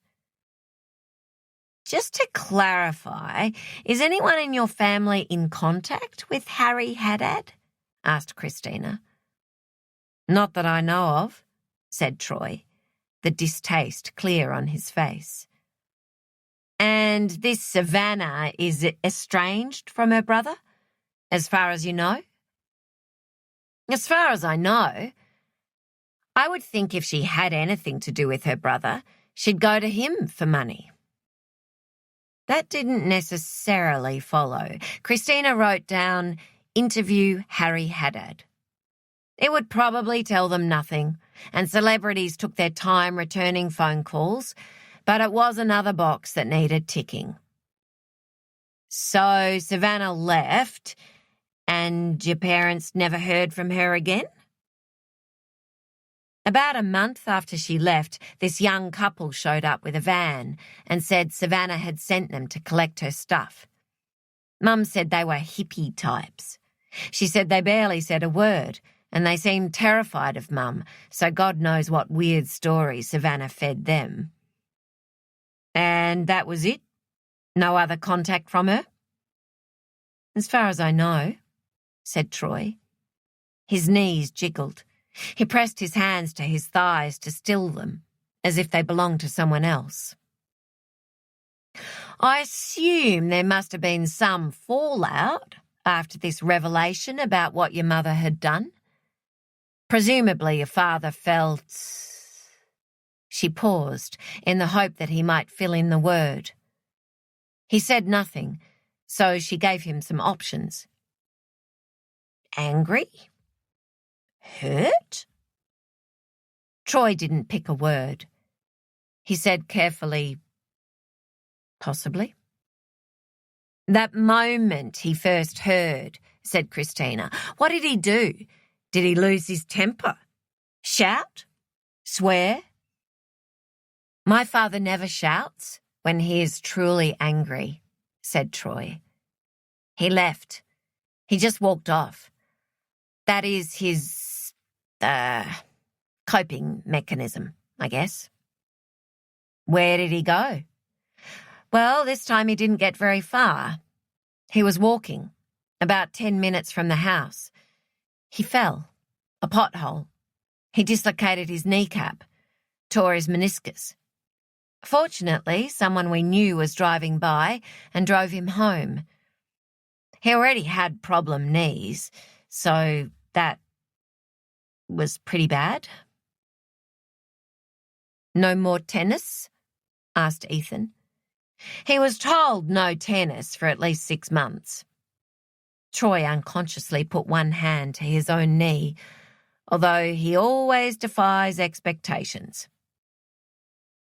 "That must have upset him," said Christina. "Tennis is his life," said Troy with feeling.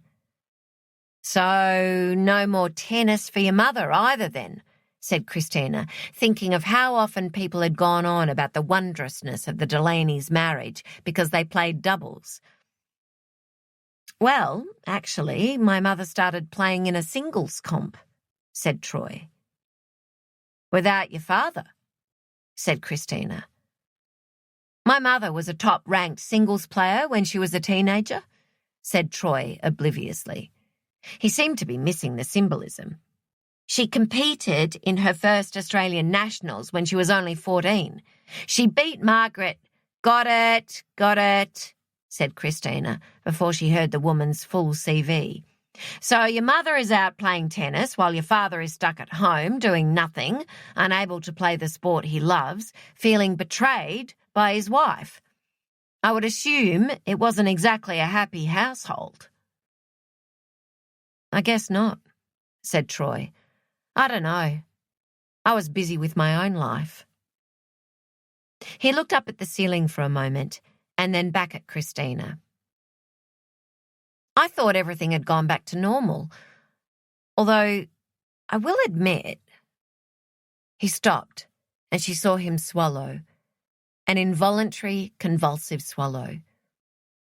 On Christmas Day, I did think, it kind of shocked me that I would think this. He stopped again and Christina gritted her teeth. Up until now, he'd been answering her questions in a comfortable, urbane manner, like a successful man being interviewed for a magazine profile. But now his veneer had slipped. She wanted to grab him by his stylish linen shirt and yell, "Just tell me! Your dad did it! We all know he did it!" His hands were locked, as if in prayer. For the first time in my life, I thought. He looked at her pleadingly, as if he needed exoneration. What did you think? Christina weighted her voice with authority. That my parents might truly hate each other. He turned his gaze back to his shiny harbour view. It was mutual, by the way. The hatred was mutual. Chapter 48. I told the police what happened on Christmas Day. What do you mean? Nothing happened on Christmas Day. Oh, come on, Brooke. Nothing relevant happened. Jacob Azinovich could hear voices, loud and clear, as he walked around the side of the Delaney house carrying a slow-cooked lamb casserole. I need you to take this over to Stan Delaney for me, his mother had said when he came over to check out the mysterious beeping sound her car had been making, although it was suspiciously silent when Jacob drove it. Why do I have to take it over? Protested Jacob. This was the real reason he'd been summoned, to walk over the road and deliver a casserole. Jacob, said Caro, it's possible that man murdered his wife. Then why are you cooking for him? Innocent until proven guilty, said Caro. Stan has been very nice to me since your father died. Joy would expect me to send over a meal. Not if Stan killed her, she wouldn't, said Jacob. But his mother's eyes had welled with tears, so he'd sighed and picked up the baking dish and headed out the door. I overcooked it, his mother called out as he left. Just in case. No one answered when he knocked on the Delaneys' front door, but he could see that the driveway was filled with cars, so he'd come around the side of the house. All 4 Delaney children were there, sitting at a table on the back veranda, talking animatedly and loudly. Jacob felt that familiar sense of awed trepidation he used to feel when he'd seen them together as children. There was a kind of glamorous violence to the Delaney siblings. At any moment, a monumental battle could erupt. They know all about Savannah now, said Troy. His luxuriant, dark, curly hair looked like he'd been running his fingers through it. Troy was the first boy Jacob had ever loved, his first experience of a flirtatious straight boy. They know what Mum and Dad were arguing about now. They know Dad has a motive. Jacob cleared his throat to make his presence known and shifted the casserole. It was hot against his forearms. Don't use the word motive, said Brooke. It is not a motive. Did you tell them about Savannah? I thought we'd agreed not to mention the Harry Haddad connection at all. I never agreed to anything, but it wasn't me. It was Mum's hairdresser, said Troy. They're trying to get in touch with Harry. I don't see what Harry could tell them, said Logan. He rubbed his eyes with his knuckles. Savannah was estranged from him. Did you think it was Mum? Asked Amy. She spoke in a dreamy kind of voice. When you heard about the body on the news? Oh, God, this was an awful conversation to overhear. Still, no one noticed Jacob. Hi, guys, he said with a crack in his voice, not nearly loud enough. He'd forgotten how you had to up your volume when all the Delaneys were together. No, I did not think it was her, said Logan. Not for a minute. She's fine. It's too long now, said Troy. She's been gone too long. We need to forget the whole Mum is making a point theory. All we can do is support Dad, said Brooke. Not if he murdered our mother, we can't, said Troy. Brooke said, shh. She pointed at the back door of the house. Presumably Stan was inside. Don't say things like that. People can tell you have suspicions or doubts or whatever the hell you've got. They're analysing our body language online. When we had the media conference, you and Amy stepped away from Dad. It looked bad. I was not stepping away from Dad, said Amy. I felt dizzy. I thought I was going to faint. If you're so worried about optics, maybe you should have got Dad to join the search party, said Troy to Brooke. Dad thought it was a waste of time, said Brooke. He said there wasn't a snowflake's chance in hell Mum would have ridden in the reserve because she wrote to the council saying it was the wrong place for a bike track and she never forgave them for not listening to her. Mum does get offended when the council don't listen to her recommendations, commented Amy. Do you even care about Mum? Troy suddenly turned on Brooke and Jacob flinched at the fury on his face. Are you even worried? Of course she cares, said Amy. Don't be so mean to her. I'm frantic about Mum. Brooke spoke through clenched teeth at her brother. She didn't seem at all intimidated by Troy's fury. It seems like you're more worried about setting Dad up with a fucking lawyer. It's just in case, said Logan to Troy. Dad doesn't even want a lawyer. In case what?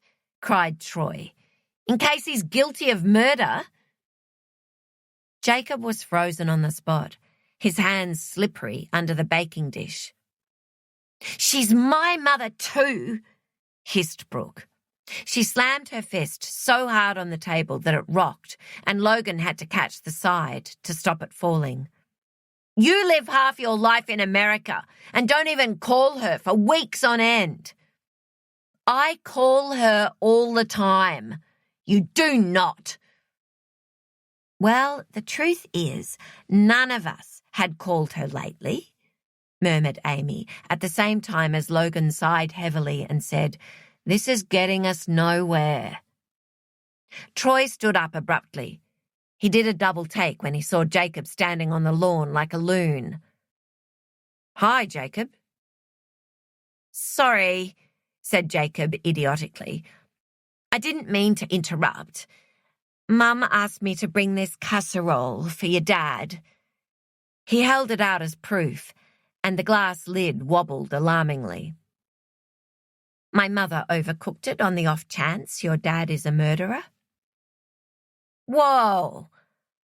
Troy stepped off the veranda and grabbed the baking dish from him.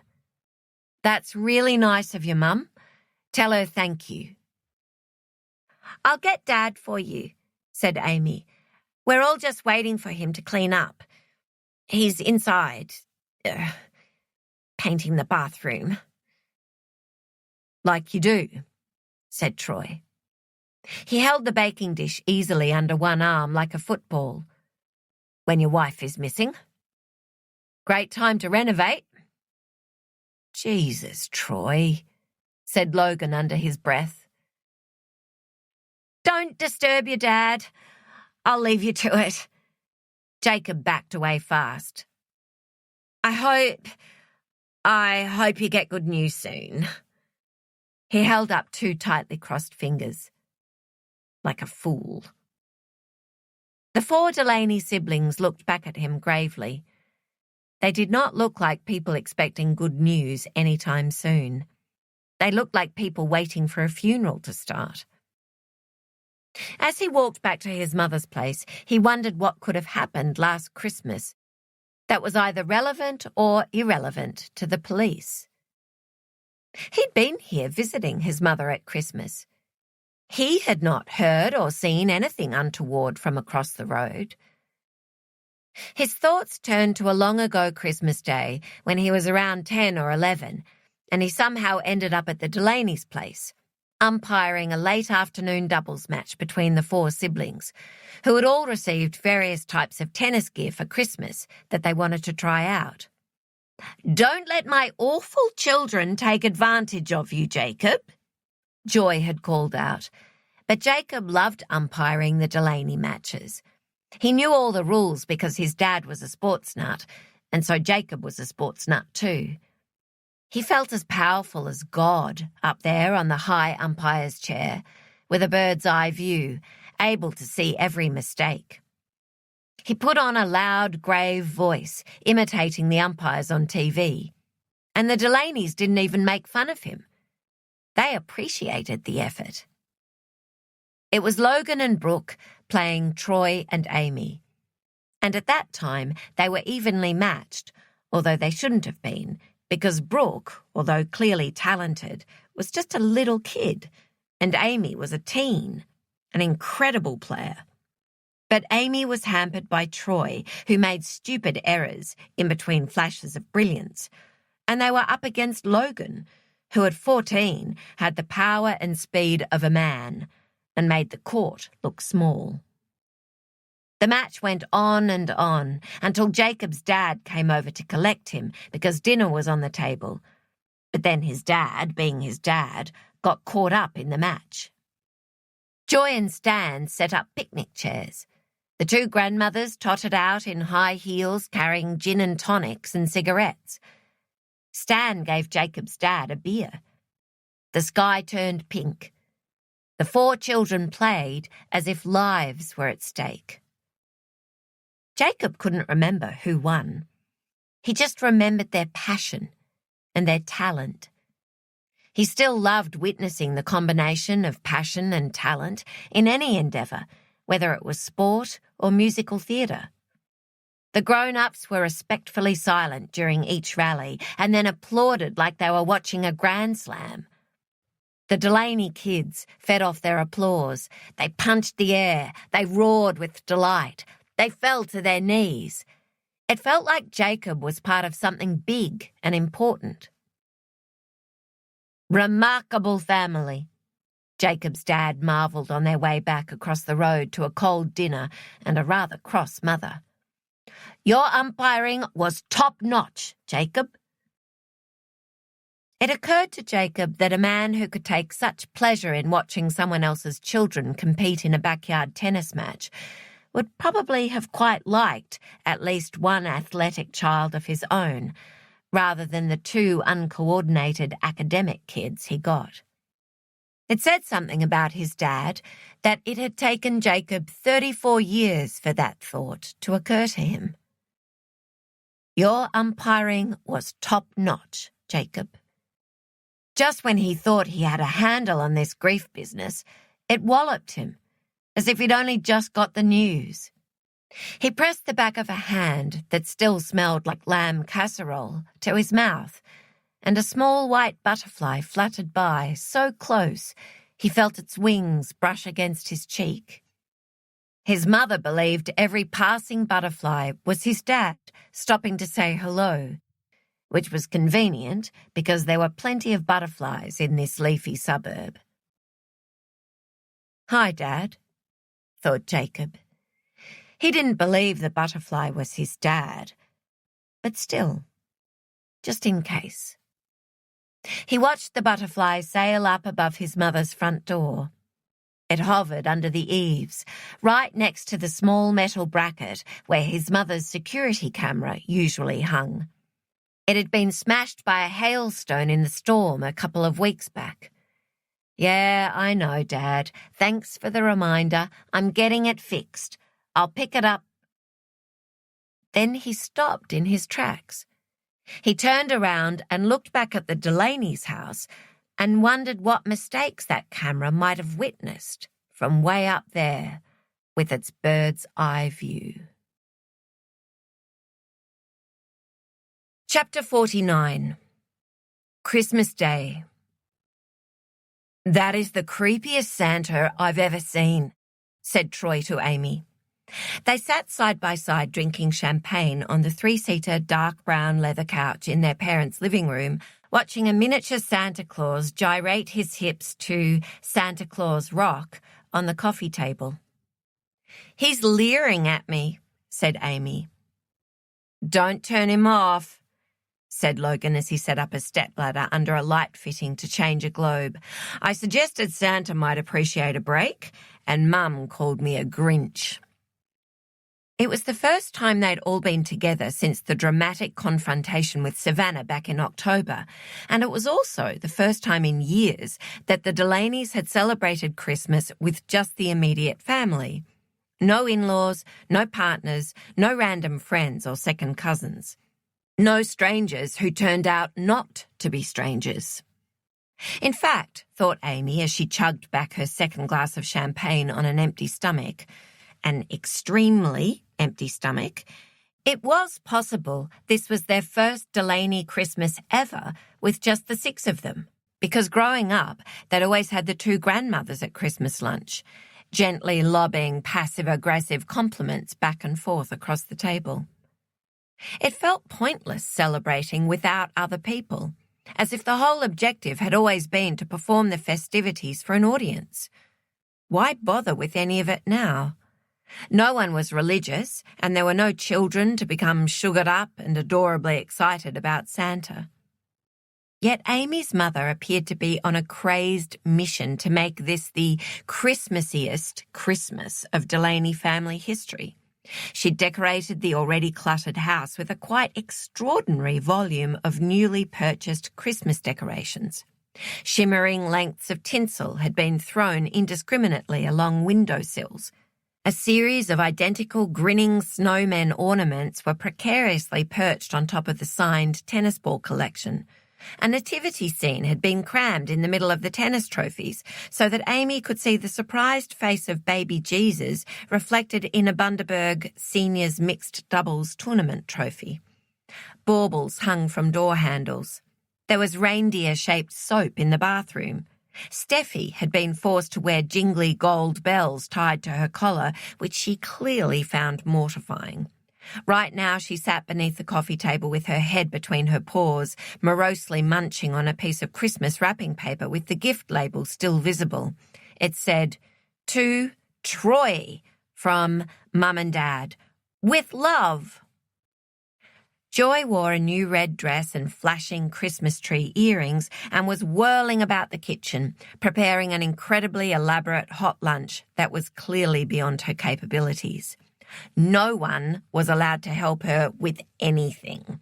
They had been instructed they must not bring anything except themselves and alcohol. They were busy people with their own lives.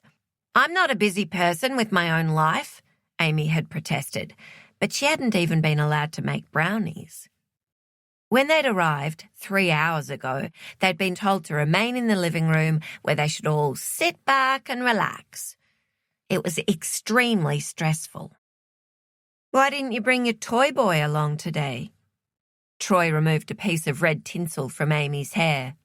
He himself had a fetching dusting of gold glitter on his cheekbone, but Amy didn't tell him. She thought it suited him. He looked like a rock star. "He's just a friend," said Amy. "Sure he is," said Troy. Simon's parents lived in the country, on a cattle farm, of all the horrifying places to live, and Simon had gone to spend the Christmas break with them.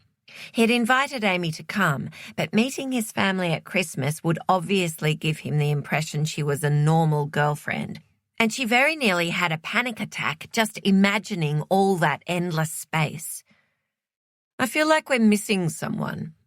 Troy looked about him with dissatisfaction, holding his champagne glass by the stem. "It doesn't feel like Christmas, in spite of all this horror." He gestured at the decorations. "I know," said Amy. "I was just thinking the same thing. I keep looking about for the missing person."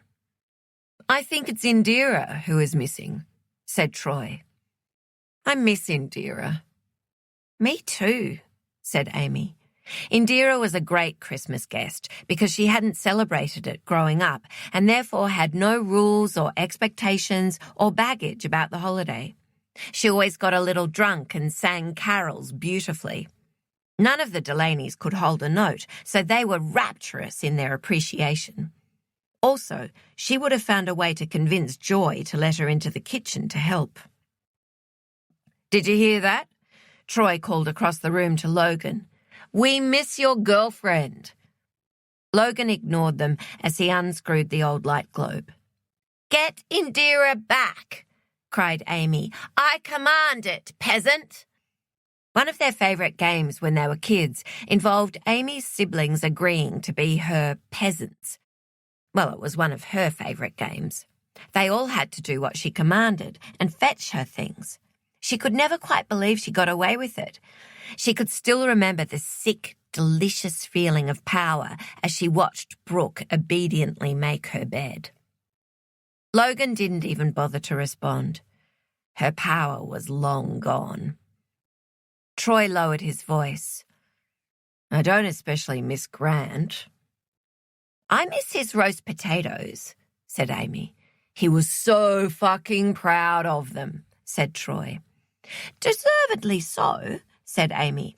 "Hey, have you noticed how Brooke is—" "I can hear you both," said Brooke from the floor next to the couch, where she was lying flat on her back on the purple floral carpet doing some weird kind of pretzel-like stretch. Brooke had worn a summer dress to please their mother, who said, "Oh, that looks nice, although I thought you'd wear your lovely green one today." Amy had at least made an effort to get the colour code right by wearing a vintage green miniskirt and a red singlet top. Her mother said, "My goodness, you look like a gangster's girlfriend." The boys wore the same clothes they always wore, and their mother told both of them they looked gorgeous. "Eavesdropping peasant," Amy kicked her sister with her foot. "You've forgotten the revolution." Brooke stretched one hamstring and then the other. "We are no longer your peasants." She was Brooke again. That's what Amy had been going to say. Have you noticed how Brooke is Brooke again? She was back doing random yoga poses and floor stretches. She snorted when she laughed. She talked about lowbrow stuff like The Bachelor. She actually looked taller. Maybe she'd been subconsciously hunching for Grant. "Girls, you must never hunch for a boy," their mother used to cry, which was all very well for her. Brooke sat up, her dress bunched up around her knees. "Bum shuffle," ordered Amy. "Be cute, like you used to be." "She's still cute," said Troy. Brooke tried to shuffle along the carpet on her bottom, but couldn't do it. "I'll get carpet burn," she said. She put her hands flat on the monstrous carpet. "When Dad dies, how fast do you think Mum will tear this up?" "His body will still be warm," said Troy. Amy shuddered. "That's horrible." "Mum should just get people in and do it," said Troy. "Imagine how much better this room would look with beautiful floorboards." "Dad keeps saying he's happy to tear it up," said Logan. "I've said I'll do it, but then he always changes his mind at the last minute." "It's because Grandma was so proud of it," said Amy. "They used to call this the good room. She worked all those hours to save up to get this carpet after Dad's father left, and she thought this colour was so fashionable." "Grandma chose this colour," marvelled Brooke. "Imagine actually choosing it." She stretched her legs either side of her in a V shape and dropped her forehead to the horrible carpet. "Ouch!" Amy shuddered. "Don't do that." "You three all need to stretch more," said Brooke without lifting her head. "Hey, did I tell you I've joined a basketball team?" "Seriously?" said Logan from his perch. "Thought I'd try a new sport," said Brooke into the carpet. Amy and her brothers all exchanged glances. There was no other sport besides tennis. "I always wondered how I'd go in a team sport," said Troy. "Tennis is lonely." "Because you're such a team player," said Logan. "I'm good at basketball," said Brooke. "Of course you are," said Amy. There was an ominous clatter and crash from the kitchen. "Do you think we should try again to help, Mum?" Brooke stretched even lower, her voice muffled by the carpet. "I'm pretty hungry." "Yes, I'm actually feeling quite faint." Troy put the back of his hand to his forehead. "She yelled at me last time I went into the kitchen." Logan hopped down from the ladder. "Do you think she'd notice if we ordered a pizza?" "I opened the oven to check the turkey and she smacked me across the back." Brooke sat back up, her face flushed. "She literally smacked me." She pointed at Troy. "You've got glitter on your face." "Leave it. It looks nice," said Amy. "What's Dad doing?" interrupted Brooke. "He's in his office," answered Amy, watching reruns of Harry's matches. She'd stood at the door and watched him, his head bent, his massive shoulders hunched, murmuring to himself as he took notes for God knew what purpose. "Obviously thrilled to spend Christmas with his beloved family," said Troy. "It's because of Harry's comeback. He's obsessed," said Amy. "This seems to be a new level of obsession," said Logan. "Now he knows what Mum did." "Yep, he'll never forgive her for taking away his golden boy," said Troy lightly. He refilled his champagne glass and held up the flute to the light. "They aren't talking," said Brooke. "They're not even looking at each other." "It's upsetting," said Amy, and she thought she spoke idly, the way anyone would speak if their parents weren't talking on Christmas Day. But she saw her siblings straighten and tense. Looks were exchanged, unspoken warnings shared. This was the way it had been ever since the year of suicidal thoughts. She'd been 14. Everybody had suicidal thoughts at 14.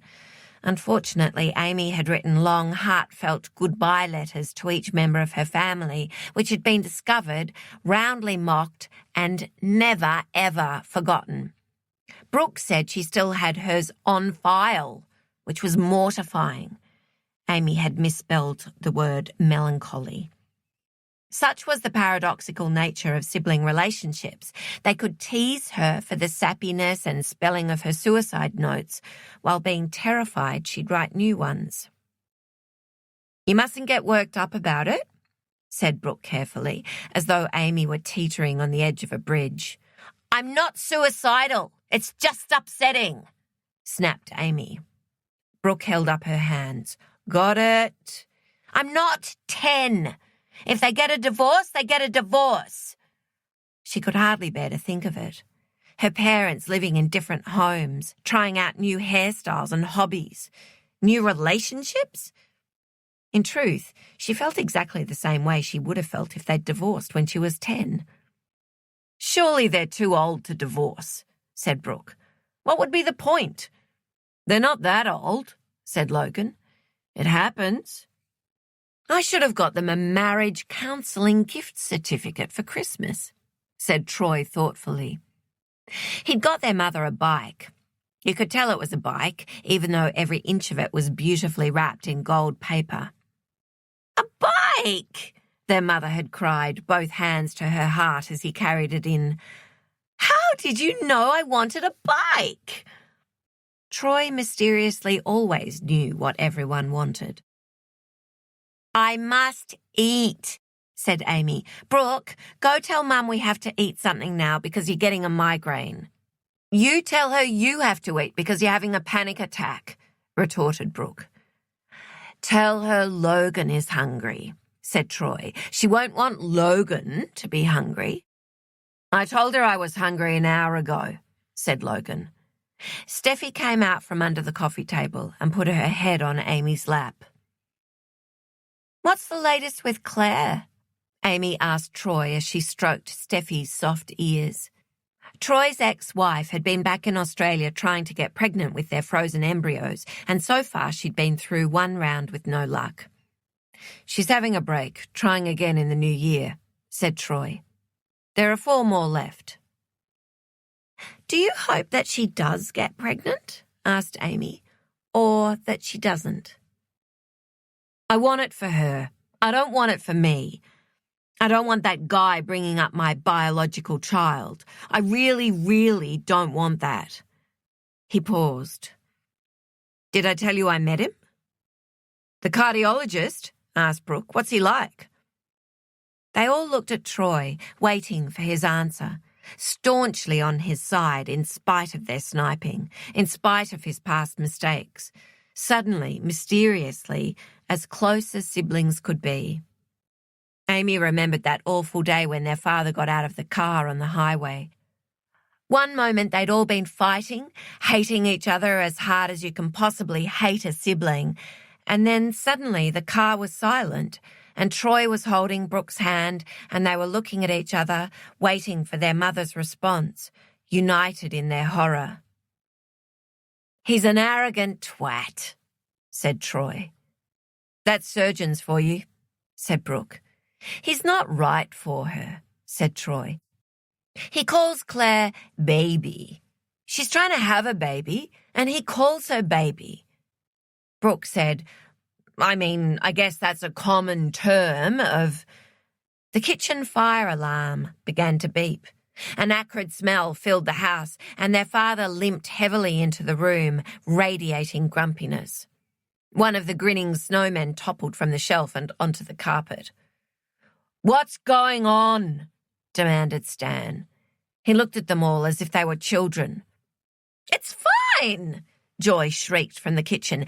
"Everything is fine. Just relax. Everybody stay right where you are." Joy threw a tea towel up at the smoke detector on her kitchen ceiling to try to make it stop beeping. She wished Logan had never installed the damn thing. It was so sensitive, so judgmental of her cooking. "It's not an actual fire," she told the smoke detector. She caught the tea towel and tossed it up again. It was a bad throw. It landed splat on her face. She twisted it into a ball and threw it again. "It's just a bit of smoke, you stupid thing. Stop overreacting." She'd been doing walnuts in butter and brown sugar like Savannah had done on Father's Day. She told Joy that salad was a cinch. And then she'd been distracted, trying to stir the stupid lumps out of the gravy, and next thing the walnuts were black, smoking chunks of nuclear waste. No warning, no middle ground. Lunch kept slipping further and further away. Her children wouldn't stop interrupting to ask if they could help, and she didn't want their help, because then they'd all get involved and start making annoying suggestions and ordering her around. "Don't bother with the walnuts, Mum. Isn't it time to put the potatoes on? It felt like she was stuck in one of those recurring nightmares she still had, where she was trying to get one of her children to a match on time, but her car was moving in slow motion. She'd wake with her foot still desperately pressing an imaginary accelerator. She threw the saucepan straight in the bin. It was ruined forever. Everything was ruined forever. What in the world was she trying to prove with this elaborate lunch and all these fancy, fiddly side dishes? No one in her family even liked turkey or walnuts. She'd created a picture in her head of a glittering red, golden green Christmas day that would somehow magically make them a family again. Are we ever going to eat today? Stan was in the kitchen, glowering at her. It was the first time he'd spoken directly to her in weeks, and this was what he chose to say. Well, that's lovely, she said. Not, can I do anything to help, but are we ever going to eat today? Everyone has been offering to help, and you refuse to accept, said Stan. She said, everyone has not offered to help. You have not offered to help? I am very happy to do anything if it will finally get lunch on the table. I am at your disposal. I am at your disposal. It was like seeing his damned mother come back to life. She used to sit in this kitchen, exhaling a long stream of cigarette smoke with amused, malicious eyes while Joy cooked, feeling stupid and banal and talking too much. Joy didn't know she was going to do it before she did it. She picked up the first of his mother's sneering china cats and threw it with the power of a first serve against the wall, decapitating it cleanly. She picked up the second one and did the same.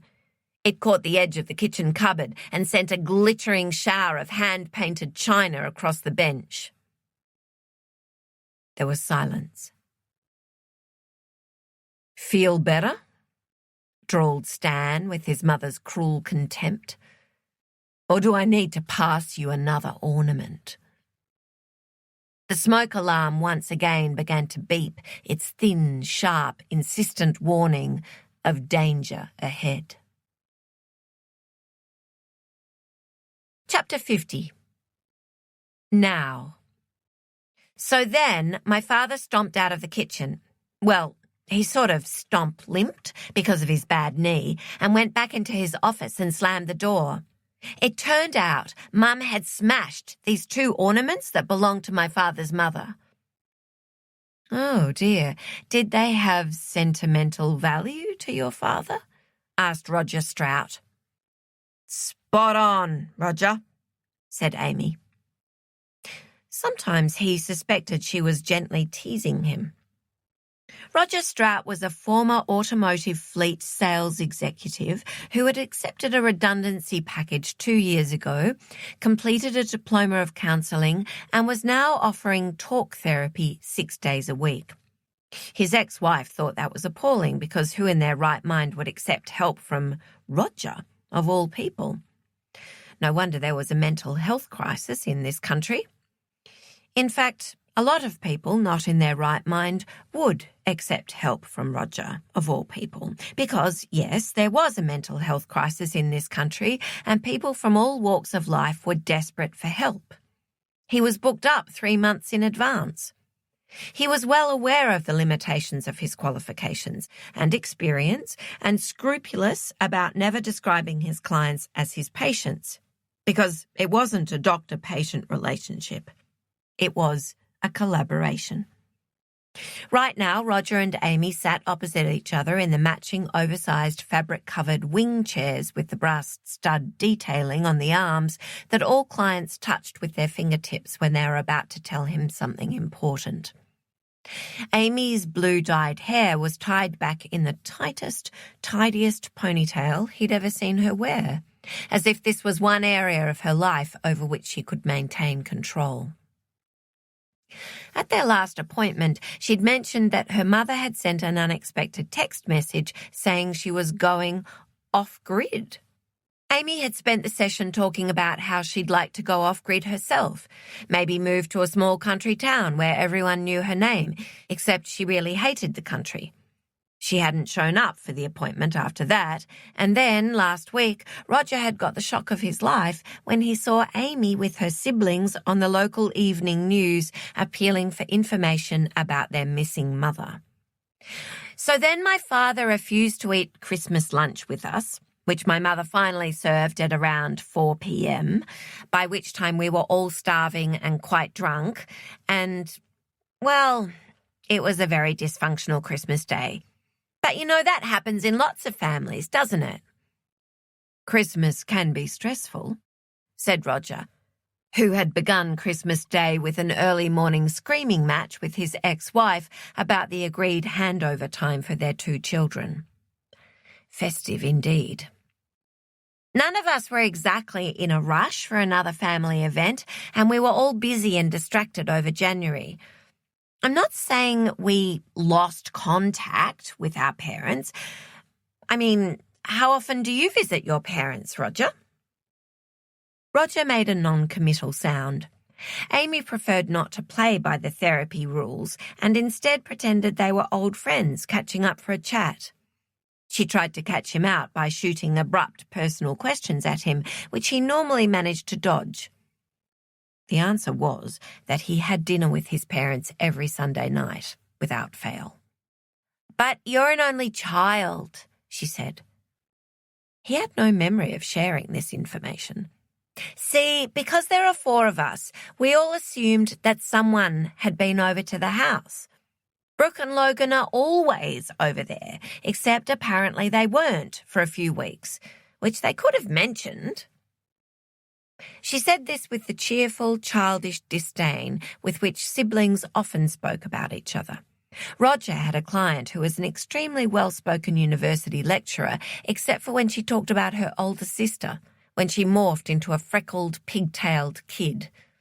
My sister gets everything, Roger! Normally, Mum is the one organising family events, or she drops by or suggests coffee, and so it took us a while to notice she wasn't in touch, continued Amy. Also, it's not like Mum and Dad are incapacitated. They're so active. They're more active than me. Amy plucked at the fabric of her pants. Mum isn't even 70 yet. They keep describing her in the papers as an elderly woman. She's not elderly. They should try returning her first serve when she's in a bad mood. She smiled tremulously at the thought of her mother's serve. My brothers and sister and I worked out that when we got that text from Mum, it had been a whole week since any of us had had any contact from her, which seems wrong. I mean, she is a little bit elderly. She used her fingertips to massage her cheeks. My jaw aches. I've been clenching it ever since we filed the missing persons report. She opened and shut her mouth a few times. I keep thinking about my rabbit dream. She looked at him expectantly. Your rabbit dream? Said Roger. You sure had to be on your toes with Amy. You know, my recurring rabbit dream? Oh, yes, I remember, said Roger, where you forget to feed your rabbit. I forget that I have a rabbit, and in my dream, I suddenly remember, oh my God, I have a rabbit, and I'm walking out to the rabbit hutch in the backyard, and I know the rabbit is going to be dead. She shuddered as if at a real memory of a terrible mistake. She lowered her voice and met his eyes. Sometimes it's not a rabbit, it's a puppy, which is worse, although I don't know why. That's so unfair to rabbits. She put her hand to her collarbone as her chest rose and fell rapidly. Your parents don't require you to feed them, Amy, said Roger. They're not bunnies or puppies or children. They're grown-ups. It was your mother's prerogative to go off-grid. Assuming she actually sent the text. Roger had read the news stories. He knew her mother's phone had been found in the house, meaning someone else could have sent the text. He wondered if his limitations were about to be tested beyond their capabilities, because it seemed possible, if not probable, that Amy's father had killed her mother. Even someone with the most robust mental health would find that traumatic. "By the way, you'll be pleased to hear I broke up with my flatmate," she said abruptly. "Not that we were ever really going out. It was just sex." She shot him a look, as if she were hoping to shock him. "Why would you think I'd be pleased about that?" asked Roger. "He's far too nice for me," said Amy. "He's been so supportive about my missing mother. I felt like I was building up this debt I could never pay off, like a mortgage. I could never have a mortgage."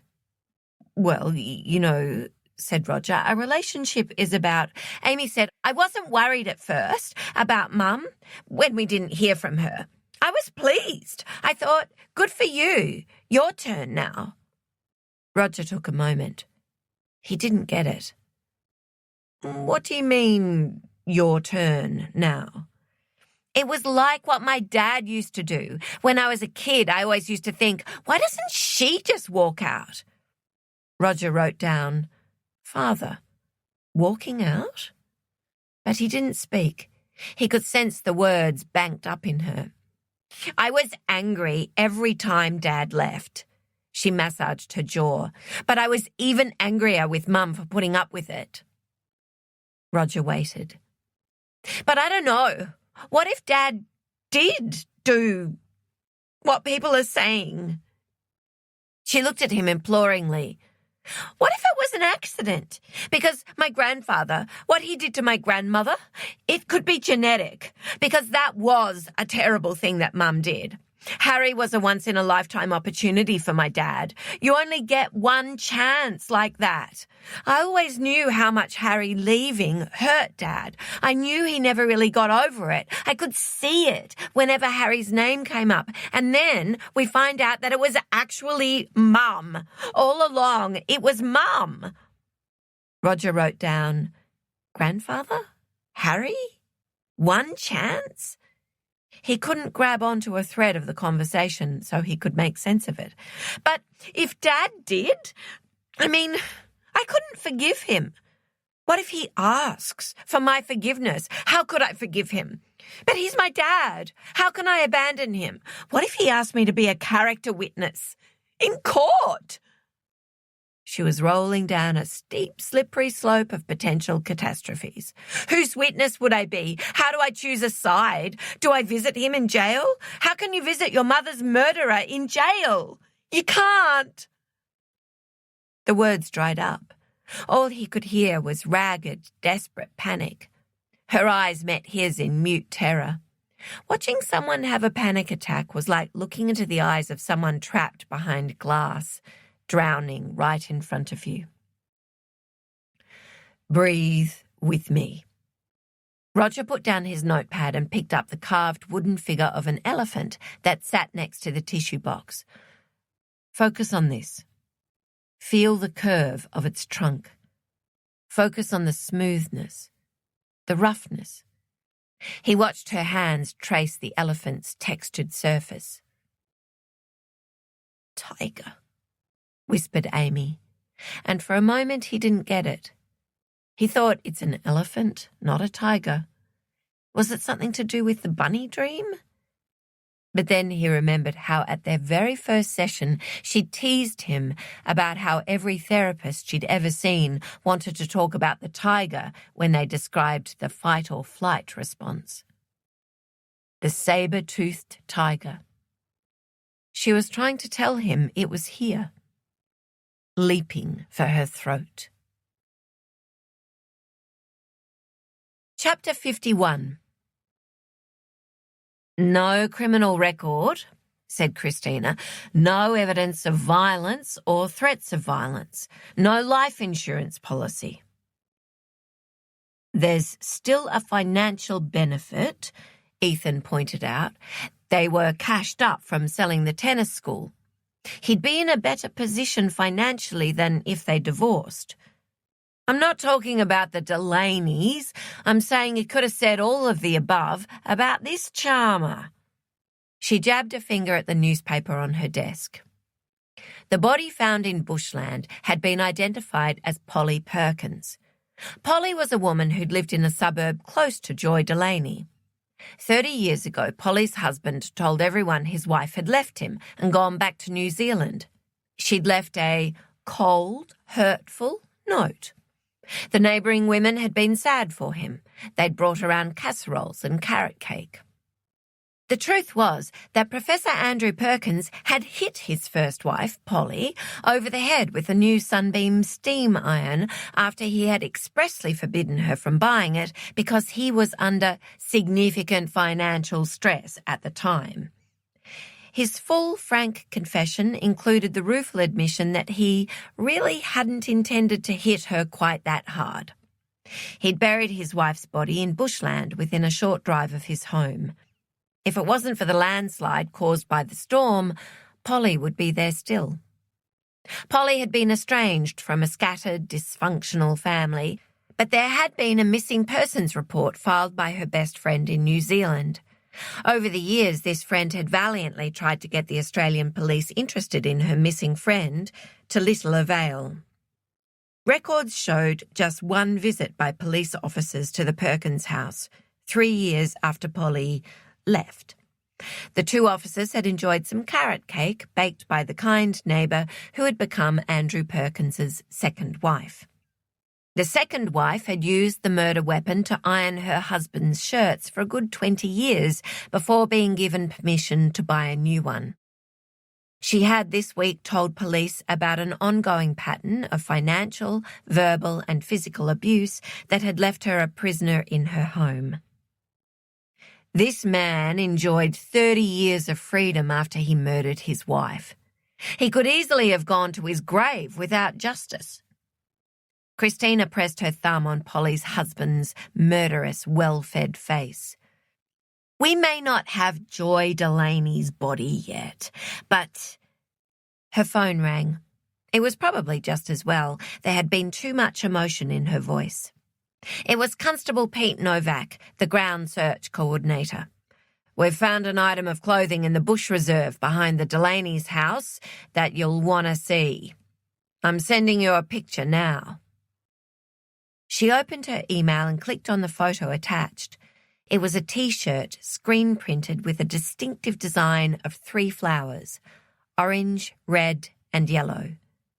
Gerberas. Is that...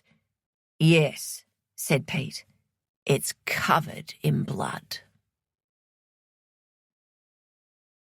Chapter 52. Thank you for coming in today, Mr. Delaney, said Christina. Ethan noted that her manner was businesslike, not at all aggressive. She seemed to be speaking with the friendly, detached authority of a medical specialist who has asked a patient to come back in for a serious follow-up appointment. You know Constable Lim, of course? She indicated Ethan. Stan looked over at Ethan and nodded, folding his arms across his barrel chest. Yep. Stan Delaney's wife had been missing now for 19 days.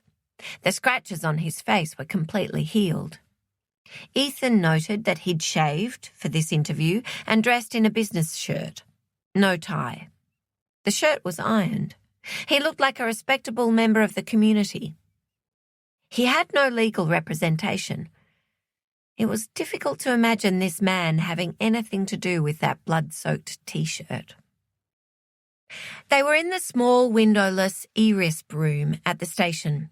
ERISP stood for Electronic Record of Interview with a Suspected Person, and it meant that this entire interview was being recorded on both an audio and video disc. Ethan sat in one corner, observing and keeping an eye on the recording equipment. You really want to be a cop? His brother had said to him when he first mentioned going into the police force. Directing traffic? Ethan's brother was an actuary. He was sitting in a city office right now solving mathematical equations while Ethan was helping solve a possible murder, and his brother thought he'd made the better choice of career. Christina did something quick and complicated with her hair to make it tighter at the back. She said, "Mr. Delaney, I'd like to go through the timeline one more time." "Okay."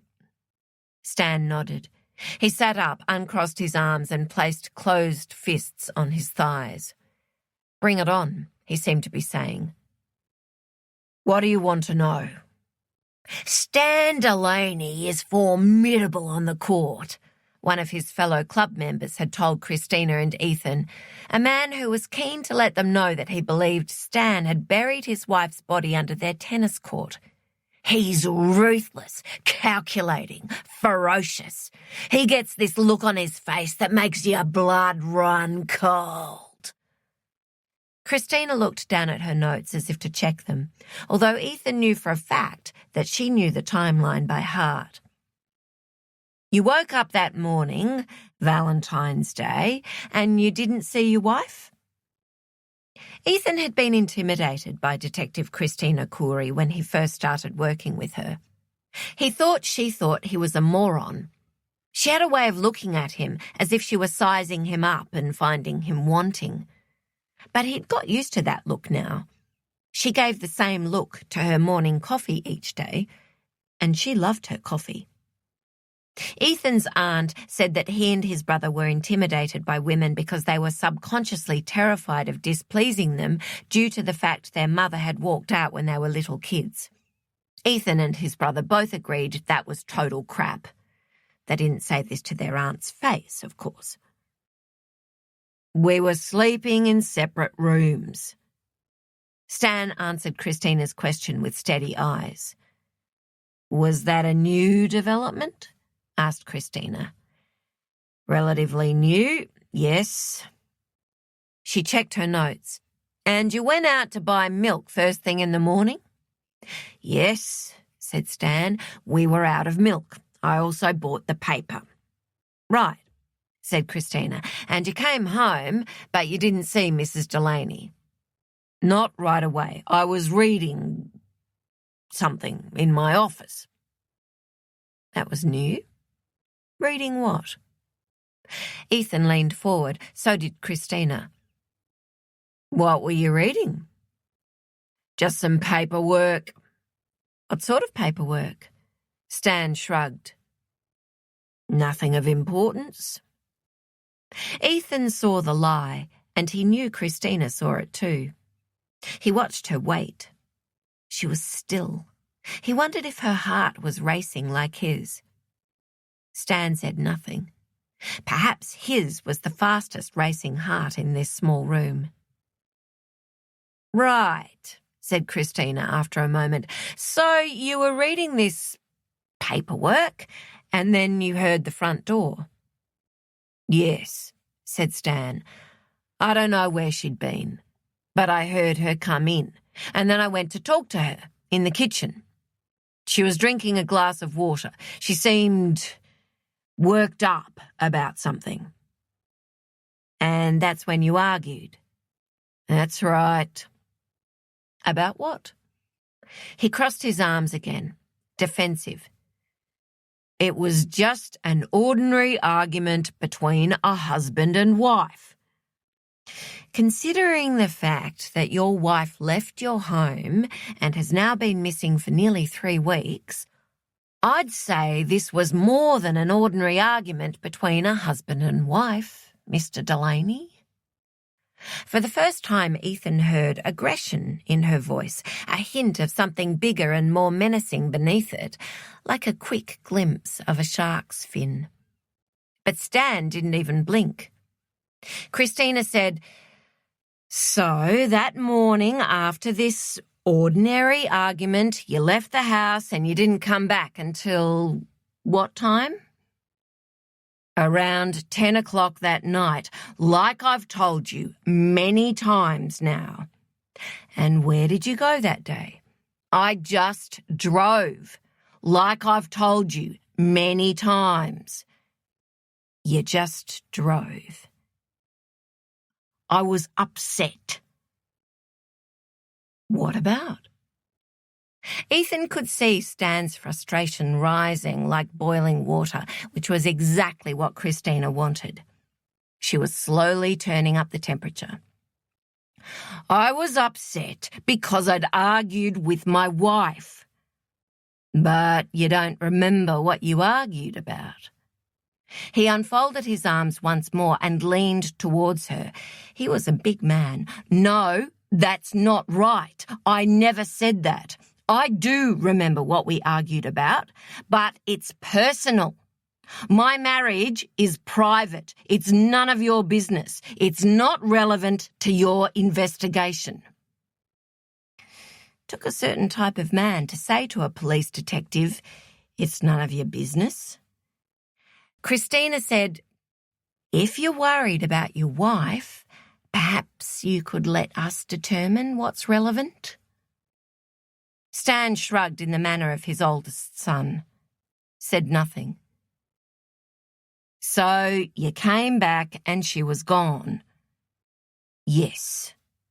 But you didn't call anyone. You didn't call a single one of your children. You didn't call a single friend. You didn't call her. He lifted his chin a fraction. We'd argued. Like I told you. I knew she was angry with me. I assumed she'd gone to stay with someone and that she'd be back the next day. But she wasn't. No, she wasn't, said Stan. Was there any infidelity in your marriage? She asked. His nostrils flared. No. Christina flipped a page in her notebook. For show. It's my understanding your youngest daughter once caught your wife with another man at a party. That was a long time ago. Joy drank too much punch and kissed Dennis Christos. It was hardly a great love affair. Old mate is dead now anyway. According to my wife, I killed him. Stan frowned as he realised what he'd just said. I didn't literally kill him. He had a heart attack. He sniffed. He should never have kissed my wife either, by the by, but as I said, that was a lifetime ago. Grudges can last a lifetime, thought Ethan. Stan jerked his chin at Christina's notebook. Did my daughter tell you that? About Joy kissing Dennis at the party? Your former son-in-law, Grant Willis. His brow cleared. Right. Well, that makes more sense. You mean because your daughter wants to protect you? He said nothing. Christina said, I'm guessing all your children want to protect you. I don't need protection, said Stan, because I've done nothing wrong. The young woman who stayed with you last year, said Christina, I believe she was a former student's younger sister. Your most famous student's sister. His face hardened. There was no affair, if that's what you're thinking. I know that's what people have been saying. It's laughable. So it's recently come to our attention that while Savannah was staying with you, she revealed certain information. Information that I understand came as a shock to you. He squeezed his lower lip between his thumb and his finger. Who told you that? Christina didn't answer. Ethan watched him trying to work out which of his children had handed over a potential motive for murder. Your wife betrayed you, didn't she? She told Harry Haddad's father that he'd be better off with another coach. I wouldn't use the word betrayed, he said. Wouldn't you? I understand that's exactly the word you did use. They held each other's gaze. It felt perversely intimate, as if they were about to kiss. Stan Delaney's eyes, brown and dark-lashed, were young and wary in an old man's face. Was it a young man's violent rage that had been responsible for this old man's unthinkable actions? "What do you mean?" His voice quavered. He was cracking. At last. "You said to your wife that you'd never felt so betrayed." "Who told you that?" Stan's jaw shifted back and forth as though he was grinding his teeth. Ethan could no longer see the young man, only the old man. An old man wondering which of his children thought he was capable of murder. "I'm hearing that your wife may not have been faithful. I'm hearing that she betrayed you professionally." Christina was going in for the kill now. "You lost your temper. Justifiably so. Harry Haddad could have and should have been your greatest professional success. Your wife stole that opportunity from you and kept it a secret." She pushed the Polaroid of the bloodied T-shirt across the table. "Mr. Delaney, we found this T-shirt buried in bushland near the back of your house," she said. "Have you seen it before?" The colour drained from his face. "Buried?" repeated Stan Delaney. "You think I buried Joy's T-shirt?" "Did you?" "No." "Do you recognise the shirt?" "It's my wife's shirt. I'm sure you know that," said Stan. He pushed the picture away from him, contemptuously, as if it meant nothing to him. "It's covered in my wife's blood. You probably know that too." Christina's tone was now almost jocular. "Mr. Delaney, this is not looking great for you. I really think it would be in your best interests to turn your mind to your last interaction with your wife." Stan sighed. He tipped back his head, stuck his thumbs in his pants pockets and studied the ceiling. "I think it might be in my best interests to shut up and get myself a lawyer." Chapter 53. Valentine's Day. It was 7 a.m. and Joy couldn't see the point in getting out of bed. There was nothing pressing to do. It would be just another day like yesterday and the day before that. The smoke haze outside her window was as grey and sombre as a midwinter sky, except for the blood-red summer sun that burned like a cigarette end. Joy had never experienced asthma, but she had recently found herself taking small, shallow, ladylike sips of air. Was it the smoke or the state of her marriage? It had been months since Savannah had left, and it didn't feel like anything was lessening or softening. The opposite. Their anger was hardening and solidifying. She and Stan had been through bad times before.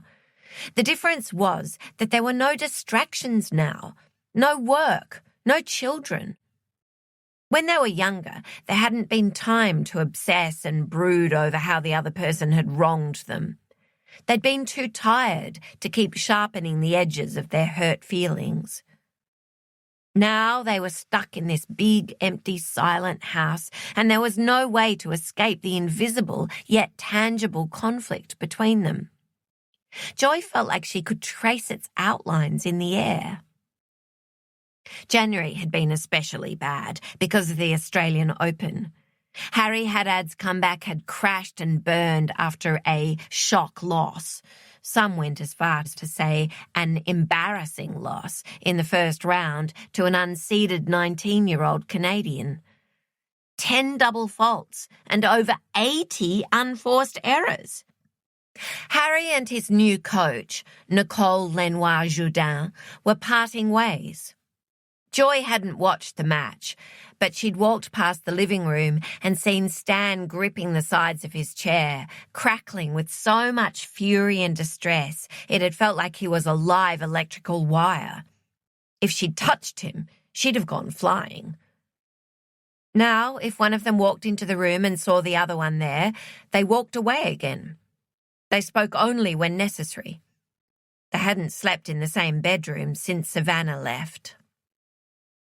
Stan slept on a mattress on the floor of Logan's old room. Amy's bedroom would have been more comfortable, but perhaps he didn't want to sleep where Savannah had slept. So, well done to him. That sure showed her. Joy bet his back hurt. She hoped it did hurt. Did that mean the love was finally gone?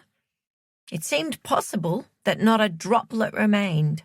She was as dry and desiccated as their desperate-for-rain front lawn.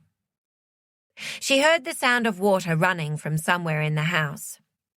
She'd stopped cooking after Christmas as a test to see if Stan might offer to prepare something, to put some toast in the toaster or to order takeaway.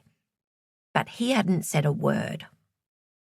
They were quietly feeding themselves as if they were flatmates, slipping in and out of the kitchen, polishing the bench tops, rinsing their plates, leaving behind as little evidence of their presence as possible, as if this were one of the rules of the competition. Stan appeared to be working his way through the cans of spaghetti and baked beans in the pantry. Joy mostly ate toast. Sometimes she boiled an egg. She felt fragile and shaky, exhausted and constantly on the verge of tears. It reminded her of the weeks after she'd just had a baby or lost a loved one. Joy didn't know how Stan was spending his days. He seemed to be doing something in his office.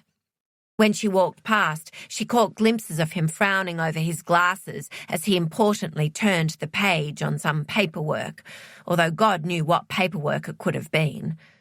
Joy took care of the paperwork. Divorce papers? Also, why did she call it his office? When the children were little, they always called it Daddy's office, even though Joy was the one who handled all the business of the business. Yet they all had to maintain the pretense that because Stan was the man, whatever he was doing was automatically more important and deserved priority over any contribution from the little lady. Well, fuck you, Stan. The swearing in her head was a new and satisfying development. When she was 30, she'd assumed that by this time of her life, nothing would matter all that much.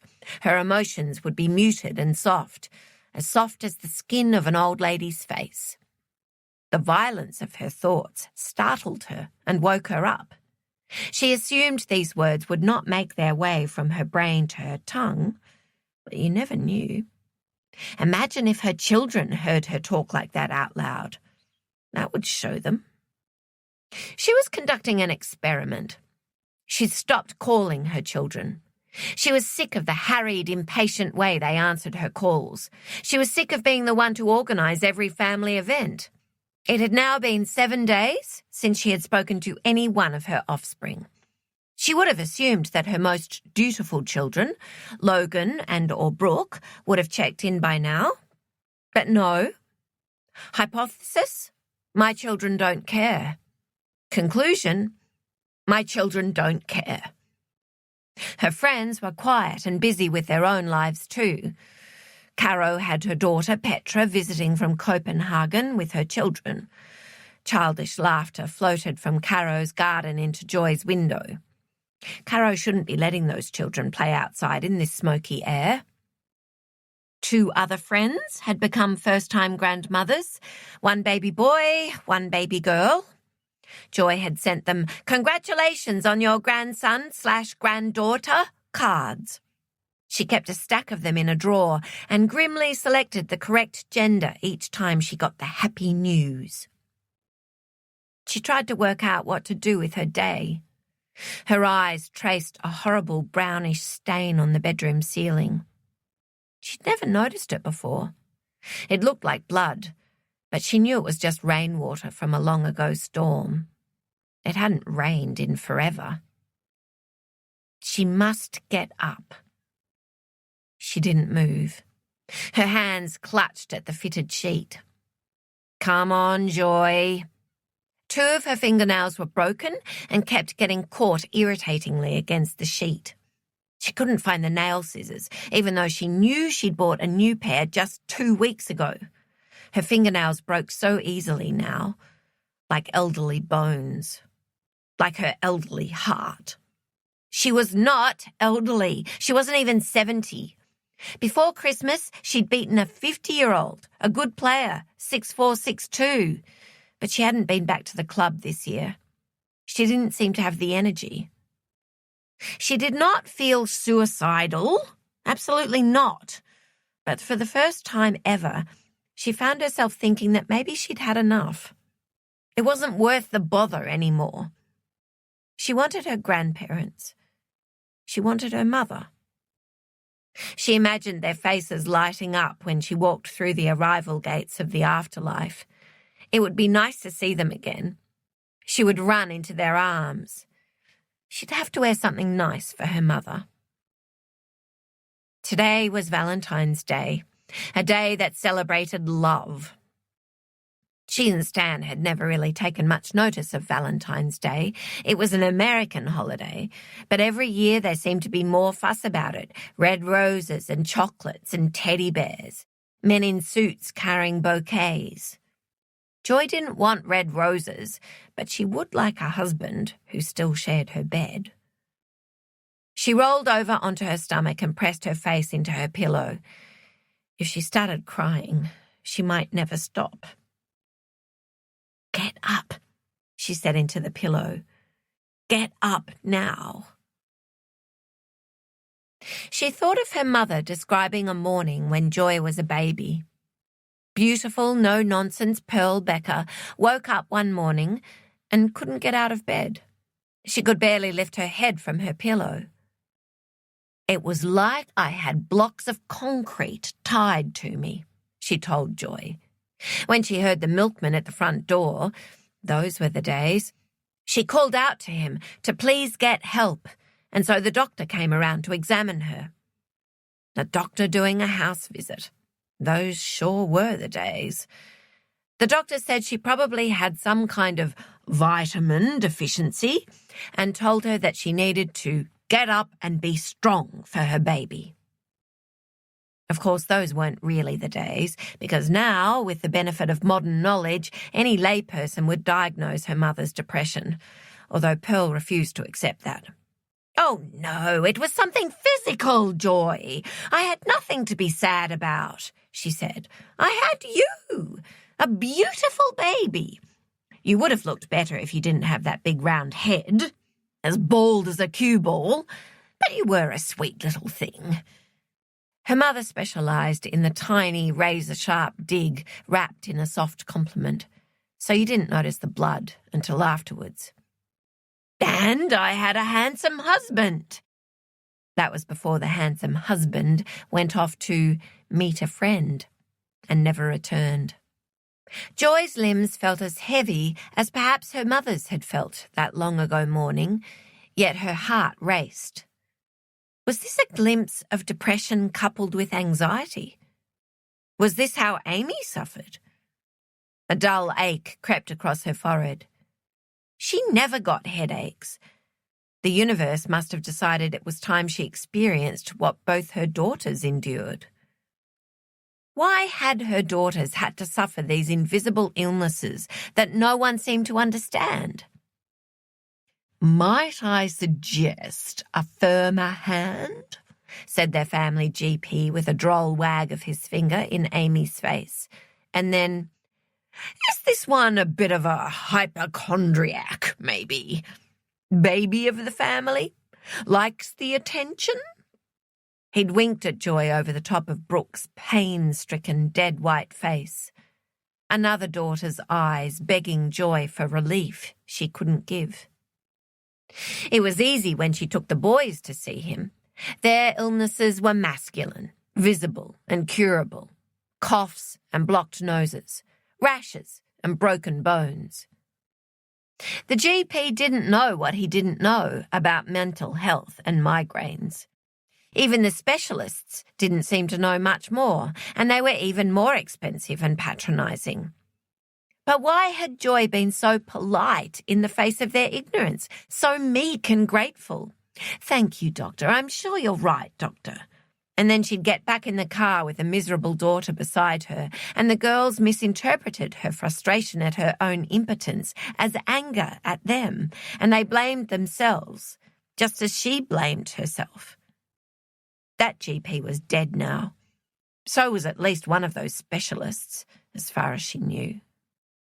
Useless rage, directed at long-since dead men, propelled her out of bed and into the shower. She gathered and stoked the rage as she showered. There was only her shampoo and body wash in the shower stall now. No evidence of a husband. Stan was using the other bathroom. Perhaps it was time to finally accept defeat on this marriage. To meet at the net, shake hands, clap each other respectfully on the shoulder, wave to the fans, and walk away. She scrubbed her head hard. Her broken fingernails gouged her scalp. She thought of all the truisms she and Stan had passed on to their children and their students. You can still fight back from match point down.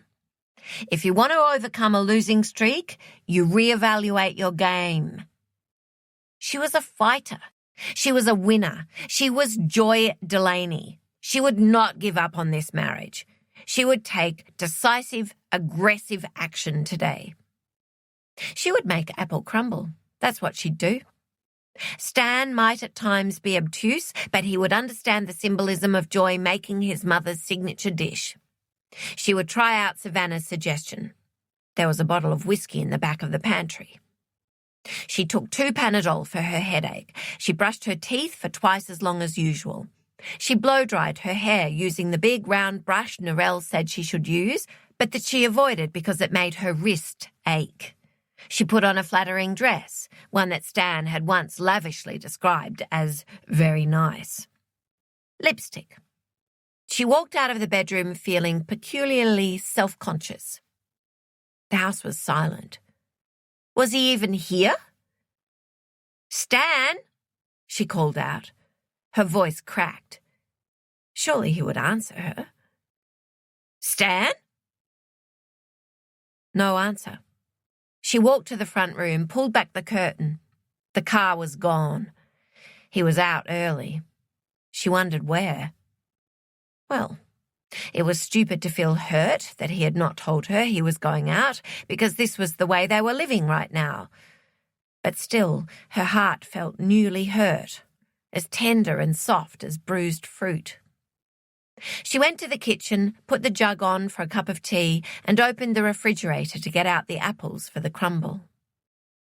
She'd bought 5 plump green Granny Smith apples when she was in the shops on Thursday, but now there was only 1 left, rolling about sadly in the crisper. Stan had managed to eat 4 apples in 2 days. She considered going back to bed and aborting the mission. No, she rallied. She would pop down to the mini-mart by the railway station and pick up some more. They always opened early. Except Stan had the car, and it would take forever to walk there. She made a low, growling sound of frustration. Steffi, who was lying in her favourite cool spot by the back door, lifted her head inquiringly, her tail thumping against the floor. "I'm trying, Steffi," said Joy. "It's just that he's eaten all the apples and taken the car." Inspiration struck. She would change into shorts and ride her brand new bike to the mini-mart. So far, she had only been for 1 little spin around the cul-de-sac. She loved the idea of the bike, but she was actually a bit nervous about traffic. She would face her fears. It was exhilarating to face your fears, or so everyone said. Half an hour later, she stood on trembling legs in the mini-mart, plunking down the money for 4 overpriced Granny Smith apples. She was friendly as usual to the mini-mart man, even though he scowled at her as usual. Why did he hate her so? She placed the apples in her wicker basket and began the ride home. She had to really work the pedals to get up the hill. In all the years she'd lived here, she had never noticed the Mount Everest-like incline of this particular street. Someone beeped their horn, making her heart leap. The bike swerved, and the front wheel banged violently against the gutter. She straightened the handles, turned the corner, looked down, and saw that the front tire was completely flat. Oh, for goodness sake, what next? She threw the bike to the ground, hard, like a child. She stood, hands on hips, breathing heavily, looking at the bike and the apples. She kicked one of the apples like a ball. It rolled a listless, short distance. She was not going to make an apple crumble today. Or ever again. So that was the end of that. You can choose the right shot, you can have a good swing and good technique, you can do everything right, and it can still go wrong. No player, no matter how good, makes 100% of their shots. Some days you lose. They drummed that into the children too. You can be number one in the world. You can win and win and win, but it's inevitable. Eventually, you will lose. She walked the rest of the way home, carrying her helmet by the strap. The car was in the driveway. She would go back and collect the bike once she'd calmed and cooled down. Inside, the house was silent, but she could still feel the skulking, sulking presence of her husband. Her shirt stuck to her sweaty body, and her mood flared as scratchy and hissy as Caro's awful thieving cat. She went to the kitchen, got herself a glass of water, and drank deeply. "You should probably read this." Stan's voice, suddenly so deep and loud behind her, made her jump. The glass banged painfully against her teeth. She turned to look at him. He threw some kind of bound document onto the table. "What is it?" she said. "It's Harry Haddad's memoir," said Stan. "This is a preview copy, I think you call it. He sent it to us to read. I'm in it. We're both in it." "Right," she said. She almost said, "whatever," like a teenager. She'd forgotten all about that damned memoir. It didn't matter now. The ugly little secret was out. "He admits he used to cheat when he played as a kid," said Stan. He tapped his finger on the document. She read the title, Game to Harry. "He admits it?" She put the glass down and slowly sank into a chair at the table, pulling Harry's life story towards her. If Harry was publicly admitting that he once cheated, then it must have been more than a few bad calls. "Yes," said Stan. "It's not that surprising." "I beg your pardon?" She looked up at him. She couldn't believe he would say that. "What do you mean, it's not surprising? You didn't believe Troy. You accused him of lying." "I did not," said Stan. "I never said he lied. I told him it was an unfortunate reality of the game. I told him he would sometimes face kids who made bad calls and that he shouldn't focus on his opponent but on his own game." "Rubbish!" She wanted to grab the back of his head and force him to look in the right direction, where he could see his past clearly. "You took Harry's side. You didn't support your own son." "My son assaulted another player. Of course I didn't support him. Are you crazy?" "Don't you dare call me crazy." She was electrified with rage, against her husband, against those long-ago doctors who couldn't help her daughters, against the rude mini-mart man. Her hair did not look nice right now. It was all flat and sweaty, and her legs still wobbled from that bike ride out Mount Bloody Everest from her failed mission to get apples to make her horrible husband's nasty mother's apple crumble. "Troy lost his temper because he didn't have your support."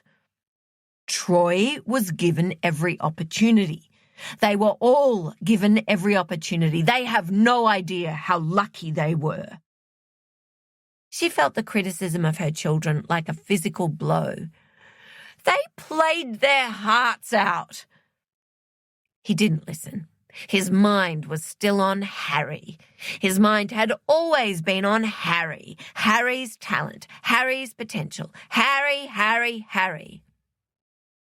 Do you want to know why that poor kid cheated? He roared. He picked up the bound document and shook it violently at her. Because his father told him his sister had cancer. The words jolted Joy, like a change in direction so sudden it could rupture an Achilles tendon. She thought she already knew everything that Stan had to say in this argument. She said faintly, "He told him Savannah had cancer?" Like father, like daughter. He smiled with grim satisfaction, as if he'd predicted exactly this bizarre outcome, and pushed the manuscript across the table towards her. He told Harry that he had to win prize money so his sister could get some kind of life-saving medicine. Dumb kid thought he was playing to save his sister's life. No wonder he cheated. If he'd stayed with me, I would have found out and put a stop to it. But I never got that opportunity because you made a unilateral decision to send him away. His hands were splayed like claws, like he wanted to strangle her. She could not think about Harry now. She focused instead on the information she'd had back then. Your children needed your support, she shouted back. I needed your support. You had no right. Coaching was my profession. Stan towered over her, and she was not frightened. She was exhilarated, because the fractured shell of their marriage was finally cracking open like a coconut. She wanted it all out. She wanted to finally say everything she'd never said. What about my profession? She banged her chest with her fist. What about me? What about my career? My sacrifice. Your sacrifice? His disbelief was like a public shaming, as if she had anything to sacrifice. She wasn't worth anything, not a smile from the mini-mart man, not a phone call from her children. I gave up my tennis for you, she said. Finally, she'd said it out loud. All these years it had been there, never on the tip of her tongue, not at the back of her head, but right at the centre of her chest, beneath her collarbone, between her breasts, right where she continued to bang her fist over and over. What about me? What about me? What about me? She'd never wanted his gratitude, just his acknowledgement, just once. Because otherwise, what had been the point of her entire life? Of all those lamb chops she'd grilled, of all that spaghetti bolognese. My God, she despised spaghetti bolognese. Night after night after night, plate after plate after plate, the laundry, the ironing, the mopping, the sweeping, the driving.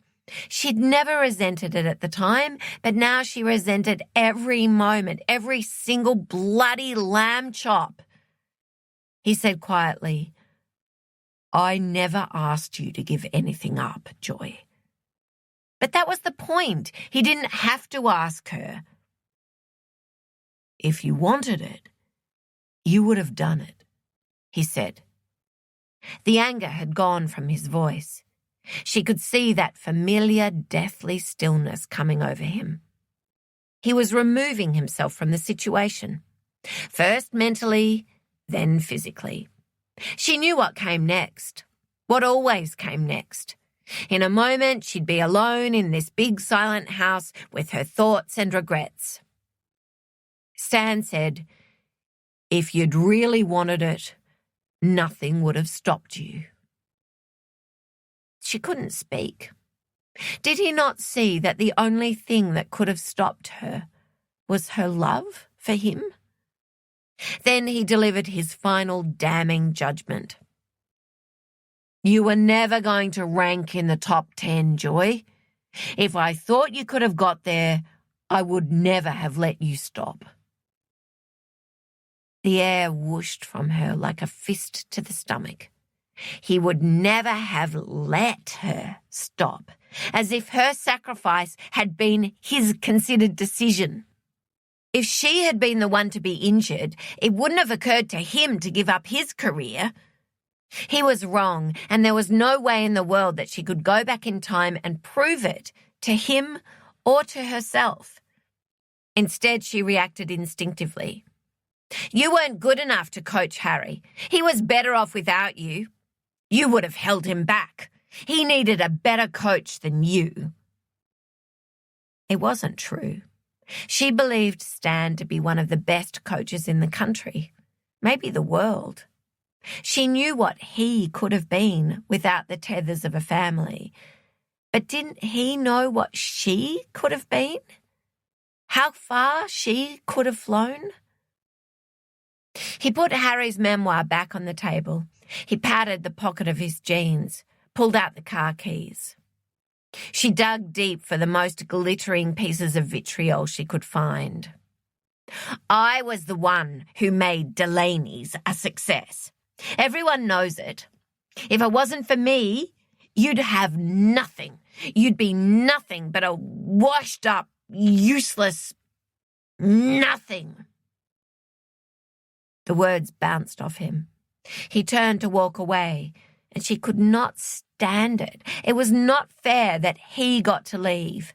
It had never been fair. It had never been right. And yet she'd endured it over and over again, and her children had endured it. And it was unacceptable, inexcusable behavior, and she would no longer accept. She would no longer excuse. This time, he would stay. She ran after him, and even as she ran, part of herself registered the shame and indignity and inappropriateness of her actions. She floated up to the skylight and observed herself, a small, sweaty senior citizen running out of her nice kitchen and down the hallway towards the front door after her husband, shouting incoherently, alongside an old dog, barking confusedly, trying to work out where the danger lay because there were no strangers in the house, so what could there be to fear? Joy reached for the back of her husband's checked blue and white shirt, the shirt she'd ironed, to wrench him back, to make him stay. Steffi ran in crazed, panting circles around them. Stan swung around and the dog tripped him. He lurched forward, nearly falling. One hand grabbed at the wall, causing the framed photo of Brooke with her under-8s regional trophy to swing and bang and crack. Joy's outstretched hand, clawing for his shirt, instead raked down Stan's cheek, drawing instant blood with her vicious broken nails. He grabbed her, his fingers painful on her shoulders. She froze, because his face was no longer his. It was an unfamiliar mask of ugly rage. Her heart stopped. The world stopped. For the first time in her 69 years, she felt the fear. The fear every woman knows is always waiting for her. The possibility that lurks and scuttles in the shadows of her mind, even if she spent her entire life being so tenderly loved and protected by good men. Chapter 54. Now. "Let's see it one last time," said Christina. Ethan pressed play, and they sat, side by side at his desk, transfixed by the jerky but clear colour footage from the CCTV provided by the neighbours who lived 2 doors away in the same cul-de-sac as the Delaneys. The camera had been smashed by a hailstone in the big storm 2 days after Joy had disappeared, and Karo Azinovich's son, who had installed the camera for his widowed mother, had been getting it fixed. He was the one who had brought police this damning video revealing a fisheye view of the front of his mother's house. It captured, accidentally, a pie-shaped sliver of the Delaneys' driveway. Christina and Ethan watched Stan Delaney emerge from the front door of his home at 2 minutes past midnight on the day after his wife disappeared, struggling to carry an unwieldy, floppy object wrapped in a blanket to his car. He opened the boot of his car, dumped the object, leaned in to rearrange it, reached up with both hands to slam the boot shut, and then he stood for exactly 3 minutes and 47 seconds, both hands flat on the car, his head bowed, like a man in solemn, reverent prayer, before he finally lifted his head and walked off camera. It was eerie and powerful to watch. "Jesus," said Ethan, "the way he stands there for all that time, it's so... my God." "I know it is," said Christina. She would get her confession today. She could feel it. She would play this footage to Stan Delaney, and she would not say a word or make a sound for the entire length of the video. She would watch himself bow his head over his wife's body. She knew he was not a churchgoer, but she knew he'd been brought up Catholic, as had she, and she recognised the stance of a man in prayer, a man who longs to confess his sins. Tonight, she and Nico would go to meet their parish priest to discuss the holy sacrament of marriage, and she would try not to think about the fact that Joy and Stan Delaney had once made the same vows that she and Nico would make next spring. She would not think about a young Joy Delaney or Polly Perkins promising their husbands to have and to hold, for better, for worse, for richer, for poorer, in sickness and health, until death do us part, until you carry my body out to the car in the dead of the night and dispose of it somewhere it will never be found, until I speak too loudly, until I spend too much money on a new iron, until I hold back your career for the sake of our family, until I kiss another man at a party, until I displease you in some way I cannot yet imagine." "Christina?" said Ethan. "Sorry," said Christina. "What were you saying?"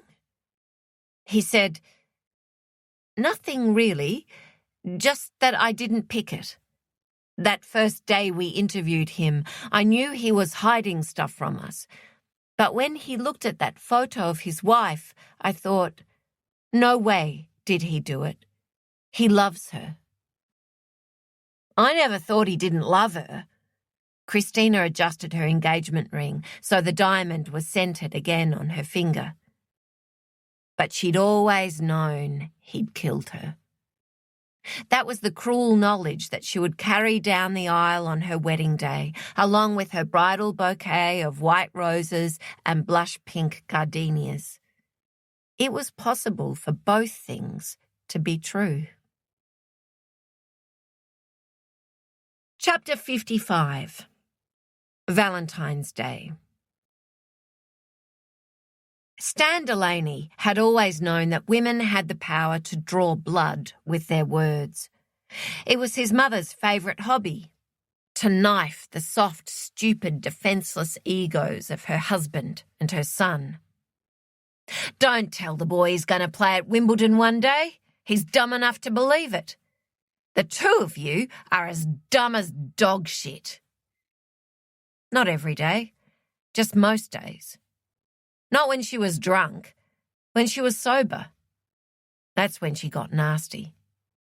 She'd jab her finger at the side of her head and smile her beautiful smile at her husband and say, "The lights are on, but nobody's home. Isn't that right, my love?" Stan's father had no arsenal of clever words with which to defend himself. He quailed and recoiled. He smiled stupidly, as if his wife had made a joke that was too clever for him. He shut down and went silent. He took it and took it. He took it and took it until one day he didn't take it anymore. 14-year-old Stan ran to his mother where she lay crumpled and still on the floor, and it was good that he did that. He could always tell himself that his first instinctive response had been to run to his mother, to put his body between her and his father. But he also could never forget the first tiny, terrible, traitorous thought that came into his head. She deserved it. So faint, so tiny, he sometimes pretended he'd imagined he thought it.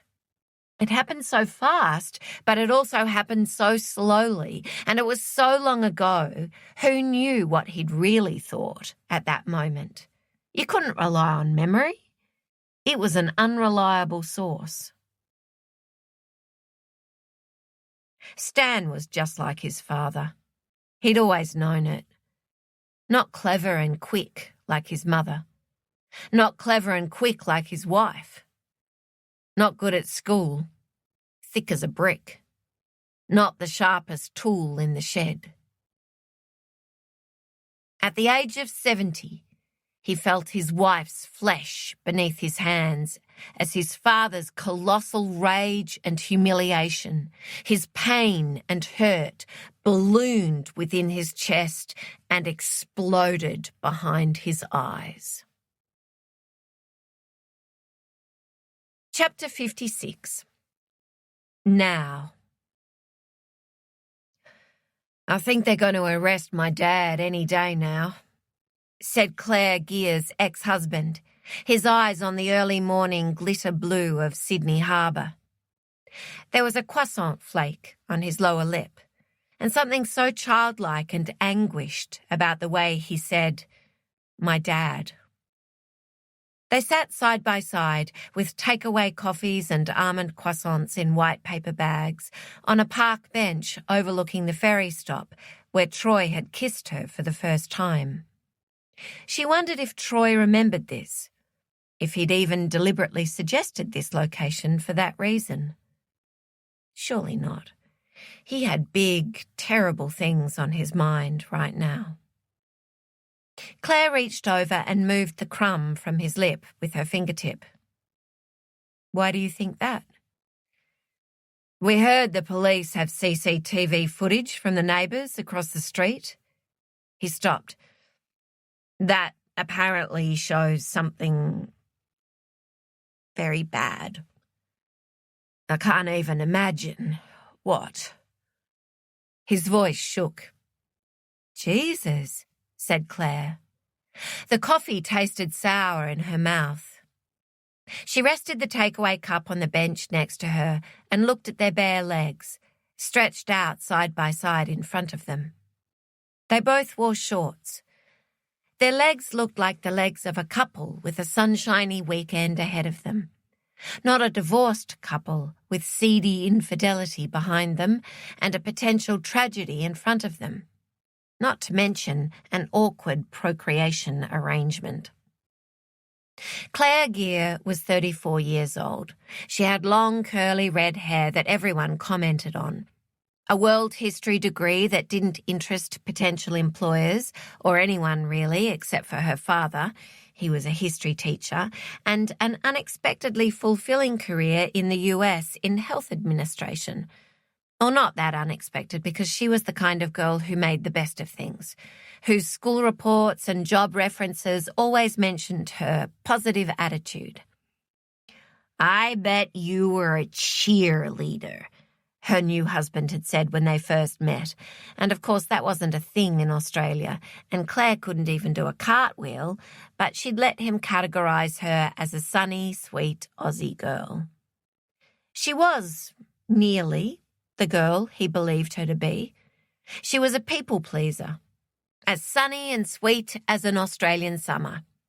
No need to mention the humidity or mosquitoes, the bushfires or hailstorms. She loved Jeff dearly, but not in the helpless, hopeless way she'd loved Troy. The point of history was to learn from it, not repeat it. She would have happily never seen Joy Delaney ever again, or even returned to Australia. The wounds had healed nicely, no visible scars, and she'd found a new life, a new love, so she could once again watch romantic comedies without scoffing. But here she was, in Sydney, sitting next to her ex-husband. She knew that Troy had only consented to her trying to get pregnant with their embryos as a form of penance. She'd seen the instinctive horror on his face when she'd put it to him in New York last year. She also knew her husband, Jeff, did not want her pregnant with her ex-husband's child. He didn't want a family that badly. She'd seen the exact same instinctive, horrified response on Jeff's face when she'd put it to him. Both men were doing it for her, one out of guilt and one out of love. It was the first time in her life she'd asked more of someone than they wanted to give, more than she maybe deserved. But the truth was that she didn't think twice when it became clear it was her only option. She couldn't long for her own biological child and leave 5 possibilities frozen for eternity. She'd been in Australia now since last November, trying to get pregnant, while Jeff had stayed in Texas, except for a 2-week trip at Christmas. It had been a strange, surreal time, the longest period in her life since she'd graduated, that she hadn't had a full-time job. She was reading and doing a lot of walking. She'd met with her ex-husband a handful of times, always for business-like coffee, and they seemed to have found an acceptable, companionable rhythm. She'd even introduced him to Jeff when he visited in December. It seemed the polite, grown-up thing to do considering their arrangement, but it had been weird and clunky. Awful, really, and she could tell the two men hated each other. Both men had been at their worst, show-offy and insecure. But now Troy's mother was missing. None of that mattered. "I just don't believe it," she said. "I know I haven't seen your parents in years, but it just doesn't seem possible to me." She remembered the toast that Stan had given at their wedding. "In my profession, love means 0, Stan had said, champagne glass in hand, and he'd waited a moment to be sure everyone got the joke, nodding happily as all the guests groaned. Then he said, "But in life, love means everything. Love wins the match. I'm not the sharpest tool in the shed, but I made the smartest decision of my life when I married Troy's mother. And I reckon Troy just made the smartest decision of his life when he married this beautiful girl right here. Don't ever let her go, mate. And welcome to the family, sweetheart." Then he raised his glass to Claire and sat down and kissed Joy, his hand at the back of her head, pulling her to him as if they were the young bride and groom. It was impossible to imagine that man hurting his wife. That man would have died for his wife. But then again, it had been impossible to imagine his son, with whom she'd been so besotted, cheating on Claire for no good reason. That's what had been so painful. They weren't in a rut. They weren't having issues. He didn't fall in love with someone else. He wasn't even drunk or high. He just randomly, arbitrarily, idiotically broke her heart. Unimaginable things happened every single day, and there wasn't always a good reason. "Brooke has found Dad a good criminal lawyer. We know exactly what to do when the call comes through," said Troy. "Brooke is standing by Dad. She said that even if he did it, she'll stand by him. Brooke says one moment of madness doesn't nullify a lifetime of love. But I think it does. I think it does nullify it. Don't you?" Claire lifted her hands. "You're in an impossible situation, Troy.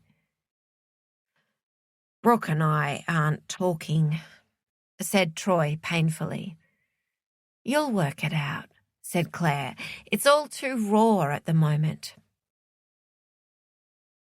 "Dad never gave me an inch." He made a harsh, jarring sound that only just resembled a laugh. He can hardly expect me to forgive him for killing my mother. I don't think he would expect your forgiveness, said Claire. If this happened, if there really was a moment of madness, he would never forgive himself. Troy glanced sidelong at her. He was so angry with me for what I did to you. Ancient history, said Claire. It wasn't. Technically, it was contemporary history, a subset of modern history. She crumpled her empty croissant bag into a ball. A ferry sounded its sonorous horn as it lumbered across the water towards them. That's where I kissed you for the first time, said Troy, his eyes on the ferry stop. Don't, said Claire sharply. Sorry, said Troy. I just didn't want you to think I'd forgotten. They watched the ferry bump clumsily to a stop. The passengers emerged across the gangway. A savage-eyed seagull stalked towards them in the hope of something better than croissant crumbs. This one worked, said Claire quietly. He said nothing. She thought he didn't get it. I know it did, said Troy finally, without looking at her. Congratulations. I'm really happy for you. You know? She swung sideways to look at him. How do you know? I just knew, the moment I saw you. Something about your face, and you're not drinking your coffee. That's not why. It just tastes really strange today. It tastes strange today because you're pregnant, said Troy. It's great coffee. She looked with astonishment at the takeaway coffee cup. I can't believe you worked that out before me. I know you, said Troy quietly. He lifted a hand quickly, as if to accept a fair penalty by the ref. Sorry, I knew you. I once knew you. They sat in silence and watched the ferry heading back out towards the horizon. And the grief for what could have been and what could now never be bowed their heads. I wish I could tell my mother about this, said Troy. I wish I could tell your mother about it too, said Claire. She wished so many things were different about this moment, except for the baby, who would be cherished, who had been created out of modern medicine and love. Reluctant, guilty, complicated love, but still love. Somehow it would all work out. She would make sure of it. Chapter 57. Troy thinks Dad is going to be arrested today, said Logan. What does Troy know? Said Indira Malik, and she realised she'd automatically slipped into the role of supporting Logan in the ongoing competition between him and his younger brother, although only Troy openly wanted to win. Indira and Logan sat at the glass-topped table where they used to eat dinner each night. She'd told Logan that she was here in Sydney for a friend's baby shower, and it was true. But she would never have flown all this way for an awful baby shower. She'd come for Logan. You're still in love with him, accused a friend as they cooed, so cute, each time the guest of honour opened another gift and held it up above the proud, pregnant curve of her stomach. Indira had informed her sternly that her ex-boyfriend's mother was missing. She was here as a friend. How is Amy coping? She asked Logan. She's okay. I think she's actually in a session right now with her therapist or counsellor or whatever we're meant to call him, said Logan. That's good, said Indira. She should probably... She stopped herself. She was no longer a part of the Delaney family and therefore no longer entitled to an opinion about how Amy should manage her mental health. Amy had once told Indira that she was pigeonholed because she was easily offended when she was a child, and now everyone assumed she was still easily offended, which was offensive. Indira had sympathised because she too was pigeonholed by her family as the clumsy one, even though she was no longer especially clumsy. She picked up one of the missing person flyers on Logan's table. It was too busy, with too many different typefaces. It broke her heart that she hadn't been the one to design it. The photo showed Joy wearing a T-shirt that Indira had given her. It was screen-printed with 3 big gerberas. She and Joy had a shared fondness for the flower. They bought little gerbera-themed gifts for each other. "Do you want any help putting these flyers up?" she asked Logan. "It's okay," said Logan. "They're everywhere. I feel like we've done everything possible to get the word out there. She's just vanished." Indira looked at Joy's smiling face. Logan's mother would never deliberately stay out of contact for this long. She was the sort of person who kept effortlessly in touch with everyone. Even after Indira broke up with Logan, Joy had continued to send the occasional non-intrusive text or email filled with exclamation marks and emojis. Logan didn't seem at all like his mother, but in this they were alike. He was good at keeping in touch with people too. He was the friend who went around to people's houses and helped build their back deck or fix their drainage problem. He was the friend people called when they'd locked themselves out of their house or when an appliance exploded. She should never have called him passive. Passive people didn't spend entire weekends helping their friends build back decks. He was a good person. She experienced the truth of this like a physical injury, a literal twist of the heart. "Are you okay?" asked Logan. "Don't worry about me," said Indira. "I'm worried about you."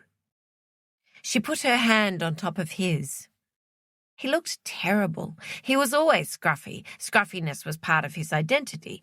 It was how he differentiated himself from his brother. That was her theory, of which he did not approve. But this was a new level of scruffiness. His eyes were red, his skin blotchy, his jeans sagged around his waist like an old man's trousers. He must have lost weight. 7 months ago, she'd broken up with Logan because she'd felt trapped, pleasantly trapped, but trapped nonetheless, in a perfectly nice life, living in this perfectly adequate townhouse, going to the same perfectly adequate Mexican restaurant every Friday night. It wasn't that she loved change. The thing she most disliked in Logan was the things she most disliked in herself. She, too, loved the seductiveness of a daily routine. Logan didn't chase her to the airport like a scene in a movie. Naturally, he didn't. But then, nothing happened. Her life didn't magically become different. She was still Indira, just alone and lonely. She missed him. She missed sex. She had assumed sex was like chocolate. If it wasn't in the house, she wouldn't think about it. It had begun to occur to her that she wasn't trapped because of Logan. She'd been trapped in her own Indira self, like everyone was trapped in their own selves. "What about Troy and Brooke? How are they?" She could feel the question everyone was surely asking, unpleasant and sour in her mouth. "Do you think your dad did it?" "Troy and Brooke aren't speaking," said Logan. "It's like Troy thinks he's proving his loyalty to Mum, and Brooke thinks she's proving her loyalty to Dad." "And you?" said Indira. "What about you? Are you okay?" "I'll be fine," He suddenly flipped his hand over and held onto hers. She watched his face. A muscle in his jaw shuddered. He squeezed her hand once, tightly, and then he returned it to her, carefully and gently across the table. She held the released, rejected hand with her other hand, as if to comfort it. Logan tugged hard on his earlobe. "Are you happy?" "I'm fine," she said. "You don't need to talk about me right now, not when you're going through this terrible thing." "Are you painting?" "Am I painting?" She gave a half laugh. "I'm all talk and no action when it comes to painting. You know that." "That's because you need a studio," said Logan urgently. "Sure, Logan," said Indira. "That's what I need." "You need somewhere like this," said Logan. "Just for example." He opened his laptop and clicked on a real estate website. "What's this?" Indira pulled the laptop towards her, and her elbow knocked against the cup of tea she'd been drinking. Logan caught it before it spilled, with practiced ease, as if he'd known that was going to happen. "It's a 3-bedroom house," said Logan. "It has a granny flat out the back. The light is beautiful." Indira stared without comprehension at the screen. "Sorry, Logan, I don't quite get—" "I looked at it just before Mum went missing." Logan tapped his finger on the screen. "It's further out from the city, but it would be worth it for more space." Had his anxiety about his mother made him lose his mind? "I also bought you a ring," he said. "It's in my sock drawer." She stared at him. "Obviously, I'm not proposing. Not now. Not when my father is about to be arrested for murdering my mother. It's just that you're here, looking—" He gestured up and down at her body as if it were obvious what he wanted to say. She looked down at herself, mystified. She was wearing a comfortable shift dress that he must have seen 100 times before. Her nose was red around the nostrils from a cold last week. "Looking so bloody beautiful," he said, and his voice broke on the word beautiful. Indira was stunned. She had never seen him cry. Not even close. When they first started dating, he used to call her beautiful all the time, and she'd snap at him because it embarrassed her. It made her feel as if she needed to urgently call out to a derisive audience, "Don't laugh, I know it's not true." So eventually he stopped saying it. She'd successfully trained her beautiful boyfriend not to call her beautiful. Logan rested his head in his hands. His voice was muffled. "Sorry, I don't know why I said that. It just came out. I'm so tired." "It's okay." She put her hand on the back of his neck and leaned in close to his ear. "Everything is going to be okay." She didn't know that, of course. All she knew was that right now she was going to make him eat, and then sleep, and then she was going to stay by his side for whatever horrendous or wondrous things lay ahead. Chapter 58. "Beautiful day," commented Ethan to Christina as they drove towards Stan Delaney's home to arrest him for his wife's murder. "It is."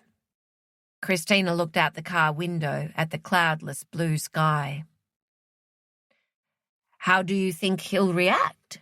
asked Ethan.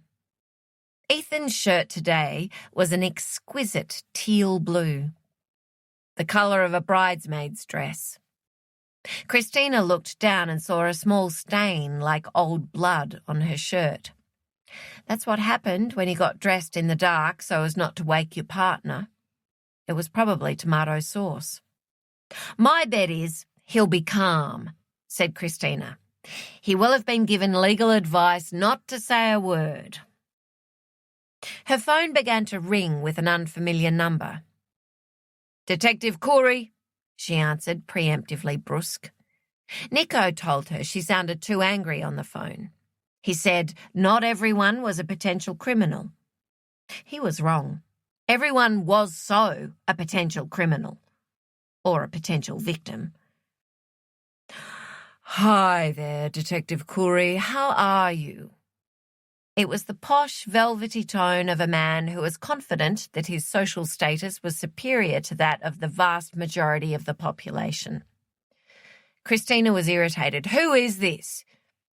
This is Dr. Henry Edgeworth. I understand you've been trying to reach me. I've just returned from overseas. Most people sounded nervous when returning a phone call from the police, but not this wanker. Yes, that's right, said Christina. Took your bloody time, mate. It's in relation to a missing woman. Joy Delaney. Delaney, he repeated, his silk-smooth voice snagged.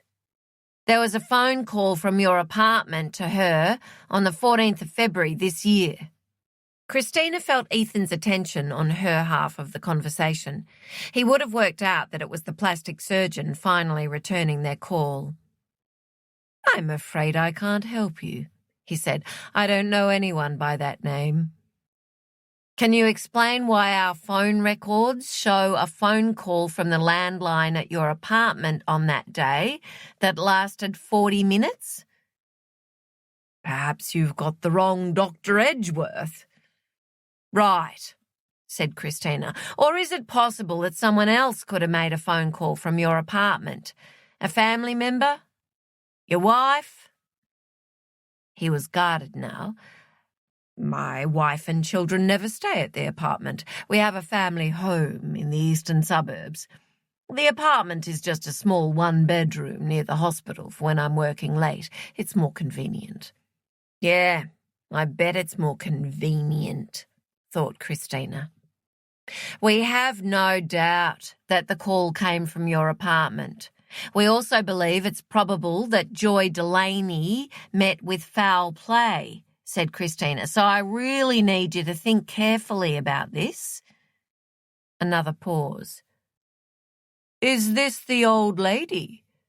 I saw the husband on the news. That's right, said Christina. Well, he cleared his throat. Well, all right, I can tell you that I did have someone staying at the apartment a few weeks back, a family friend. Girlfriend, definitely a girlfriend. So now I think about it, I'm guessing she was the one who called this lady, said Dr. Edgeworth. His voice grew in confidence. In fact, I'd say she definitely did. I expect they're related. Christina said, Why would you expect that? Well, as it happens, this girl's name was Savannah Delaney. Savannah Delaney? Repeated Christina, looking at Ethan. His eyebrows had popped. Right from the beginning, she'd known that Savannah was at the very centre of this investigation, and yet they still hadn't managed to locate the damned woman. Maybe she's her niece or something. She said her mother was dead. When did you last have contact with her? Not for a while now, said Dr. Edgeworth. Actually, the last time we spoke was probably, let me think, Valentine's Day. Chapter 59. Simon Barrington's breath quickened as he stared at the words on his laptop screen. Was it a coincidence? Was he misremembering the words in Amy's mother's text? Did this mean nothing or everything? Had he just accidentally cracked the case of the disappearance of Joy Delaney? He was sitting at the dining room table. He knew Amy was at home. She'd just walked in the door and given him a silent, stiff wave before running up the stairs to her room. She was so fragile right now, like a delicate glass version of herself. "You knew this wasn't ever going to be a thing, right?" she'd told him when they broke up a few days ago, although Simon wasn't sure if there was anything to break. She made it sound as if there were blindingly obvious ethical considerations that prevented them from being together, as if they were married politicians from opposing parties, not flatmates with a larger-than-conventional age gap. They could have given it a shot. But he said, "Sure, I knew that," because he didn't want anything to be difficult for her right now, and she was looking at him with such desperate entreaty. "I'm hard work," she told him. "I'm hard work even when my mother isn't missing." He could have quoted his dad's favourite Chris Christopherson song and told her that loving her was easier than anything he'd ever do again. He could have said, "Let me help you get through this." He could have said a lot of things, but he just said, mildly, "I like hard work. I'm a hard worker." Then he felt bad because she'd looked like she was about to cry, so he'd said, "It's fine, Amy. Don't worry about me. Focus on your mother." There were footsteps on the stairs again. Was she going straight back out? "Amy," he called. She came into the dining room. "Hi," she said. She looked pale and tired, but composed. "I'm on my way out. My brother is picking me up. He thinks my dad might get arrested today." She smiled without it reaching her eyes. "Lucky I got in a quick session with my shrink. I'm good to go." "That text message your mother sent," said Simon. "Did it mention the number 21? Amy looked startled. "I think it did, but they were just random nonsense words. She did that when she texted without glasses." She tapped at her phone and showed him the text message. The wording was exactly as he remembered. "Well, this might not be anything," said Simon, "but I was just thinking about Savannah and how it turned out she was Harry Haddad's sister. So then I was Googling Harry and I was looking at his charity work and I noticed this." He moved the laptop around so she could see the words. She looked at the screen, then at her mother's text message and back at the screen again. He saw her catch her breath.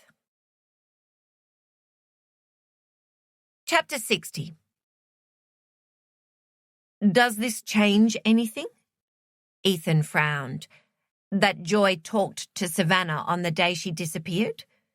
And that was also the last day Dr. Edgeworth had contact with Savannah?" They'd stopped at an intersection and he looked over at Christina, his hands on the wheel, trust and respect in his eyes, as if this was a question with a right or wrong answer, and that Christina, with her years of experience, would know the answer, and all he had to do was ask for it. He thought she had some special knowledge, and that one day he would attain that knowledge, and for a vertiginous moment she felt like a kid, pretending she was an experienced detective. "I'm just little Chrissy Curry, Ethan. What the hell would I know?" "What do you think?" she said. Good mentoring. "Well," said Ethan, "is it possible that Joy and Savannah are somewhere together?" "It's possible," said Christina. "Anything is possible without a body." "Call us when you've got a body," the guys in homicide said. "Accept nothing. Believe nothing. Check everything." Should they turn around? "It doesn't change the evidence," she said. "The scratch marks, the bloodied T-shirt, the CCTV footage, the motive. We've got plenty." Their interview with Savannah's famous brother had told them exactly nothing. Harry Haddad spoke with fond respect of his former coaches, Joy and Stan Delaney, but said he hadn't spoken to his sister in many years. He thought his father might once have had an email address for her, but he wasn't sure. Harry was estranged from his mother and had no contact details for her either. "My mother remarried multiple times," he said. "I'm not even sure what surname she's decided to use these days." His tone, initially warm and helpful, had begun to fray as he discussed his complicated family history. Savannah was an optical illusion, a distraction. Her only relevance was that she'd given Stan a motive to murder his wife. "So we're still going to arrest him," said Ethan.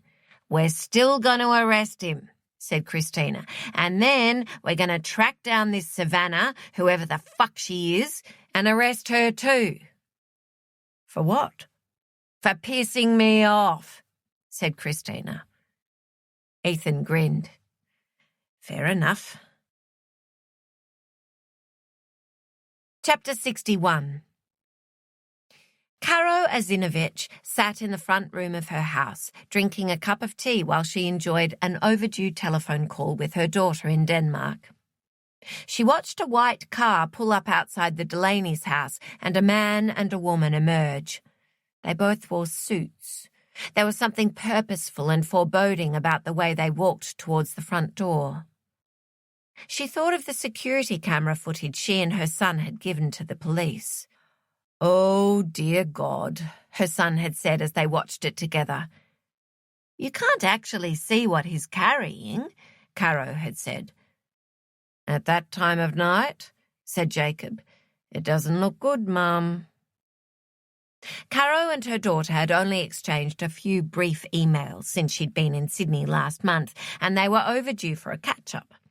Petra was up very late on the other side of the world because she was upset about a complicated issue regarding her son's school, and Caro listened sympathetically. She'd thought the Danish were so socially advanced that there wouldn't be such a thing as schoolyard politics over there, but apparently it was universal. "I think the police might be at Joy's house right now," she told Petra when she finally finished her story. "Why would the police be there?"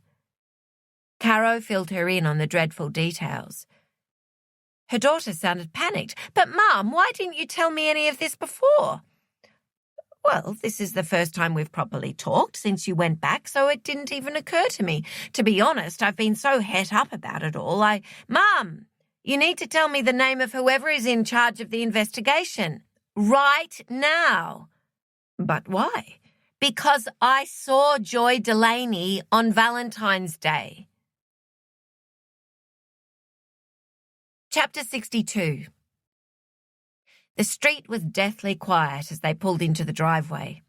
Not even the sound of a leaf blower in the distance. As they walked towards the house, Christina's phone began to ring, a strident sound in the silence. She flicked it to voicemail.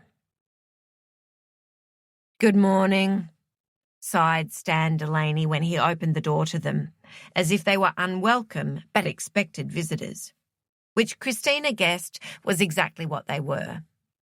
He was unshaven today, bare feet, in shorts and a black t-shirt. "Come in." He led them down the hallway, past the framed photos. There was a faded gap where the framed photo they'd seized had hung. The house smelled of toast. They went into the living room where they'd had all their previous discussions. Stan gestured at the couch. "You haven't found her, have you?" he said suddenly. Afterwards, Christina would think back to that moment and wonder if this was when she should have known that something wasn't right. Because while his face most certainly showed fear, which she'd expect, it also showed hope. And why would he be hopeful? Yet, even if she'd stopped to second-guess herself, she would have been reassured by the good, solid evidence that had led her to this point. Her gut instinct had been supported by piece after piece of compelling evidence. This was not the time for second-guessing. She spoke clearly. "Stan Delaney, you're under arrest for the murder of Joy Margaret Delaney." He didn't flinch. His face hardened and smoothed, as if he were slowly but perceptibly turning to stone. You don't have to say or do anything unless you want to. Anything you do say or do will be, Ethan said. Christina, he had his head tilted as if he were listening to something. I think there might be. She ignored him and continued speaking to Stan. Anything you do say or do will be recorded and may later be used as evidence. Do you understand that? Yes, said Stan. I understand that. Detective Curry, said Ethan formally, a bit louder. What? She felt a spasm of irritation. Ethan lifted his chin to indicate something in the hallway behind her. Christina turned around at the same time as a small woman with white, shoulder-length hair came into the room, removing a backpack from her shoulders. A set of keys dangled from her finger. Christina had been thinking so much about this woman and her life and her choices. It was as discombobulating as seeing a glamorous movie star in the flesh. Stan Delaney walked like a man in a dream towards his wife and lifted her right off her feet. Her keys crashed to the floor. Stan cried, his hand cradling the back of his wife's head. He cried like a man cries when he has little or no experience of crying, dry sobs that racked his body. It was the first time Christina had seen Stan Delaney, the man she wanted to convict for his wife's murder, display even a modicum of emotion. "What in the world?" said Joy Delaney. Chapter 63. Valentine's Day. Stan Delaney felt his colossal rage and humiliation, his pain and hurt balloon within his chest and explode behind his eyes. But he was not his father. Just like his father had not been his father that day, the day his body finally reacted to the daily onslaught of cruelty. That one action had defined the rest of his father's life and the rest of Stan's life. He might be as stupid as his father, as thick as a brick, but he would never make his father's mistake. He would never hurt a woman, not any woman, but especially not this woman, not the fair-haired, tiny girl with the springy walk who had materialized like a miracle at that party all those years ago, and smiled up at him with gleaming, combative eyes. He'd known, before that song finished its last silly synthetic beat, that she was the only girl for him. More than 50 years later, he dropped his violently trembling hands. He turned away. He didn't slam the door. He closed it with a gentle click behind him. Chapter 64. Now. Your family has been very worried about you, Mrs. Delaney. Christina managed to keep her voice steady as she thought of the time and resources she'd spent trying to prove this woman's murder. She thought of her boss's face. Accept nothing, believe nothing, check everything. She hadn't followed her own rules. They should have turned around once they got the information from the plastic surgeon about Savannah speaking to Joy on the same day she disappeared. But I don't understand, said Joy Delaney.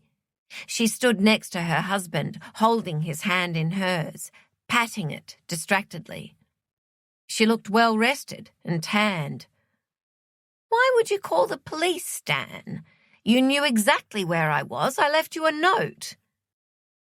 I never got a note, said Stan shakily. He was a plant, returning to life in front of Christina's eyes, back straightening, shoulders dropping. There was no note, Joy. He exhaled hard. At first, I thought you were just making a point. But this last week, I really started to think something terrible had happened to you. There was so a note, insisted Joy. I put it on the fridge door so you couldn't possibly miss it. There was no note on the fridge, said Stan. Where have you been? But I left it right there. It was a very nice note. I put a lot of thought into it. Stan said, Did you use the London Eye fridge magnet, Joy? Oh, said Joy. She grimaced. That was stupid. Oh, dear. This fridge magnet is top-heavy, said Stan to Christina. He was almost chummy with her now. Bad design. It keeps falling off the fridge. It's a pity because it's a lovely magnet, said Joy. It has a picture of us on the London Eye. You didn't see the note on the floor? Said Christina to Stan, still treating him as a man with something to hide. I did not, said Stan. But surely you called the children, Stan. I texted them, said Joy. The text made no sense, Joy, said Stan. It was gibberish. Joy looked at Christina and Ethan. Has he even offered you a cup of tea? We didn't expect a cup of tea, said Christina. We were in the process of arresting him. The dog pattered into the room and happily licked Joy's shoes. Christina shuffled out of its way. She'd met Steffi a few times now, and the animal seemed harmless and cute enough, but she wasn't a pet person, and she had the strangest feeling that this one actively disliked her. Joy fondled the dog's ears. Hello, Steffi. Did you miss me? Stan said, I've got a good idea what happened to that note. Oh, Steffi, said Joy. The dog eats paper, Stan explained to Christina as Joy bent to pick up the keys she'd dropped and was suddenly transfixed by something she saw on the floor. Stan, she said. She put her hands flat to the floorboards and looked up at him. You like it? He beamed. It looks beautiful, she said rapturously. Oh, my goodness! It looks beautiful! Joy straightened up again, her eyes still on the floor. We had this awful purple carpet in here. She corrected herself quickly. Well, it wasn't awful. It was just not really my style. Stan said, It's okay. It was awful. Anyway, while I've been away, Stan pulled up all the carpet and polished the floorboards. Doesn't it look beautiful? I sanded the floorboards myself, said Stan. Christina looked at Ethan and knew that he too was replaying the CCTV footage they'd seen. Not of a man carrying his wife's body, but a man struggling to carry a roll of old carpet. A man finally doing a particular task his wife had probably been asking him to do for years. She thought of the witness who had seen him with bloodshot eyes and covered in dust, not because he'd buried his wife, but because he'd been sanding back hardwood floors. Joy's smile faded. I'm sorry, did you say you were about to arrest Stan? Arrest him for what? There was a moment of silence. Right now, Stan Delaney couldn't look any sweeter or more innocent if he'd tried. He couldn't take his shining eyes off his wife. Christina reminded herself that every one of her colleagues would have made an arrest based on the facts at her disposal. Speeding? Guessed Joy. He has got a terrible lead foot. No, not speeding, said Christina evenly. She closed her eyes and tapped a fingertip against her forehead. Her mother had recently got into tapping for stress relief. "We were arresting him for your murder." "Murder?" said Joy. Her eyes widened. "You thought he murdered me?" "The evidence was compelling," said Christina, almost to herself. "But how could it possibly be compelling?" Joy held out her arms wide. "I'm alive!" "Yes," said Christina. "You certainly appear to be."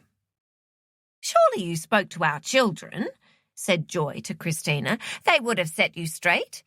Didn't Stan give you their telephone numbers?" "They had that T-shirt." Stan spoke to Joy as if they were alone, the one we used to wrap up your foot when you cut it on the oyster that day at the beach. "Remember? They found it buried out the back. They thought I buried it." "Of course I remember," said Joy. "I thought I put it in the bin. I bet Caro's damned cat ran off with it. Otis steals laundry all around the neighbourhood." Her voice trailed. "I don't understand. Are you saying you thought it was—" She looked at Christina with a sick expression. "You thought it was my blood?" "Well, it was your blood," said Stan reasonably. "But for goodness sake, Stan, surely you explained. It was very simple to explain." "Of course I was going to explain, but by the time they found the shirt, it was obvious I was in trouble. I decided not to say anything until I had my lawyer with me," said Stan. "Your lawyer?" scoffed Joy. "What lawyer? You don't have a lawyer." "Brooke found me a criminal lawyer. Nice young fella. Turns out his father was that Ross Marshall who used to play at the club back in the 80s. Remember him?" Watching Stan talk, Christina was reminded oddly of herself. She wasn't a big talker. Nico was the talker. But when they were back together after any time apart, she suddenly became chatty Cathy, desperate to tell him everything she'd been saving up. "The one with the underhand serve?" asked Joy vaguely. "That's the one," said Stan. "He plays lawn bowls now. Probably suits him better." "You can't genuinely have thought he murdered me," said Joy to Christina. "I had those scratches on my face," said Stan. "It looked like you scratched me." "That's because I did scratch you," said Joy. She splayed her right hand to display her fingernails. "I felt terrible about that." "So you didn't get it from a hedge," said Christina to Stan. At least her instincts had been correct there. He met Christina's eyes. "I knew how that might have looked to you." He'd lied in a criminal investigation. She could charge him with perverting the course of justice. Depending on his wife's actions, she could charge her with public mischief. She was going to bloody well charge someone with something today. Joy sank suddenly onto the couch. "This is quite upsetting." "It has been quite upsetting, yes," said Stan dryly.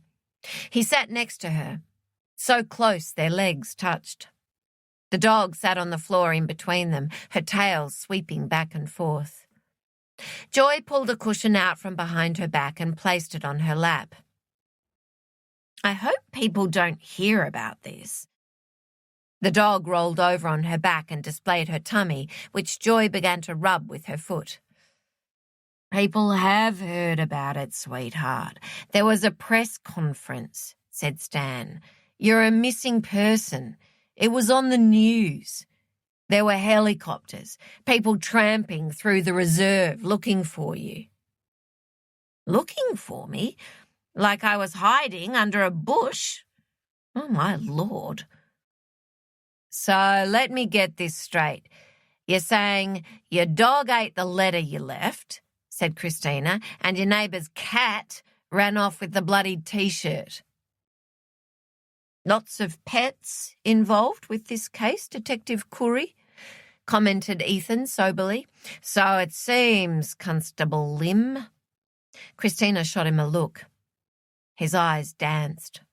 She bowed her head and squeezed the bridge of her nose while she considered the absurdity of this case.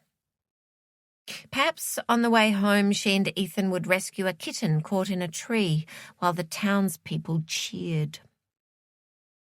"Why did you clean your car, Mr. Delaney?" asked Christina, 2 days after your wife went missing. "Why did you insist on doing everything possible to make yourself look guilty?" "Joy has been saying for months that the car smells of sour milk," said Stan. "I spilled a banana milkshake," said Joy. "So I thought I'd surprise her." He beamed at Joy. "It smells like a brand new car now." "Oh, Stan." Joy's hands went to her mouth in the classic gesture of a girl whose boyfriend has gone down on one knee. "You paid someone to clean the car? Did it cost a fortune?" "It was highway robbery," said Stan. "I also bought a mobile phone. Also highway robbery." "You did not," said Joy. Her foot stopped rubbing. The dog looked up at her hopefully. "I'll give you my number," said Stan. They were looking straight into each other's eyes. "So you can always contact me," said Stan. "Always. I'll never turn it off. I'll always answer." Joy took his hand in hers. "Okay," she said. "Okay then." The words were not startling, but it felt somehow as if they were witnessing a startlingly intimate conversation, and Christina found herself politely looking away from the couple and at the floorboards. Nico said there were good floorboards waiting beneath the vile carpet in the house they'd just bought. Amazing to think something beautiful could lie beneath the ugliness, and all you had to do was peel it away. She felt her irritation dissolve beneath a slow-moving but inexorable tide of elation. Joy Delaney was no longer missing, presumed dead. She was alive and in excellent health. Christina no longer had to spend her nights at the office preparing the brief of evidence, wondering resentfully which witness statements the DPP would ask them to retake because it was their job to doubt every piece of evidence, like she should have done. She and Nico could share a bottle of wine tonight and sleep late tomorrow. They would have sex tonight and in the morning and probably the afternoon. This wasn't a career case that would put her face on the front page of the newspaper. It was a cute dinner party story she'd tell with Nico's arm slung around the back of her chair.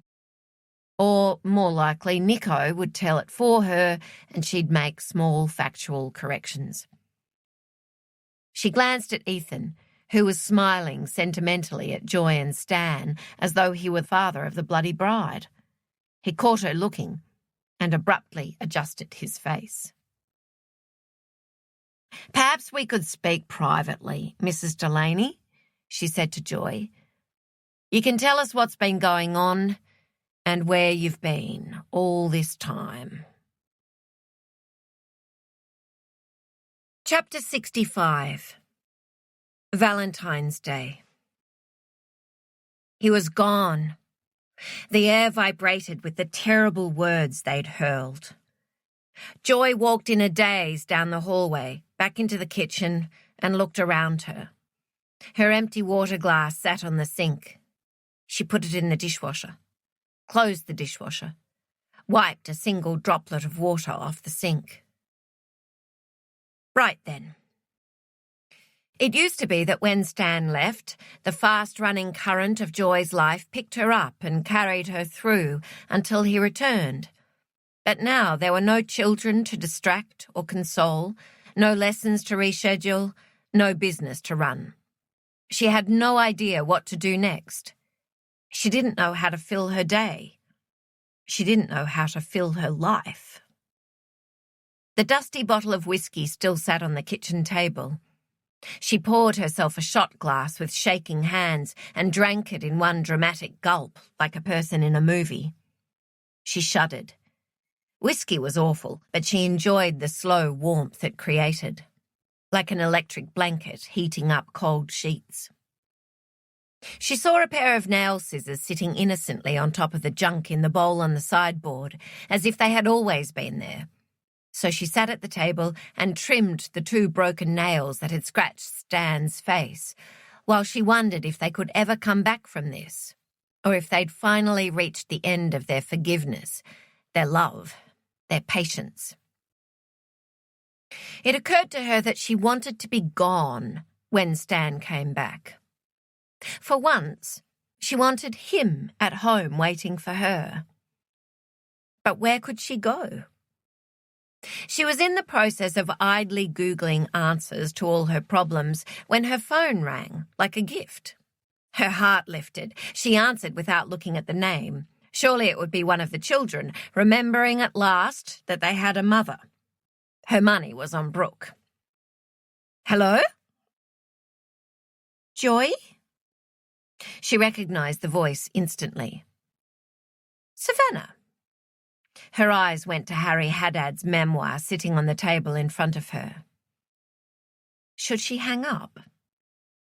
She had once answered a late-night call from a young man who Joy knew was trying to scam her because he was telling her that she'd won some extraordinary prize and just needed to pay a nominal fee for shipment, and Joy had let him rattle on for ages, just for the company.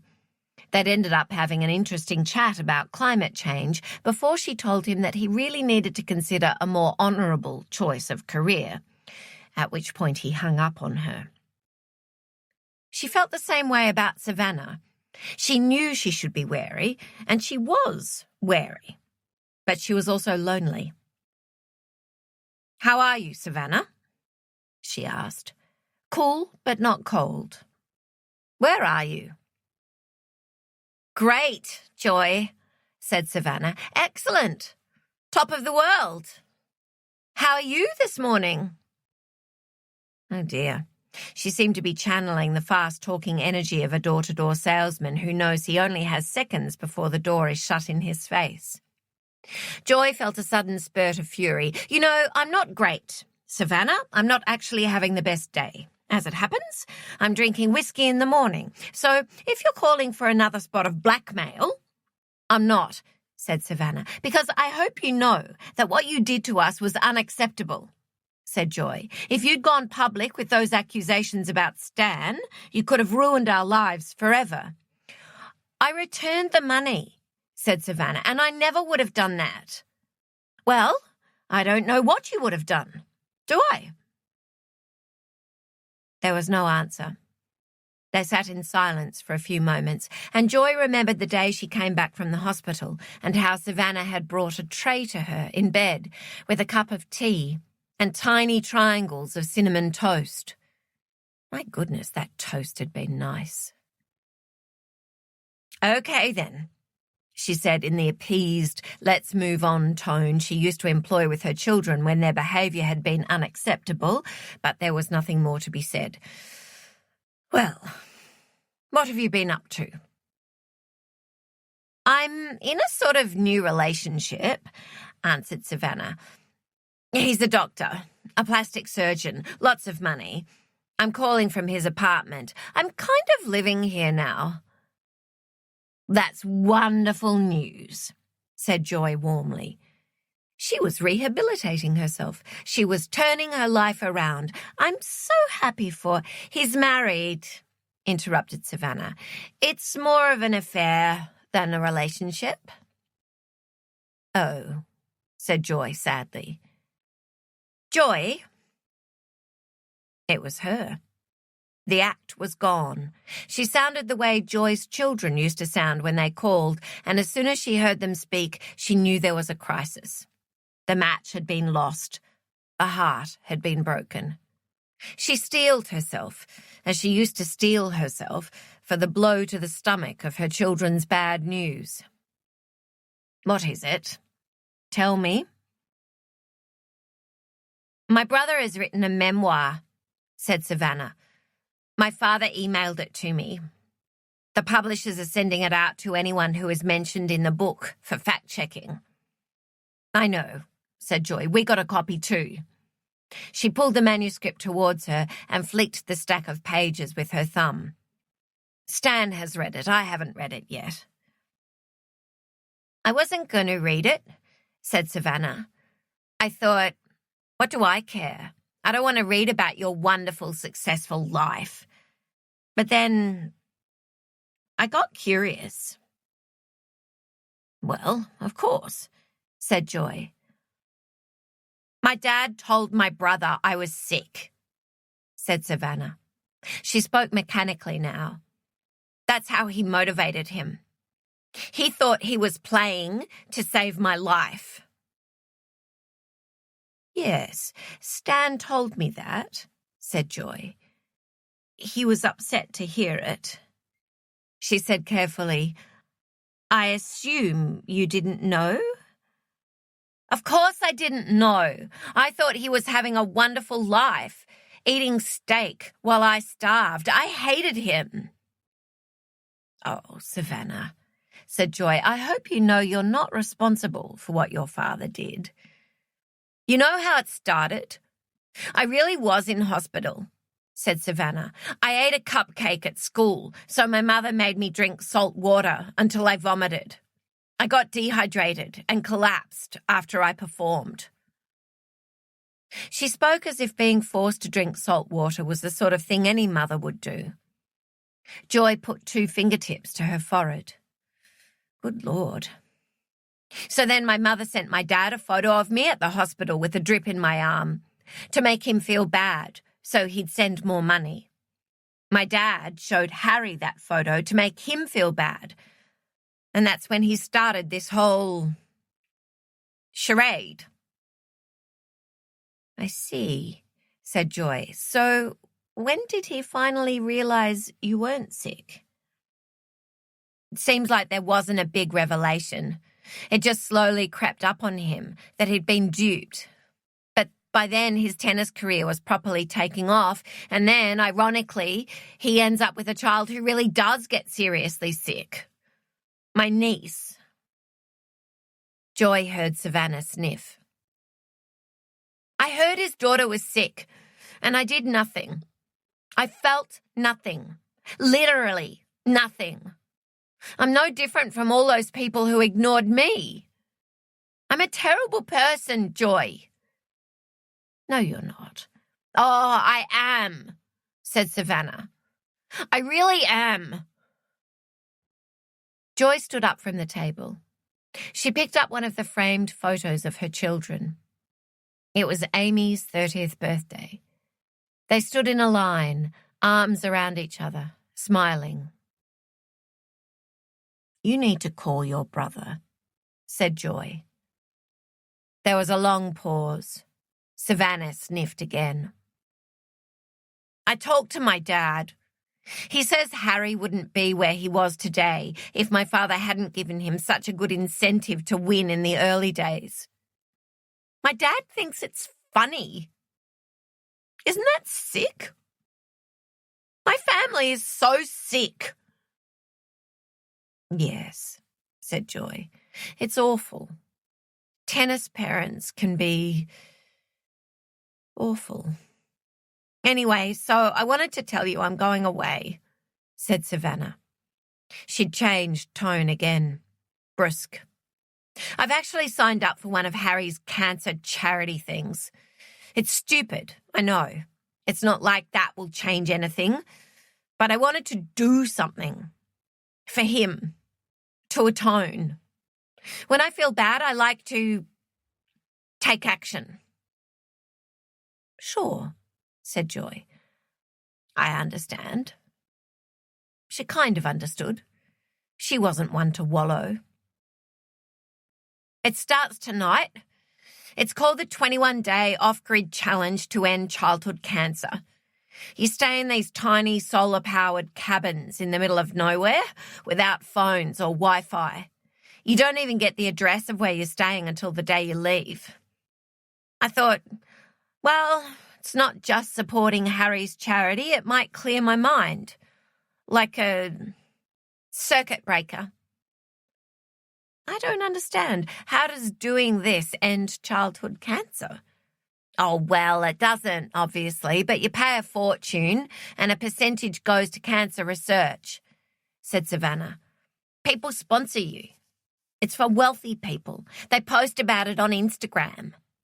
She put on a posh accent. I'm just so humbled to be able to do my bit for this important cause. You know the type. Obviously, I'm not wealthy, but I am very cashed up at the moment. She paused. Don't ask. I will not ask, said Joy. I hope you're not going anywhere near the fires. Opposite direction, said Savannah. It's a 5-hour drive.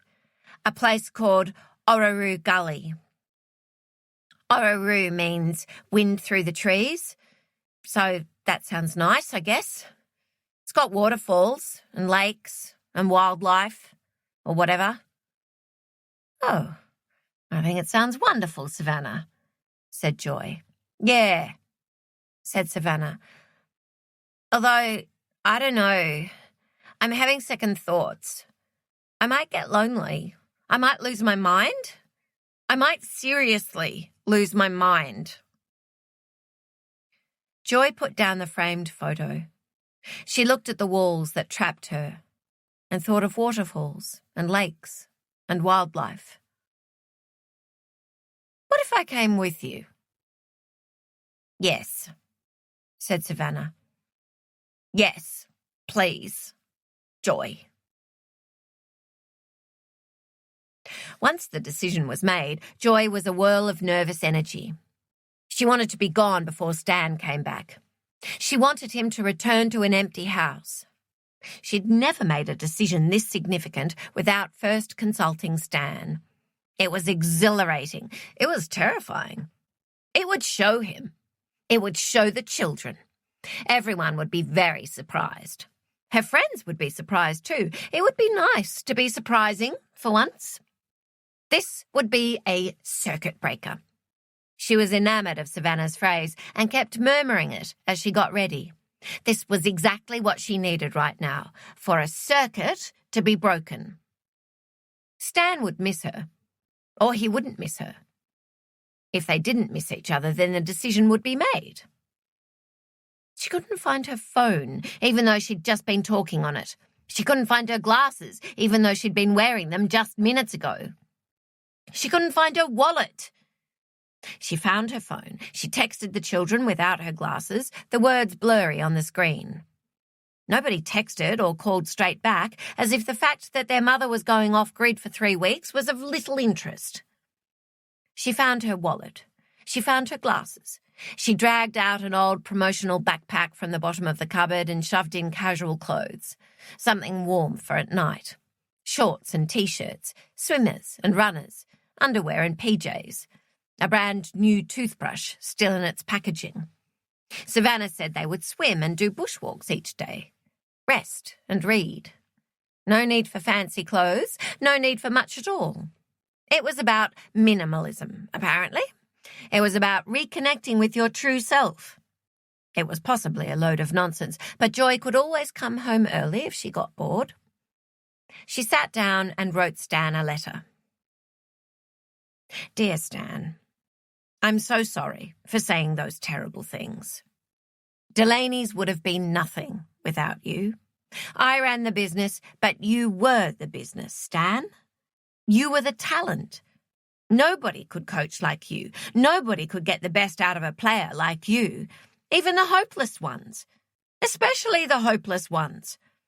You never gave a half-hearted lesson. I did. I admit it. I loved watching you coach, even more than I loved watching you play. It was like seeing an artist at work. I probably never told you that before. I should have. I'm sorry for what I did. I'm sorry for sending Harry away. I wanted our children to have the best coach in Australia, and that was you. It was wrong for you, but right for our children. And I chose them.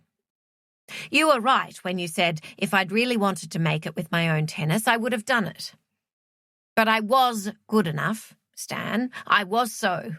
I know it. You know it too. I never regretted that decision. I think I just wanted it acknowledged. But, oh well, it doesn't really matter now. There is something important I need to say. It was hard to live like that all those years, Stan, knowing that you could walk out the door at any moment.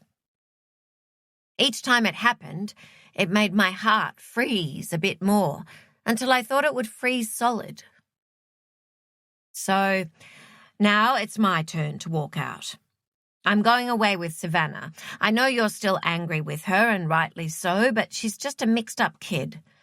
And I feel we have a kind of responsibility. We're doing Harry's 21-day off-grid challenge to end childhood cancer. It's not costing us anything. She's already paid. It's for charity, which is nice. I'm staying in a tiny, sustainable, solar-powered house with her. I do hope you've been exaggerating about my snoring. There's a phone number you can call if there's an emergency, but otherwise I will be properly off-grid. When I come home, maybe we can come up with a new strategy for how to be happy for this part of our life. We're so good at strategy. I think we can do it. So I guess the ball is in your court, my darling. That's a good one, eh? Love, Joy. P.S. My bike got a puncture and I left it under a tree in front of the O'Brien's old house. Will you please pick it up for me? P.P.S. I'm sorry for scratching you. My nails keep breaking. I think I need more calcium. She carefully put the note on the refrigerator door with the London eye magnet right up high, where it would be impossible for him to miss it. She would not do to him what he'd done to her all those times. There would be no mystery as to her whereabouts.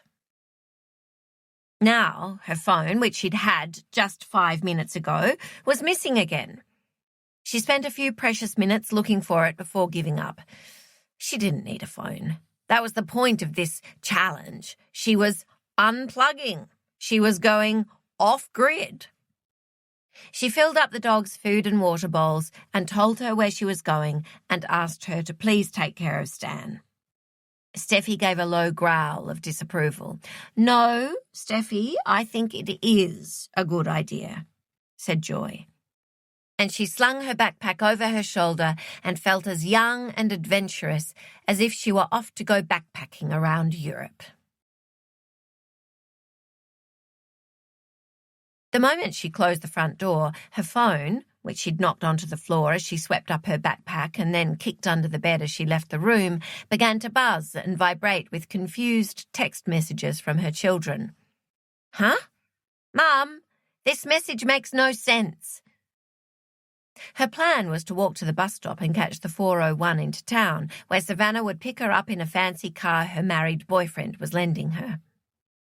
Caro's daughter was pulling out of her driveway at the same time as Joy left the house. Petra opened her window to say hello, and when she found out that Joy was catching a bus into the city, she offered Joy a lift, because she happened to be going to a literary lecture at the State Library, which was excellent luck. Not a nice day to be outside. On the way into the city, they had a very nice chat about Copenhagen, where Petra lived now, and was flying back to the very next morning with 2 small children. The children were with Caro right now seeing a movie, a last-day excursion with their beloved grandma.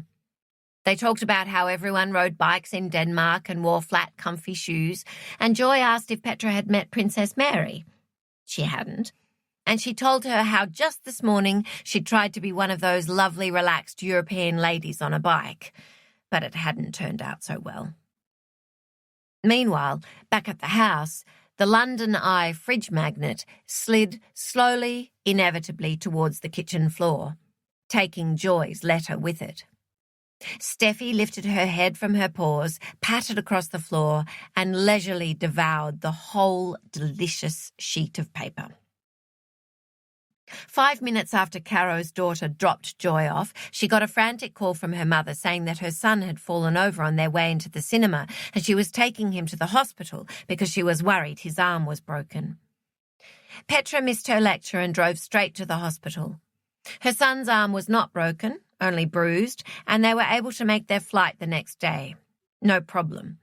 But with all the drama, it was not surprising that she entirely forgot to mention to her mother that she'd given her neighbour a lift into the city. At least, not until 3 weeks later, when Petra was back in Denmark and her mother said that Joy Delaney had been missing for 3 weeks.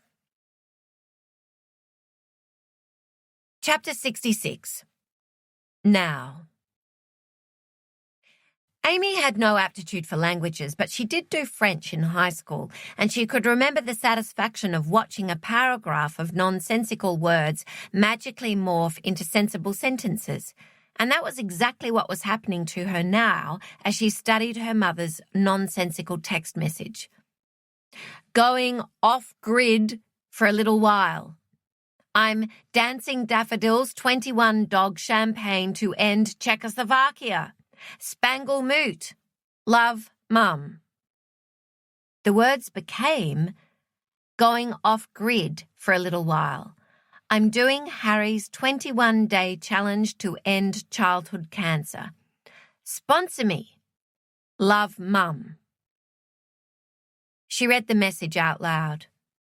Once. Twice. Do you think that's where she could be? Said Simon, in another one of his crisp white T-shirts, looking up at her anxiously.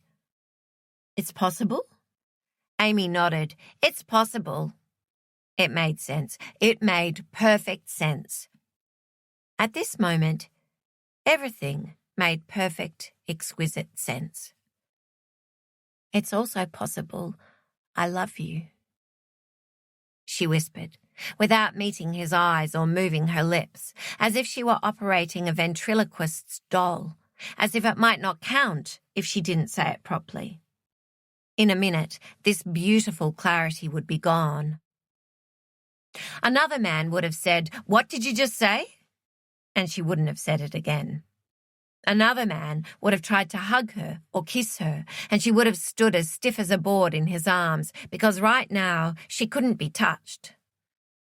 But Simon Barrington wasn't another man. He didn't move or smile or try to make eye contact.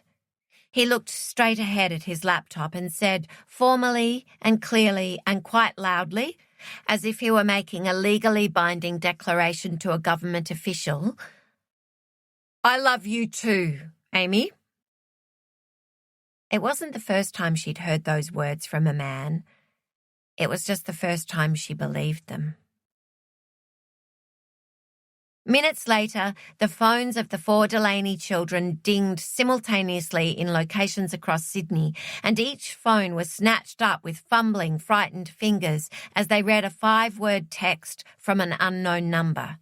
It said, Your mother is home. Dad. Stan's first ever text from his brand new phone turned out to be his most memorable. Chapter 67. When Joy's children saw her again, they each hugged her in a way they hadn't hugged her since childhood. They were the fierce, desperate hugs that once followed nightmares, when she could feel the rapid hammer of fragile hearts in tiny chests as they clung to her. Both her sons lifted her clear off the floor, just like their father did. Both her sons cried, just like their father did. Neither of her daughters shed a tear. They scolded her, like frightened mothers scold lost children on their return. You must promise to never, ever do anything like that again, Mum. You must wear your glasses when you send a text. You must never leave the house without your phone. She enjoyed being told off by them. She could hear the rhythms of her own voice, her mother's voice, her grandmother's voice. Every relieved, cranky woman from the beginning of time. It was nice to hold on to the memories of those fierce, desperate hugs when the hugging stopped. Chapter 68. Joy could remember people in late January talking about some kind of dreadful virus creeping across the world, but she was too distracted by her crumbling marriage to take much notice. And besides, she never caught colds. She had an excellent immune system. By the time she was back on the grid, the world had spun off its axis, and it was hard not to feel personally responsible, as if the moment she stopped supervising, chaos was the consequence. It was just like when she took her eyes off Troy as a toddler, the mayhem and destruction that followed. Suddenly, everyone was social distancing, especially around Stan and Joy, who were supposedly elderly and at risk. When they went for a walk, younger people leaped elaborately out of the way, off footpaths and into gutters. "If my time's up, my time's up," Stan told the children, and the children groaned and said all their friends' parents were making similarly foolhardy comments. And Joy and Stan exchanged smiles and made solemn promises to behave. Those first weeks after Joy returned home were like being on a honeymoon in the middle of an apocalypse. They couldn't stop touching each other or watching the news, which for the first time in Joy's lifetime was global and enormous, yet personal and specific. You couldn't shrug it off. You couldn't say it was very sad, but life goes on, because life didn't go on. They couldn't stop saying they couldn't believe it. Prince Charles got the virus. No one was safe, not even royalty.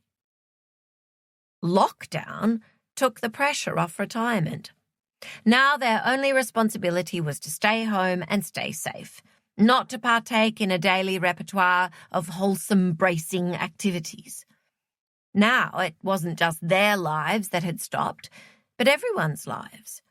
Now it wasn't just her formerly bustling home that had fallen silent, but formerly bustling cities all around the world. People heard birdsong in places where they had once only heard traffic. Skies cleared. If only this beautiful global pause could have happened without the relentless suffering. Joy kept thinking about her grandmother's first husband, who had died of the Spanish flu 100 years ago after he made the silly decision to go meet his friend down at the docks.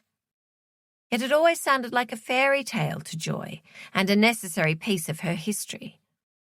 Of course that first husband had to make the silly decision to meet his friend at the docks, so Joy's grandmother could go on to marry Joy's beautiful grandfather, and Joy would then come to be Joy. For the first time ever, it occurred to Joy that her grandmother's first husband probably would have preferred not to die of the Spanish flu, thank you very much, just like Joy would prefer not to die of this one. She wanted to see what happened next. Her grandparents and mother would have to wait at that arrivals gate for a little longer. It took a while for Joy to fully comprehend what her family had been through while she was gone. Stan told her that all 4 children initially withheld information from the police that they knew would make Stan appear guilty. He'd seen their doubt and fear increase exponentially as the days passed without their mother's return. Their questions became increasingly pointed. "I started to feel guilty," said Stan. "I started to feel as if I had hurt you. I had dreams that—" He stopped. The dreams were bad. The children referred to their confused loyalties, both obliquely and overtly. In the middle of an impassioned lecture about hand sanitizing and face masks, Brooke suddenly said, apropos of nothing, "I found that criminal lawyer for Dad because I knew he was innocent, Mum, not because I thought he was guilty. I hope you both know that." Oh, my darling, thought Joy, you never could lie. Once, after Troy dropped off a lavish 24-pack of toilet paper he'd naturally managed to procure during the bizarre panic-buying frenzy, and when he and Joy were alone, sitting on the back veranda at a safe social distance, he said, "I thought Dad might have done it, Mum. I actually thought it, and I was angry with Brooke because she was supporting him." He sounded just like when he was a little boy, confessing something unspeakable. And Joy said, "It doesn't matter, darling. Just put it out of your mind." Putting things out of your mind wasn't the modern way, but where else could he put it? Troy and Brooke patched up their differences, thank God, in the way that siblings and spouses sometimes did, with actions rather than words. Brooke bought Troy a box of chocolates. Troy bought Brooke a car. Joy and Stan didn't talk at all about Harry Haddad, until one day when they were watching the news and it was announced that Wimbledon would be cancelled because of the pandemic, the first time that had happened since World War II. "I understand why you did what you did," said Stan quietly. He didn't say he forgave her, but she took it as forgiveness. A younger couple might have spent months in counselling, talking it through, but she knew they were done with it. Move on. Once you've hit a ball, there's no point watching to see where it's going. You can't change its flight path now. You have to think about your next move. Not what you should have done. What you do now. She had betrayed him. He chose to still love her. There was nothing more to say. There were awful possibilities that kept her up at night. For example, what if she and Savannah had been in an accident and their car had disappeared forever beneath the murky depths of some lake, and Stan had then been arrested and charged with her murder?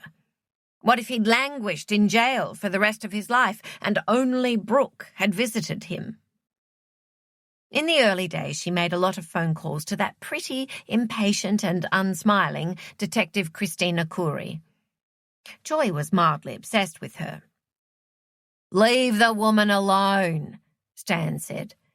He looked traumatized whenever her name came up, which was why Joy felt a strange desire to continue convincing Christina of Stan's innocence, even though his innocence was undisputed. She needed the detective to know that her husband was 100% innocent. He absolutely did not murder her. "We did have a strong circumstantial case, Mrs. Delaney," said Christina grimly. But then Christina softened and reminded her of all the reasons why her various fears would never have eventuated. For one thing, she said dryly, Joy and Savannah had not crossed any lakes on their drive, so it was unlikely they would have ended up at the bottom of one. Furthermore, Savannah's married lover, or boyfriend, or fling, or whatever you wanted to call him, her mark, Dr. Henry Edgeworth, would have finally led them to Savannah, and Savannah would have led them to Harry's off-grid challenge. More importantly, they would also have got that better late than never statement from Caro's daughter in Copenhagen. The case wasn't built on truth, so it would have inevitably collapsed like a stack of cards. Your husband would never have been convicted, Christina told her. Then Joy asked her if the pandemic was affecting her wedding plans, and Christina said that her wedding was going ahead, but it was going to be a much smaller event than originally planned. "What a pity," said Joy sympathetically. "Such a pity," said Christina. But she sounded like she might actually be smiling. What did you and Savannah do all that time you were away? Amy asked Joy. That's a long time to spend together. Did you get bored? Did you play games? Asked Brooke. Because that's what the Delaneys would have done. There always had to be a competition going on. Someone always had to be winning and someone always losing. Did you argue? Joy understood that her daughters felt conflicted about the time she'd spent with Savannah, because Joy had never spent that much time alone with either of them, and they all three knew that if they had, they would have driven each other right around the bend. Oh, yes, it got very boring at times, Joy told her daughters, and we did annoy each other sometimes, yes. It wasn't true. She and Savannah had got on just fine. Probably because Savannah wasn't her daughter, although she did feel maternal towards her, and she wasn't really her friend, although it was like a friendship. She felt fond of Savannah, but she didn't adore her in the fierce, complex way she loved her daughters, which meant, paradoxically, that she could spend 3 weeks with her, no problem at all. 2 tiny women in a tiny house. Now, when she looked back on those 21 days, she first had to work her way through feelings of shame for the dreadful hullabaloo she'd caused. But once she got past that, she remembered that time like a sun-dappled dream, a holiday from her life and a holiday from herself, or the self that she'd become. The wooden house where they'd stayed was surrounded by a 400-year-old rainforest, waterfalls and walking trails. Kangaroos and wallabies regularly streaked past the oversized window, like passing cars on a quiet suburban street. Joy slept deeply and dreamlessly in a single bed. There were no mirrors in the house, and without evidence of her own face or a husband or children, it felt strangely as though she were once again Joy Becker, with most of her life ahead of her, not most of it behind her. Every couple of nights, someone delivered a basket of food to their doorstep. It was simple, fresh food, fruit and eggs and bread and vegetables. Not much meat. All curated to give the wealthy guests their rustic, back-to-basics experience, but knowing it was curated didn't seem to matter. She and Savannah took long walks on their own and sometimes together. They read for hours at a time. The house had a shelf full of very old paperbacks, none of which had been published after 1970. Time slowed and softened like a long, hot summer from childhood. She noticed that Savannah seemed to settle on one personality and stick with it. It seemed to be the personality of a young, reflective, quiet girl. All those strange little quirks of speech vanished. Sometimes they shared stories of their childhoods. Just happy stories. Savannah spoke about when she and Harry were brother and sister, before tennis, before ballet, before their parents' divorce, when an afternoon in a fort made of bed sheets could last as long as a holiday. Joy talked about her grandparents. One day she told Savannah that her grandmother always called her underwear her unmentionables, and Savannah got the most delightful case of the giggles. Then there were days when she and Savannah exchanged no more than a handful of words. Joy loved the silence. She knew that she didn't have the personality to do this on her own. She wouldn't have lasted. But having Savannah there, half stranger, half friend, was the perfect compromise. For the first time in decades, she stopped. She thought she'd stopped when she and Stan retired, but she hadn't stopped at all. She'd kept on running hopelessly towards some unspecified, unattainable goal. She found that the less she thought, the more often she found simple truths appearing right in front of her. For example, she'd given up her dream of a professional tennis career with clear eyes. No one could have convinced her to do otherwise, even if she'd found a way to travel back through time and tap herself on the shoulder and say, "He's just a boy." He was never just a boy. He was Stan. She wanted him, and she wanted his babies. She believed that Stan would not have been able to bear his wife's success.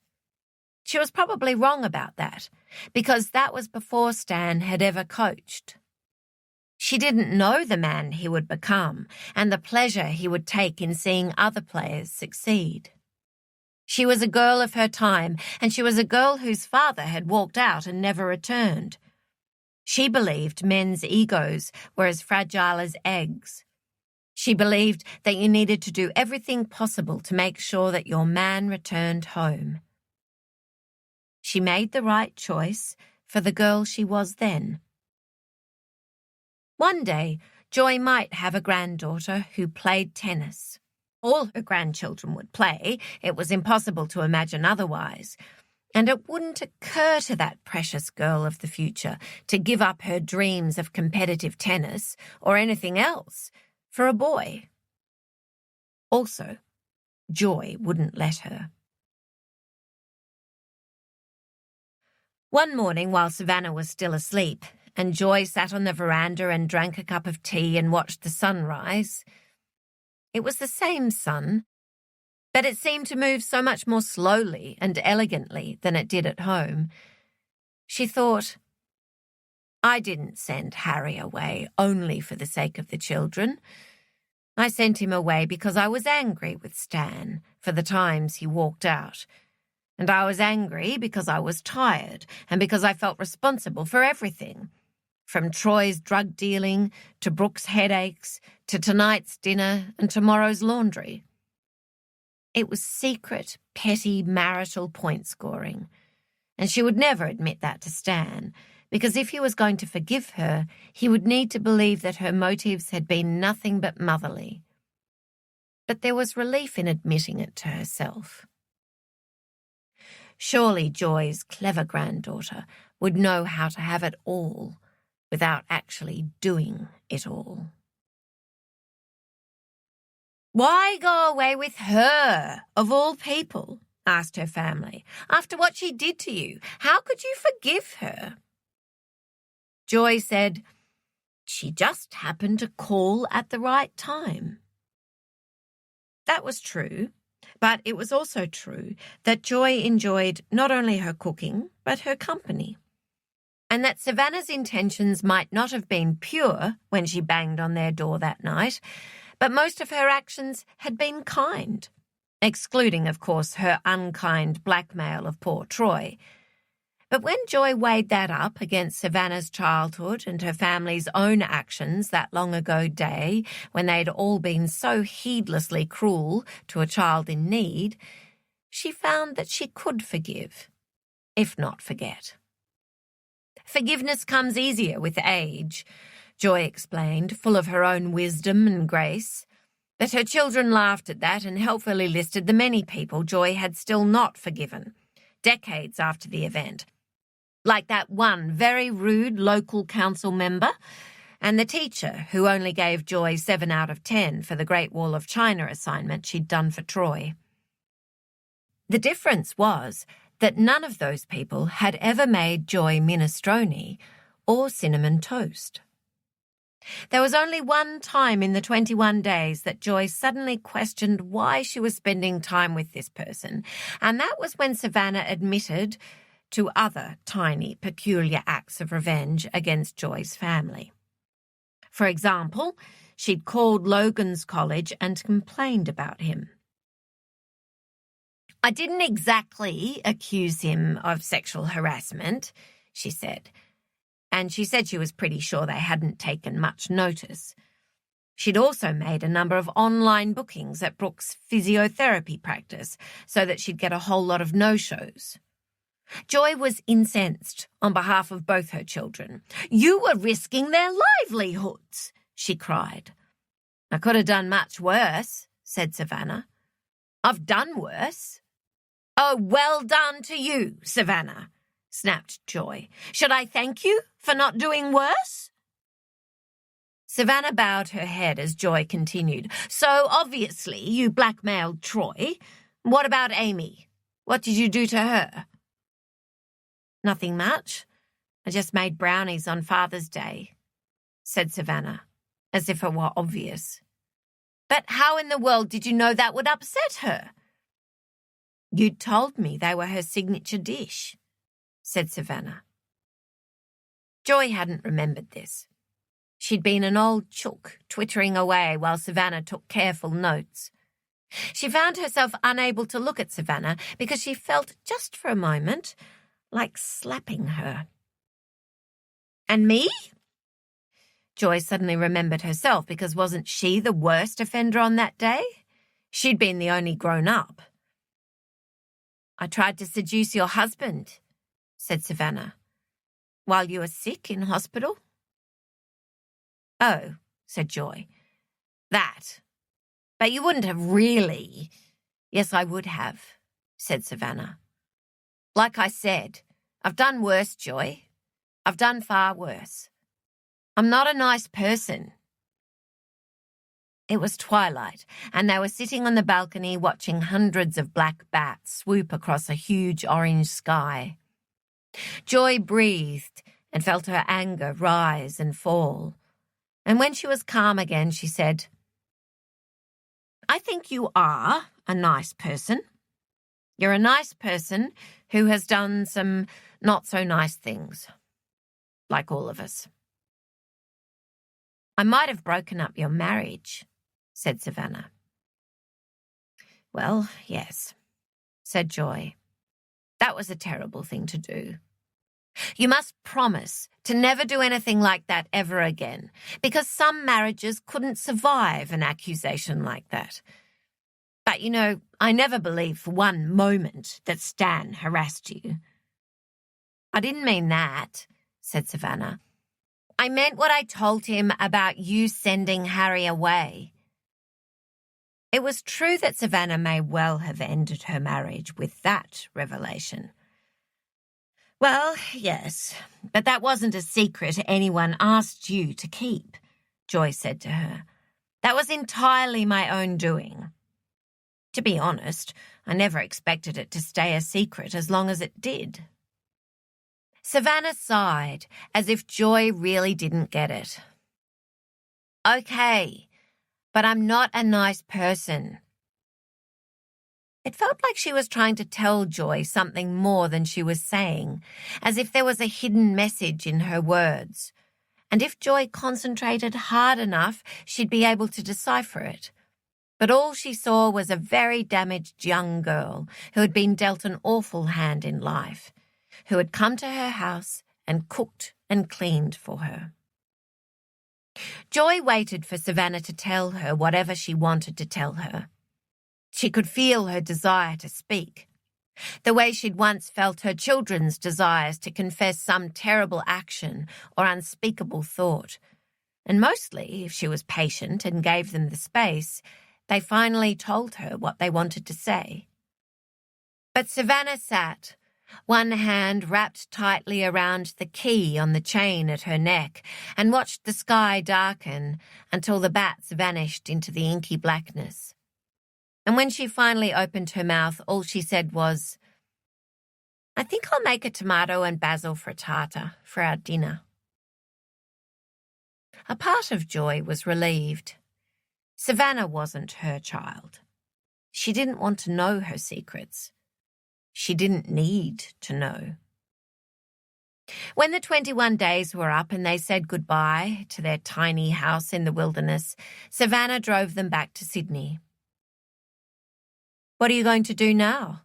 Asked Joy. I might call my brother, said Savannah. Tell him I did his challenge for what it's worth. And then I don't know what I'll do. Make another new life somewhere? What about you? Oh, said Joy. I guess I'll just go home. For the first time, she understood what a privilege it was to be able to say that. Who cooked for you? while I was gone?" Joy asked Stan once when they were eating dinner. "Caro sent over a horrible chewy lamb casserole. Brooke brought around some meals," said Stan. "But I told her I could cook for myself. Not sure where this Stan can't boil an egg thing came from. I taught you to boil an egg." "You did not?" said Joy. "I did so," said Stan. The memory floated to the surface of her mind, perfectly preserved, like an ancient artifact. He did, in fact, teach her how to boil the perfect soft-boiled egg, and that was when he told her that as a kid he'd often had to cook for himself after his father left and his mother was napping. And Joy had been overcome with a girlish, sensual desire to feed her man, to nurture him like a real woman would, to mother him the way he hadn't been mothered, and she'd kept him out of the kitchen, shooed him away until he stayed away. And as the years went by, cooking stopped feeling sensual and womanly and loving and became drudgery. "Maybe we could take turns with the cooking," she said, "during lockdown." "Sure," said Stan. "Careful what you wish for," warned Debbie Christos, who still had bad memories of the year Dennis decided to become a cordon bleu chef and spent hours preparing distressing, fiddly French dishes, often involving innocent ducklings. Stan wasn't interested in ducklings, thank goodness, but it turned out he could cook a perfectly adequate roast dinner. When he put the plate down in front of her, he'd set up his new phone to play "You Ain't Seen Nothing Yet" from 1974, when they were entirely different people and also exactly the same. "Haven't I?" asked Joy. "Nope," said Stan. Sometimes at 2 a.m., it was always 2 a.m. for some reason, Joy would sit bolt upright in bed because a kind of horror had seeped into her dreams, and she would find herself thinking about Stan in handcuffs and the lines of coffins on the TV news, and Polly Perkins, who had not gone on to live happily ever after in New Zealand, as Joy had always believed, but whose body had been discovered while Joy was away, and people had briefly thought it might have been Joy's body. And she would find herself thinking about all the women who assumed their lives were just like hers, far too ordinary to end in newsworthy violence, and yet they had.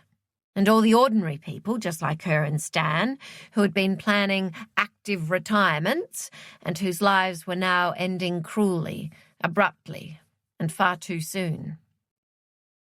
She tried the techniques suggested by Amy, who was handling lockdown far better than her friends because they had never experienced the permanent low-level sense of existential dread that Amy had been experiencing since she was 8 years old.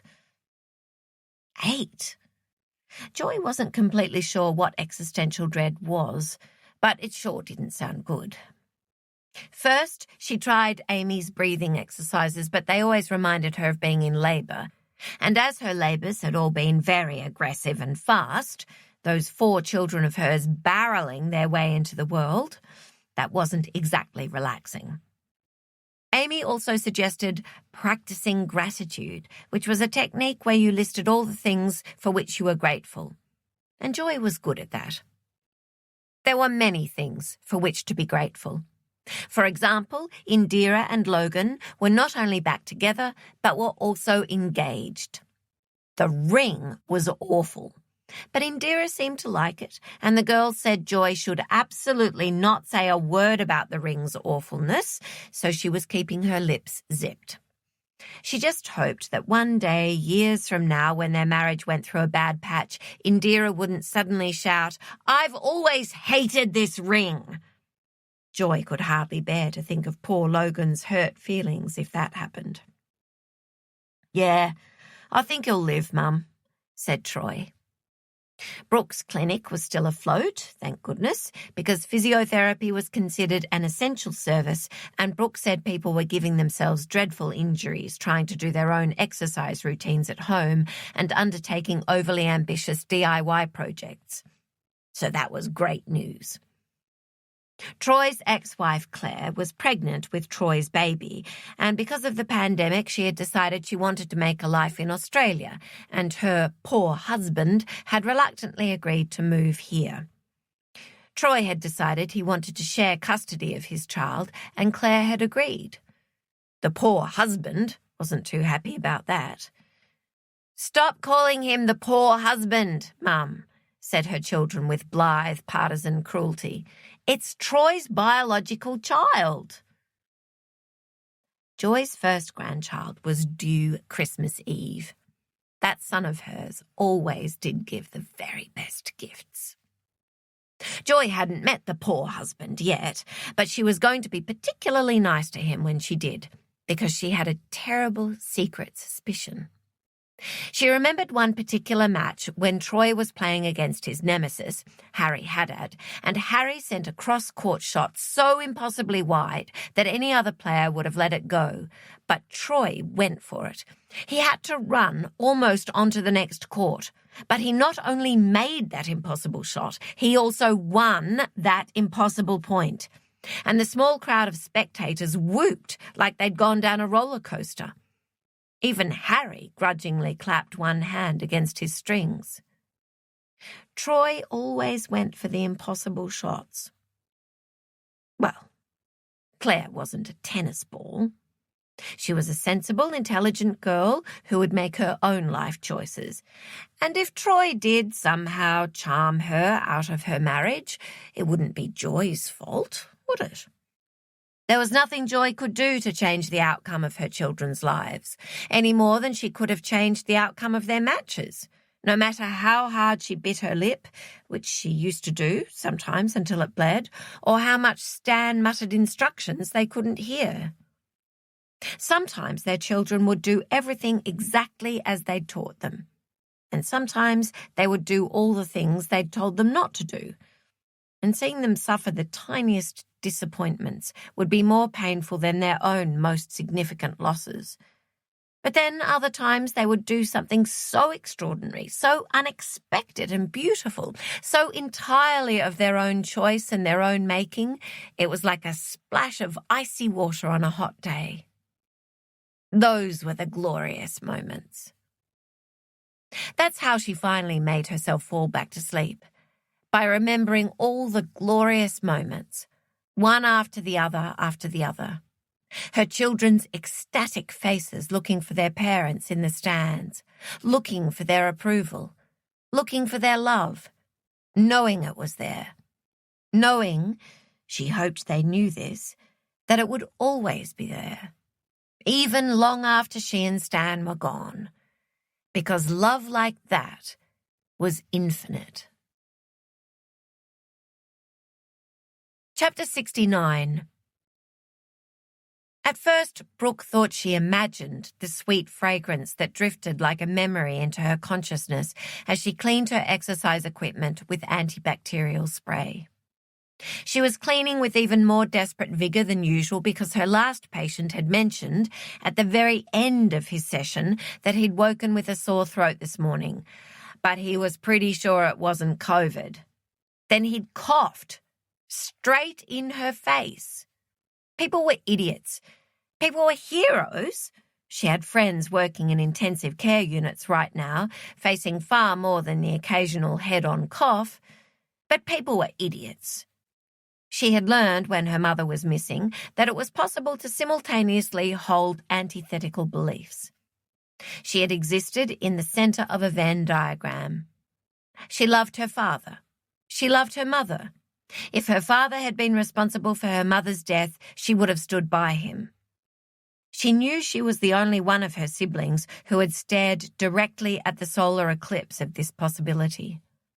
Troy thought he had faced it, but he had only done so by pretending that he didn't love their father.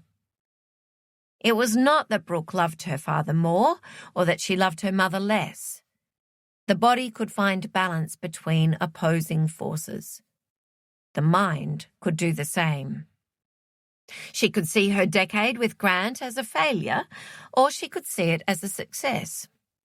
It was a relatively short marriage that was now ending in a mildly acrimonious divorce.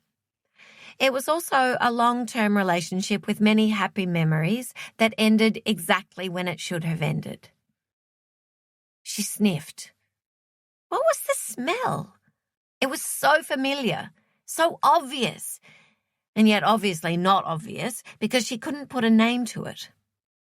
She studied the label on the bottle.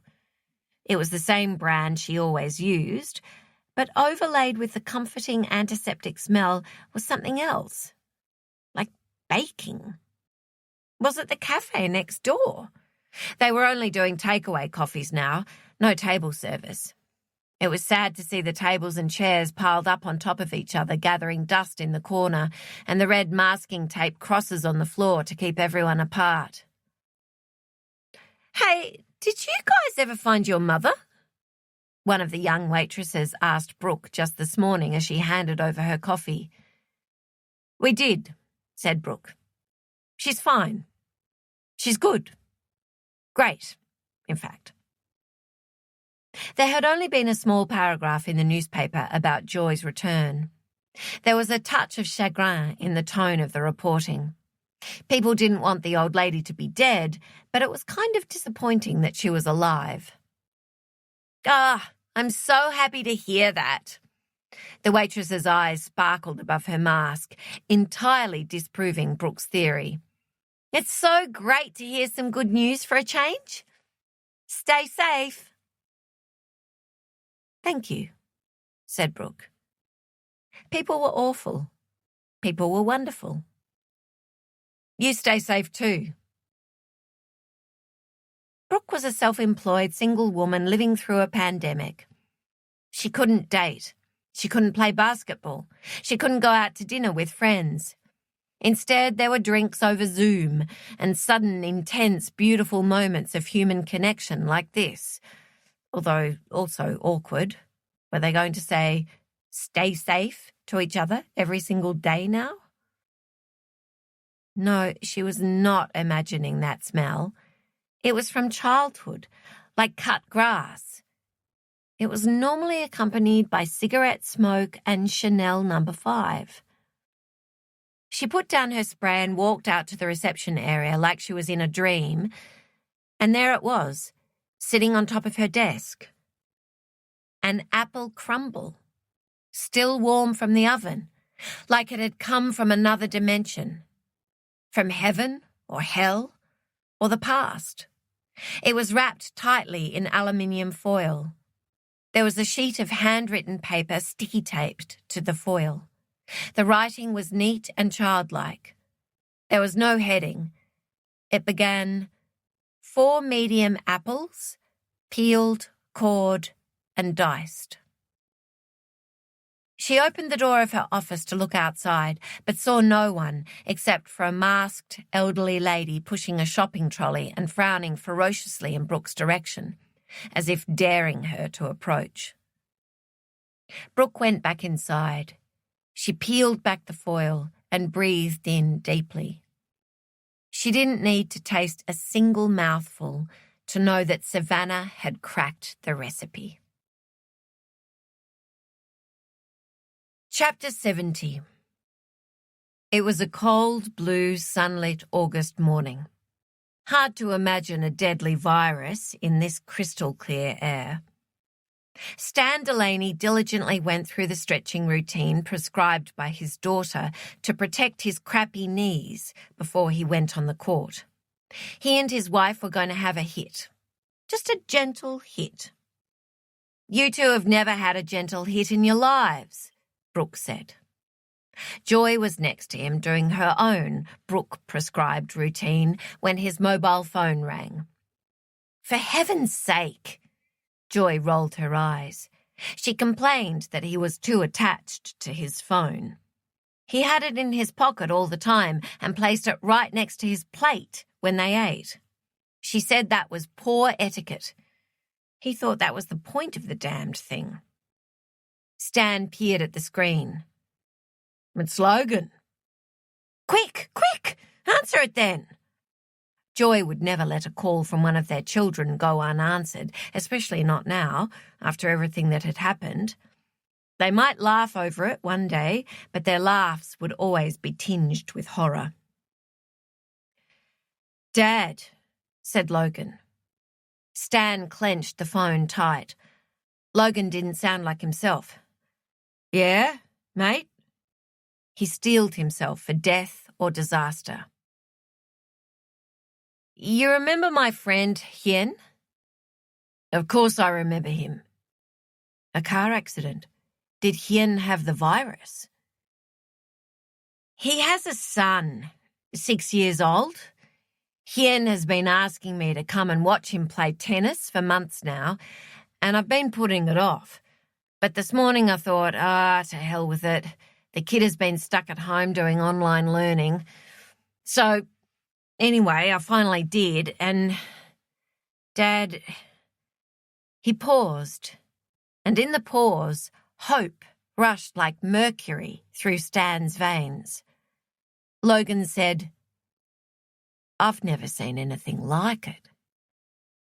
Stan watched the hair on his arm stand up. "He's pretty good then, is he?" "Yeah, Dad. He's pretty damned good." The first time Stan saw Harry Haddad play, a kid who had never set foot on a court before, it was like seeing one of the world's natural wonders. Only a coach sounded the way Logan sounded right now, and Stan knew that Logan was a natural-born coach, even if the fool boy didn't seem to know it himself. "So, I know it's been a long time," said Logan tentatively. "Don't ask me. Please don't ask me." "Do it yourself, son. Do it yourself. Please say you want to do it yourself."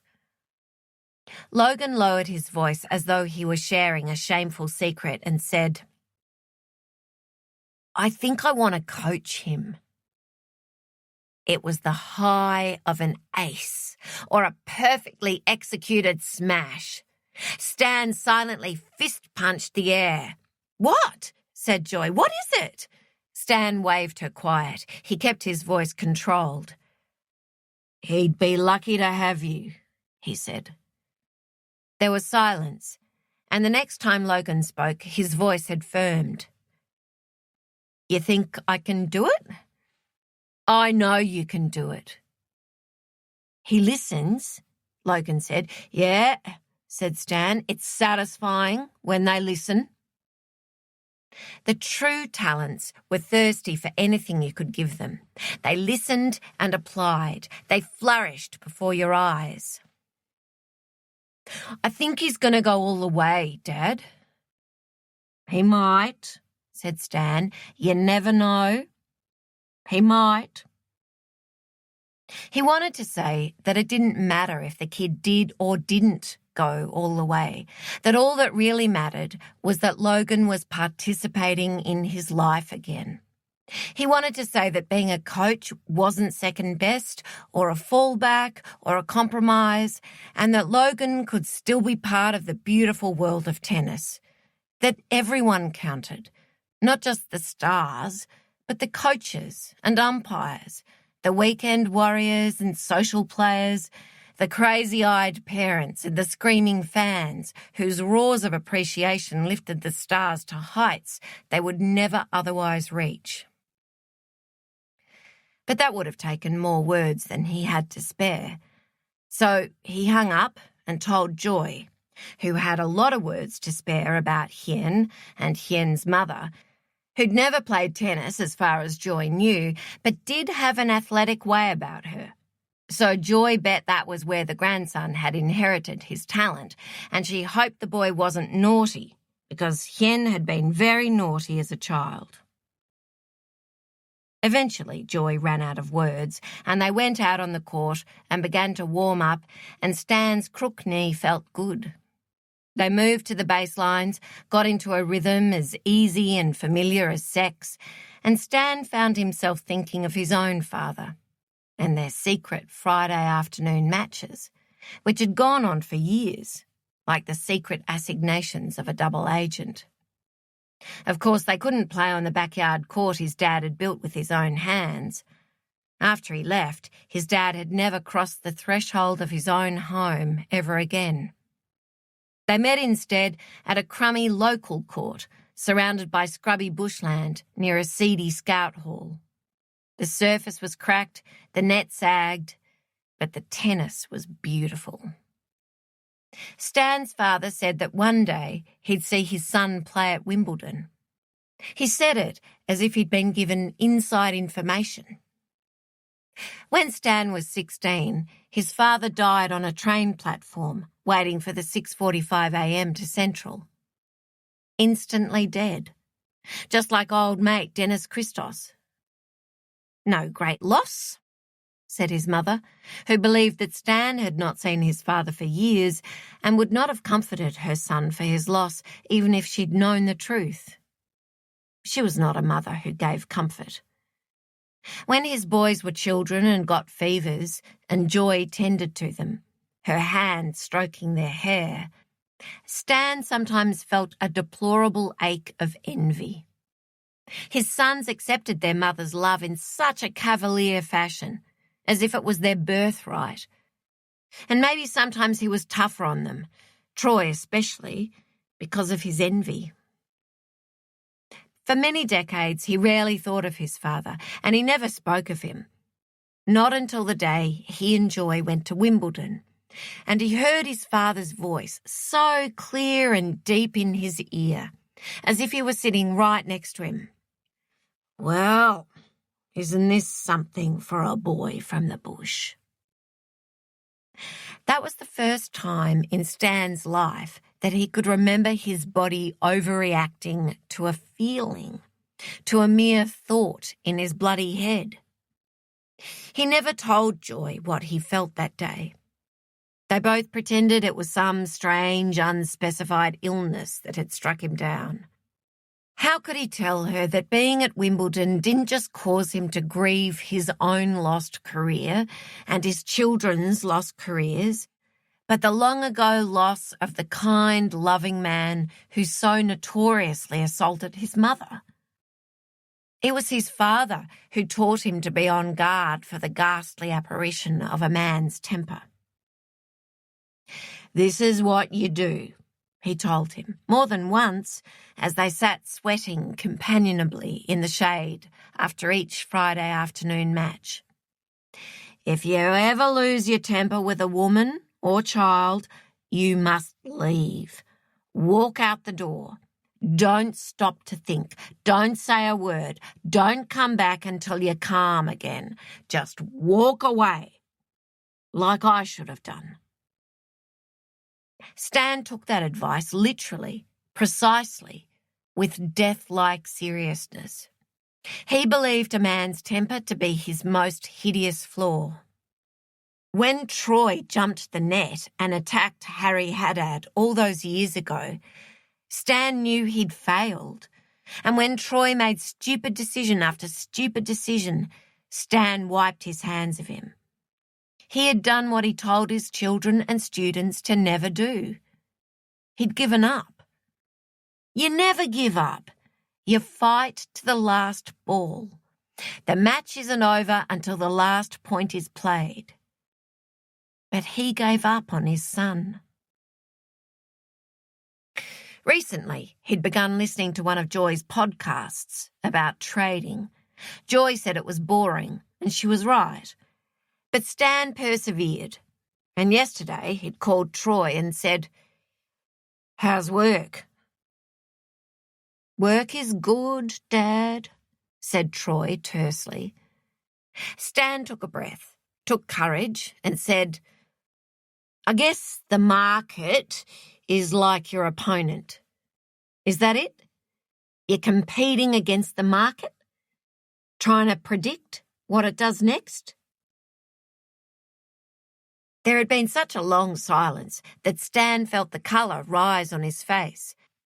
Had he said something so unbelievably stupid that Troy was rolling about laughing? Because his old man was as thick as a brick. But then Troy said slowly, Yeah, Dad.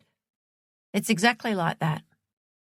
Right, said Stan. So Troy interrupted him. He said, "You know when I got really good at this, Dad?" And he didn't wait for Stan to answer. He said it all in a rush.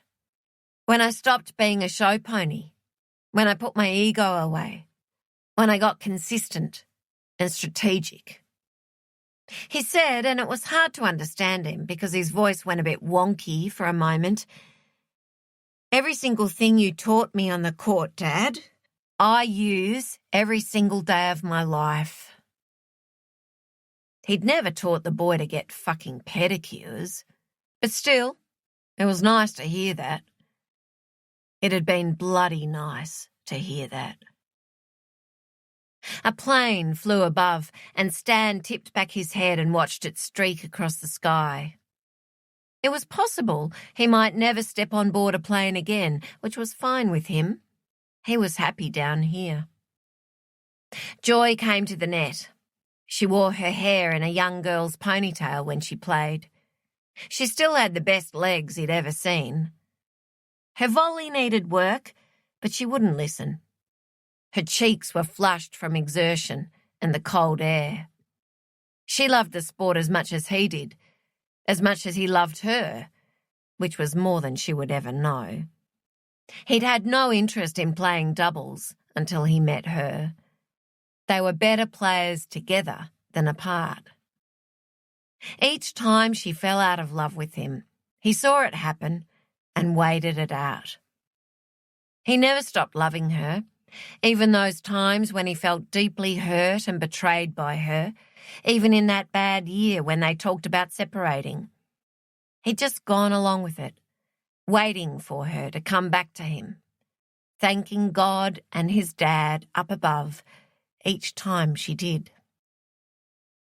Joy shielded her eyes to watch the plane disappear on the horizon. She dropped her hand and looked back at Stan. She said, "Let's play." Chapter 71. "If you hear the cabin crew say evacuate, evacuate, evacuate," said the flight attendant, "first check that the area outside the aircraft is safe." She said evacuate, evacuate, evacuate in such a bored, bureaucratic monotone, it was funny. You couldn't find the horror in the words. The girl in 12F stopped listening to her exit row responsibilities. No plane would crash during a pandemic. That would be too many disasters for the nightly news. Anyway, in the unlikely event of an emergency, the muscly guy seated next to her would shove her aside and fling the exit door free. She tugged at her mask. It itched. Everyone fiddled incessantly with their masks, trying to adjust to this strange new world, only their frazzled eyes visible. Glasses fogged up. Some people kept pulling their masks down under their noses for refreshing sniffs of germ-scented air. Two women across the aisle scrubbed at their tray tables and armrests with disinfectant wipes as if they were cleaning up a crime scene. The girl looked like a member of a 90s girl grunge band. Her hair was dyed inky black and shaved on one side.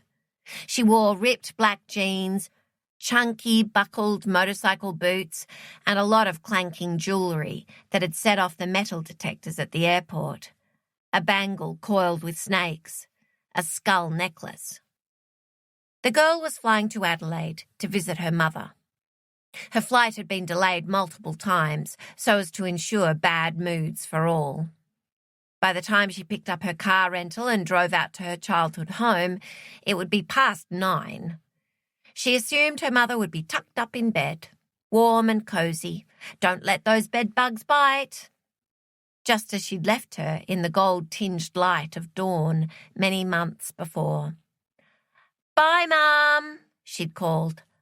"Love you." There had been no answer. The night before that morning, she'd cooked dinner for her mother, as she always did when she visited.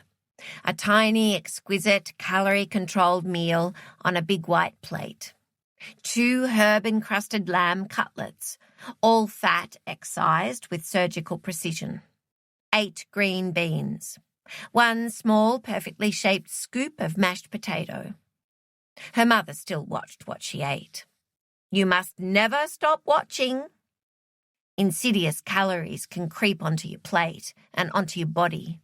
Sometimes calories can find you in your dreams. Her mother, dressed as though for church, although she'd never been to church, polished off everything on that big white plate. Afterwards, she picked at the pieces of meat between her teeth with a toothpick while proclaiming the meal to be quite good. Then her mother showered for a long time, cleaned her teeth and changed into her nightie and dressing gown, after which she sat on the couch to watch television with a small glass of vodka, the lowest calorie alcohol, no carbs, fat or sugar, and 2 yellow sleeping tablets. The doctor had said she should take only 1 tablet 30 minutes before bed, but what did he know? The girl's mother said, "You should make your own decisions when it comes to your health." She took 2 tablets every night and slept like the dead. The girl stood in the kitchen for a long time staring at her mother's plate before she scraped the gnawed bones into the bin. Then she went out to the living room and spoke to the back of her mother's head. "Didn't you teach me to never eat everything on my plate?" Her mother said, "You've got that topsy-turvy. You teach your children to eat everything on their plates."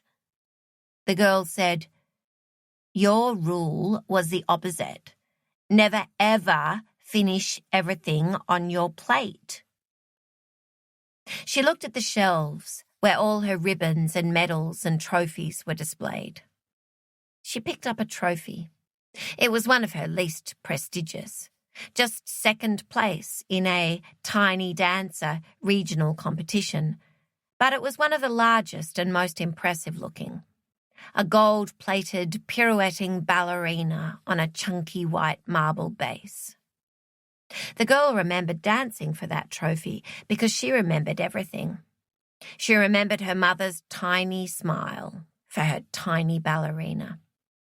The tiny smile was the girl's tiny reward for the blistered toes and bruised toenails, the shin pain, the ankle pain, the back pain, but above all, the pain of unrelenting hunger. She said to her mother, "Don't you remember? If I forgot to leave something on my plate, you locked me in my room. Good dancers must learn to control their calories." Her mother continued to watch the flickering television. "I don't know why we're talking about this now." The girl didn't know why she was talking about it now either. It had not been her plan. She was here to say goodbye. She was moving interstate with her new boyfriend. He was Irish, a painter. He thought she was normal. He thought it was sweet that she'd been a ballerina. His sister had been a ballerina too. The girl knew his sister's ballet experience had been entirely different from her own. The girl said, "Sometimes you locked me in my room with only water. I had to ration the water. That was a terrible thing to do to a little girl. I thought I would be there forever. I thought I would die. I think I might have come close to dying. A few times." Nothing. "I have an eating disorder," said the girl. "I've got issues with my thyroid, my iron levels, my teeth, my digestion, my brain, my personality. I'm not right." She paused. "You wrecked me." Canned laughter rose and fell from the television. Finally, her mother spoke. She sounded a little impatient, a little amused. "You always were such a liar, Savannah.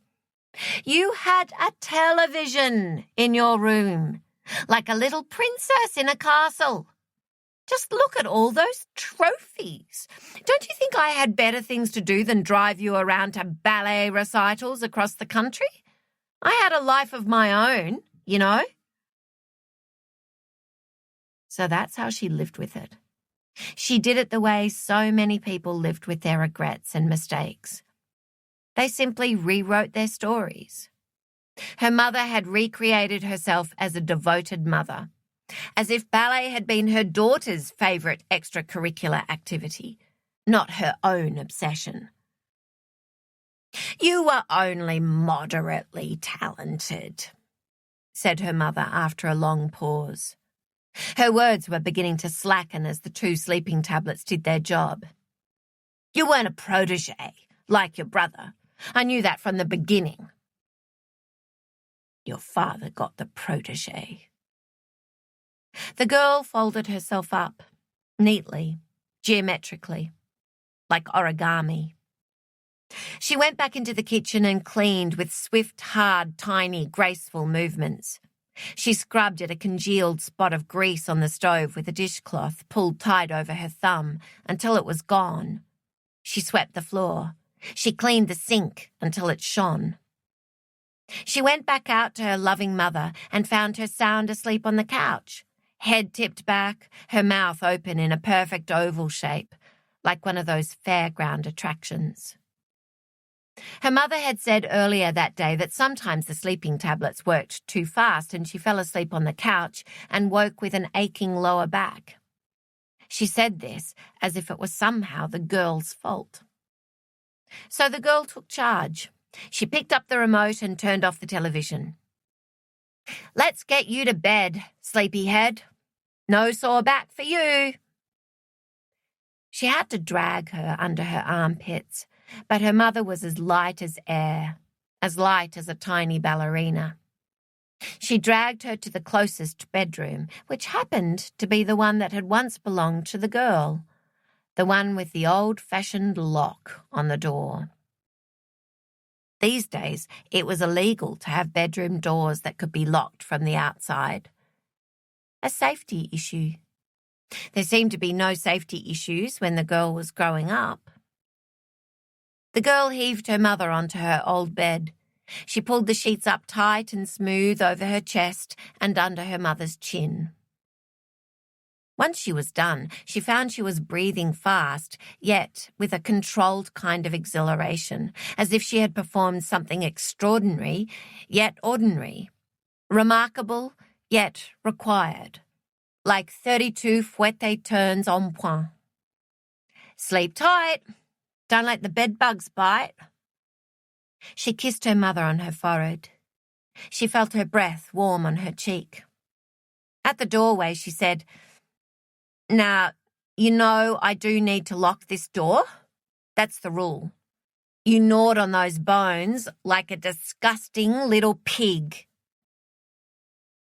The girl found the key to the bedroom door where her mother had always kept it, in the little trinket dish an ex-husband had given her as a gift. It had a cartoon of a man and a woman hugging on it. Hearts floated above their heads. It said, "Love is being loved back." He'd been one of the nicer husbands. He'd taught the girl to cook. And then he was gone, taking his surname along with his cooking utensils. If he'd stayed, he would not have let what happened to her happen. There were many people who would have stopped it. If only they'd known, if only they'd looked a little harder, or bothered to ask a question, or listen. There were teachers and other ballet parents and doctors who could have noticed, like the plastic surgeon who had seen her when she was a child, Dr. Henry Edgeworth. Her mother took her for an appointment to see how much it would cost to pin back her unfortunate ears. It cost too much. "I'm hungry," the girl whispered to the doctor as he studied her unfortunate earlobes, and he chuckled as if it were funny that he was examining a malnourished child. He'd recently paid an expensive price for that kindly chuckle, although he thought he'd paid a bargain price for an affair with a trashy young girl he met at a nightclub. Either way was fair. While her mother slumbered that night, the girl went to the supermarket. She bought 6 boxes of Optimum Nutrition Protein Crunch bars. They looked delicious. She bought a shrink-wrapped pallet of bottles of water. She carried the supplies into the bedroom and left them on the floor near the bed. Her mother breathed peacefully through her mouth. She wrote her mother a friendly note. "This looks like a lot, but you will need to ration carefully. Remember, self-discipline." She relocked the door. The girl left that night for Sydney. It was back when there were no border closures, when you could move across the country with your new Irish boyfriend and not think about it. She hadn't expected to be gone as long as she was. She got busy. Life. Her relationship didn't work out, but she met new people and visited old friends and acquaintances. She tied up some loose ends. She had a few cash windfalls. She even did some charity work. She reached out, as the Americans said, to her famously successful brother, and he was kind, and they agreed they would get together once this crazy world returned to normal. He said he never wanted to see either of their psychotic, fucked-up parents again, and she understood. Neither did she, really, but she was a devoted daughter, just like her mother had been a devoted mother. She kept the key on a chain around her neck. It seemed important, essential even, to keep it close. It demonstrated her love. "Going back home?" asked her muscle-bound seatmate as the plane began to taxi towards the runway. It was a time when people everywhere were going back home. The man had gentle, dog-like eyes over the top of his mask. The flight attendant demonstrated what to do if an oxygen mask fell from the ceiling. "First, remove your mask. The virus will no longer be your main concern." "I'm visiting my mother," said the girl. There were many ways a resourceful senior citizen could have, should have, may have, probably had freed herself from a locked bedroom. Kicked down a door, banged on the window, called out to a neighbour, shouted to a neighbour. The bedroom was on the 2nd floor and faced a brick wall, but still, it was possible. A child could study a window made of thick glass, effectively locked by layers of ancient impenetrable paint between the sash and the frame, and find no way to break or open it, but a grown-up could find a clever solution. If I was a grown-up, I could get myself out of here. That's what the little girl had once thought. She had longed to be a grown-up, with money and food and agency. But she was a kid, just a kid who dreamed of a beanstalk she could climb to get out of that room and into the sky. She didn't want the giant's gold. She wanted the giant's dinner. She still felt helpless and trapped, no matter what actions she took in her increasingly desperate attempts to make the pain stop. She knew her memories did not fade like other people's seemed to fade, and she accepted that. But she didn't get why the pain intensified the older she got and the further away she got from those times. "Me too," said the guy next to her. "Is your mother on her own?" "Yes," said the girl. She knew what he meant, but she thought, we're all on our own. Even when you're surrounded by people or sharing a bed with a loving lover, you're alone. A friendly neighbour might have called in to check on her mother after a week or 2 or 3 had passed, although if you required the concern of friendly neighbours, it helped to be a friendly neighbour yourself. So maybe not. Or perhaps her mother was in bed right now, peacefully unwrapping her last delicious, nutritious protein bar. sipping from her last bottle of water, floating away on a choppy, endless sea of television, just as her spoiled daughter once did when she slipped free of the cruel hunger pains and into other realities and other lives. Perhaps her mother had created a sitcom version of herself. The girl imagined a plump, smiling version of her mother, bustling to greet her, wiping her hands on her apron, pulling her close. I woke up that morning and had a good old laugh. You locked me in, you little minx. Perhaps the house would smell of sugar and butter and love. Perhaps it would not. My mother and I are going to isolate together, said the guy. She has autoimmune issues, so she has to be careful. It's scary. Yes, said the girl. So scary. She touched the key around her neck. We have to keep our parents locked up right now. A demented laugh rose in her chest and caught in the air between her mouth and her mask.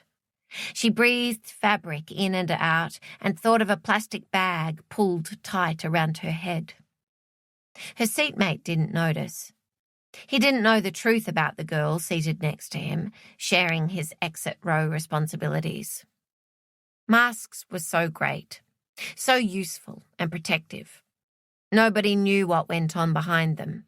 She could be any type of person she chose to be, any type of person he needed her to be. The pilot's voice crackled over the intercom. Cabin crew, please prepare for takeoff. She pulled her seatbelt tighter, the way a nervous flyer does, and she felt him notice, and she felt him care, the way nice, well-brought-up boys care about fragile, frightened girls.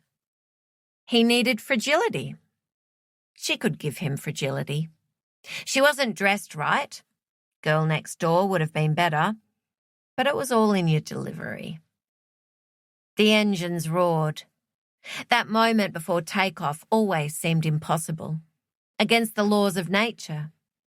But things happened all the time that were seemingly against the laws of nature. The plane lifted into the sky. The girl looked down at the patchwork quilt of suburbia below. Miniature houses with tiny backyards and swimming pools, matchbox cars travelling along winding streets past sports grounds and tennis courts. From here above the clouds, life looked so peaceful and manageable. Jump in your matchbox car and drive to that cute little city to earn your living. Go to those dear little shops and buy your dinner. Love and feed your children. Follow your dreams and pay your taxes. Why was it so impossibly hard for some people to do those things, yet so easy for others? Her seatmate was describing his mother. She's a homebody, not exactly active. My mother is the opposite, said the girl. She saw a woman who looked just like her, running her a bath, checking the temperature with her hand, sloshing the water back and forth to get it just right. She saw her standing at her bedroom door late at night with an extra blanket because it had suddenly got so chilly. She saw her pulling a dress off a rack that was just her colour, and then clapping her hands with delight when she walked out of the change room. She saw a woman furiously scolding her for her behaviour, but then moving on, as if it was possible for even the most terrible of actions to be forgiven. The girl said, "My mother plays tennis." Acknowledgements.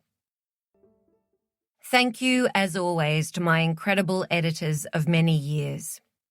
Kate Patterson in Australia, Amy Einhorn in the US, and Maxine Hitchcock in the UK. Thank you also to Danielle Walker, Brianne Collins, Kathleen Cook, Connor Mintzer, Joel Richardson, and Alex Lloyd for your invaluable editorial comments and suggestions. Thank you to my sisters and fellow authors Jacqueline Moriarty and Nicola Moriarty for reading the very first draft of this book, and my sisters Katrina Harrington and Fiona Ostrich for reading the very last draft. Special thanks to Jackie for texting me the writing prompt that began this novel. While writing Apples Never Fall, I needed to learn about competitive tennis, tennis coaching, police investigations, trading, physiotherapy, life in the 70s, accounting, and ballet. I am hugely grateful to the following people who gave so generously and patiently of their time and expertise: Matthew Futterman, Mike Lowers, James Harb, Paul Francis. Please support his wonderful charity, the Humpty Dumpty Foundation.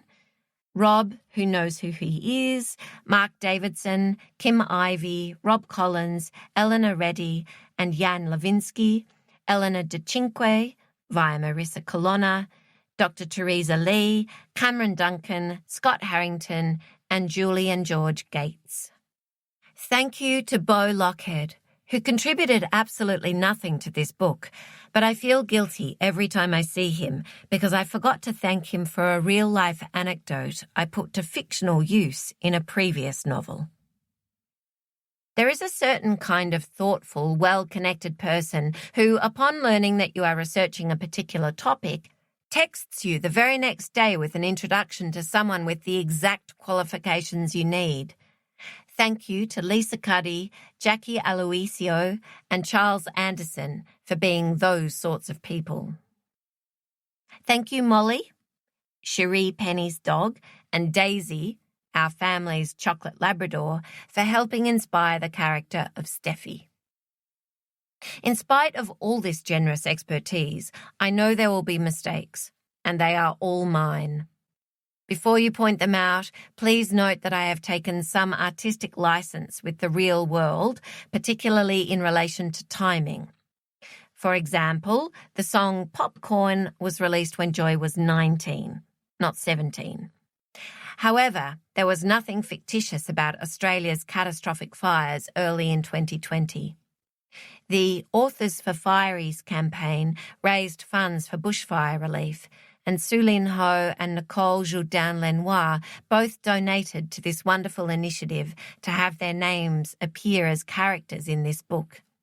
Simon Barrington was also the winning bidder at a rural aid charity auction to have a character in this book named after him. Thank you, Sulin, Nicole, and Simon, for your donations and your names. Thank you, Caroline Lee, for superb narration of my audiobooks. Thank you to my remarkable translators around the world. Thank you to fellow Australian authors Burr Carroll and Diane Blacklock for being my office mates for more than a decade now. Thank you to my wonderful publicists, Tracy Cheetham in Australia, Gabby Young in the UK, and Pat Eiserman in the US. Thank you to my fantastic literary and film agents, Fiona Inglis and Benjamin Paz in Australia, Faye Bender in the US, Jonathan Lloyd and Kate Cooper in the UK, and Jerry Kalajian in LA. Thank you with all my heart to my readers and listeners. Indisputably, the loveliest readers and listeners in the world. I'm grateful every day for your support.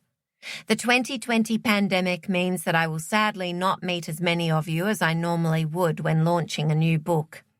I will never, ever complain about travel again, and I'll see you in real life for the next one. Thank you to my family for everything. Thank you, Adam, for coffee delivered each day before I even open my eyes. Thank you to my beautiful daughter, Anna, aka the best daughter in the world and fav child in your face, George. This is what happens when you leave a document open on your computer for a passing 11-year-old. I decided I would leave her words for posterity, as it seemed appropriate for a book about sibling rivalry. And my beautiful son, George. Get her back next time, George. Thank you to a shy yet chatty little girl called Diane, the only kid in her class photo holding a doll, who grew up to become a gorgeous blonde bombshell, mother of 6, grandmother of 12, foster mother to many more. This one is just for you, with lots of love and gratitude that I got you as my mum. Finally, thank you to my father. It's my first book without you here, but you'll stay in my acknowledgements forever, Dad Man. The following references were helpful to me in writing this book. Late to the Ball by Gerald Mazzorati, Rafa, My Story by Rafael Nadal with John Carley, Unbreakable by Yelena Dokic with Jessica Halloran, The Golden Era by Rod Laver with Larry Reiter, Margaret Court, The Autobiography by Margaret Court, Home, The Yvonne Goolagong Story by Yvonne Goolagong Corley and Phil Jarrett, A Spanish Love Affair by Susan Joy Alexander. I gave Joy a similar experience to Susan's real-life experience of one particular match with a biased umpire at White City. Counselling, Recognising Our Profession in Its Own Right, 2019, an article by Fiona Griffith, with thanks to Melissa Shadworth for passing on. The Migraine Guy podcast is the name of a real podcast, but everything Joy hears is fictional. This Dementia Life and Chat with Traders are also the names of real podcasts.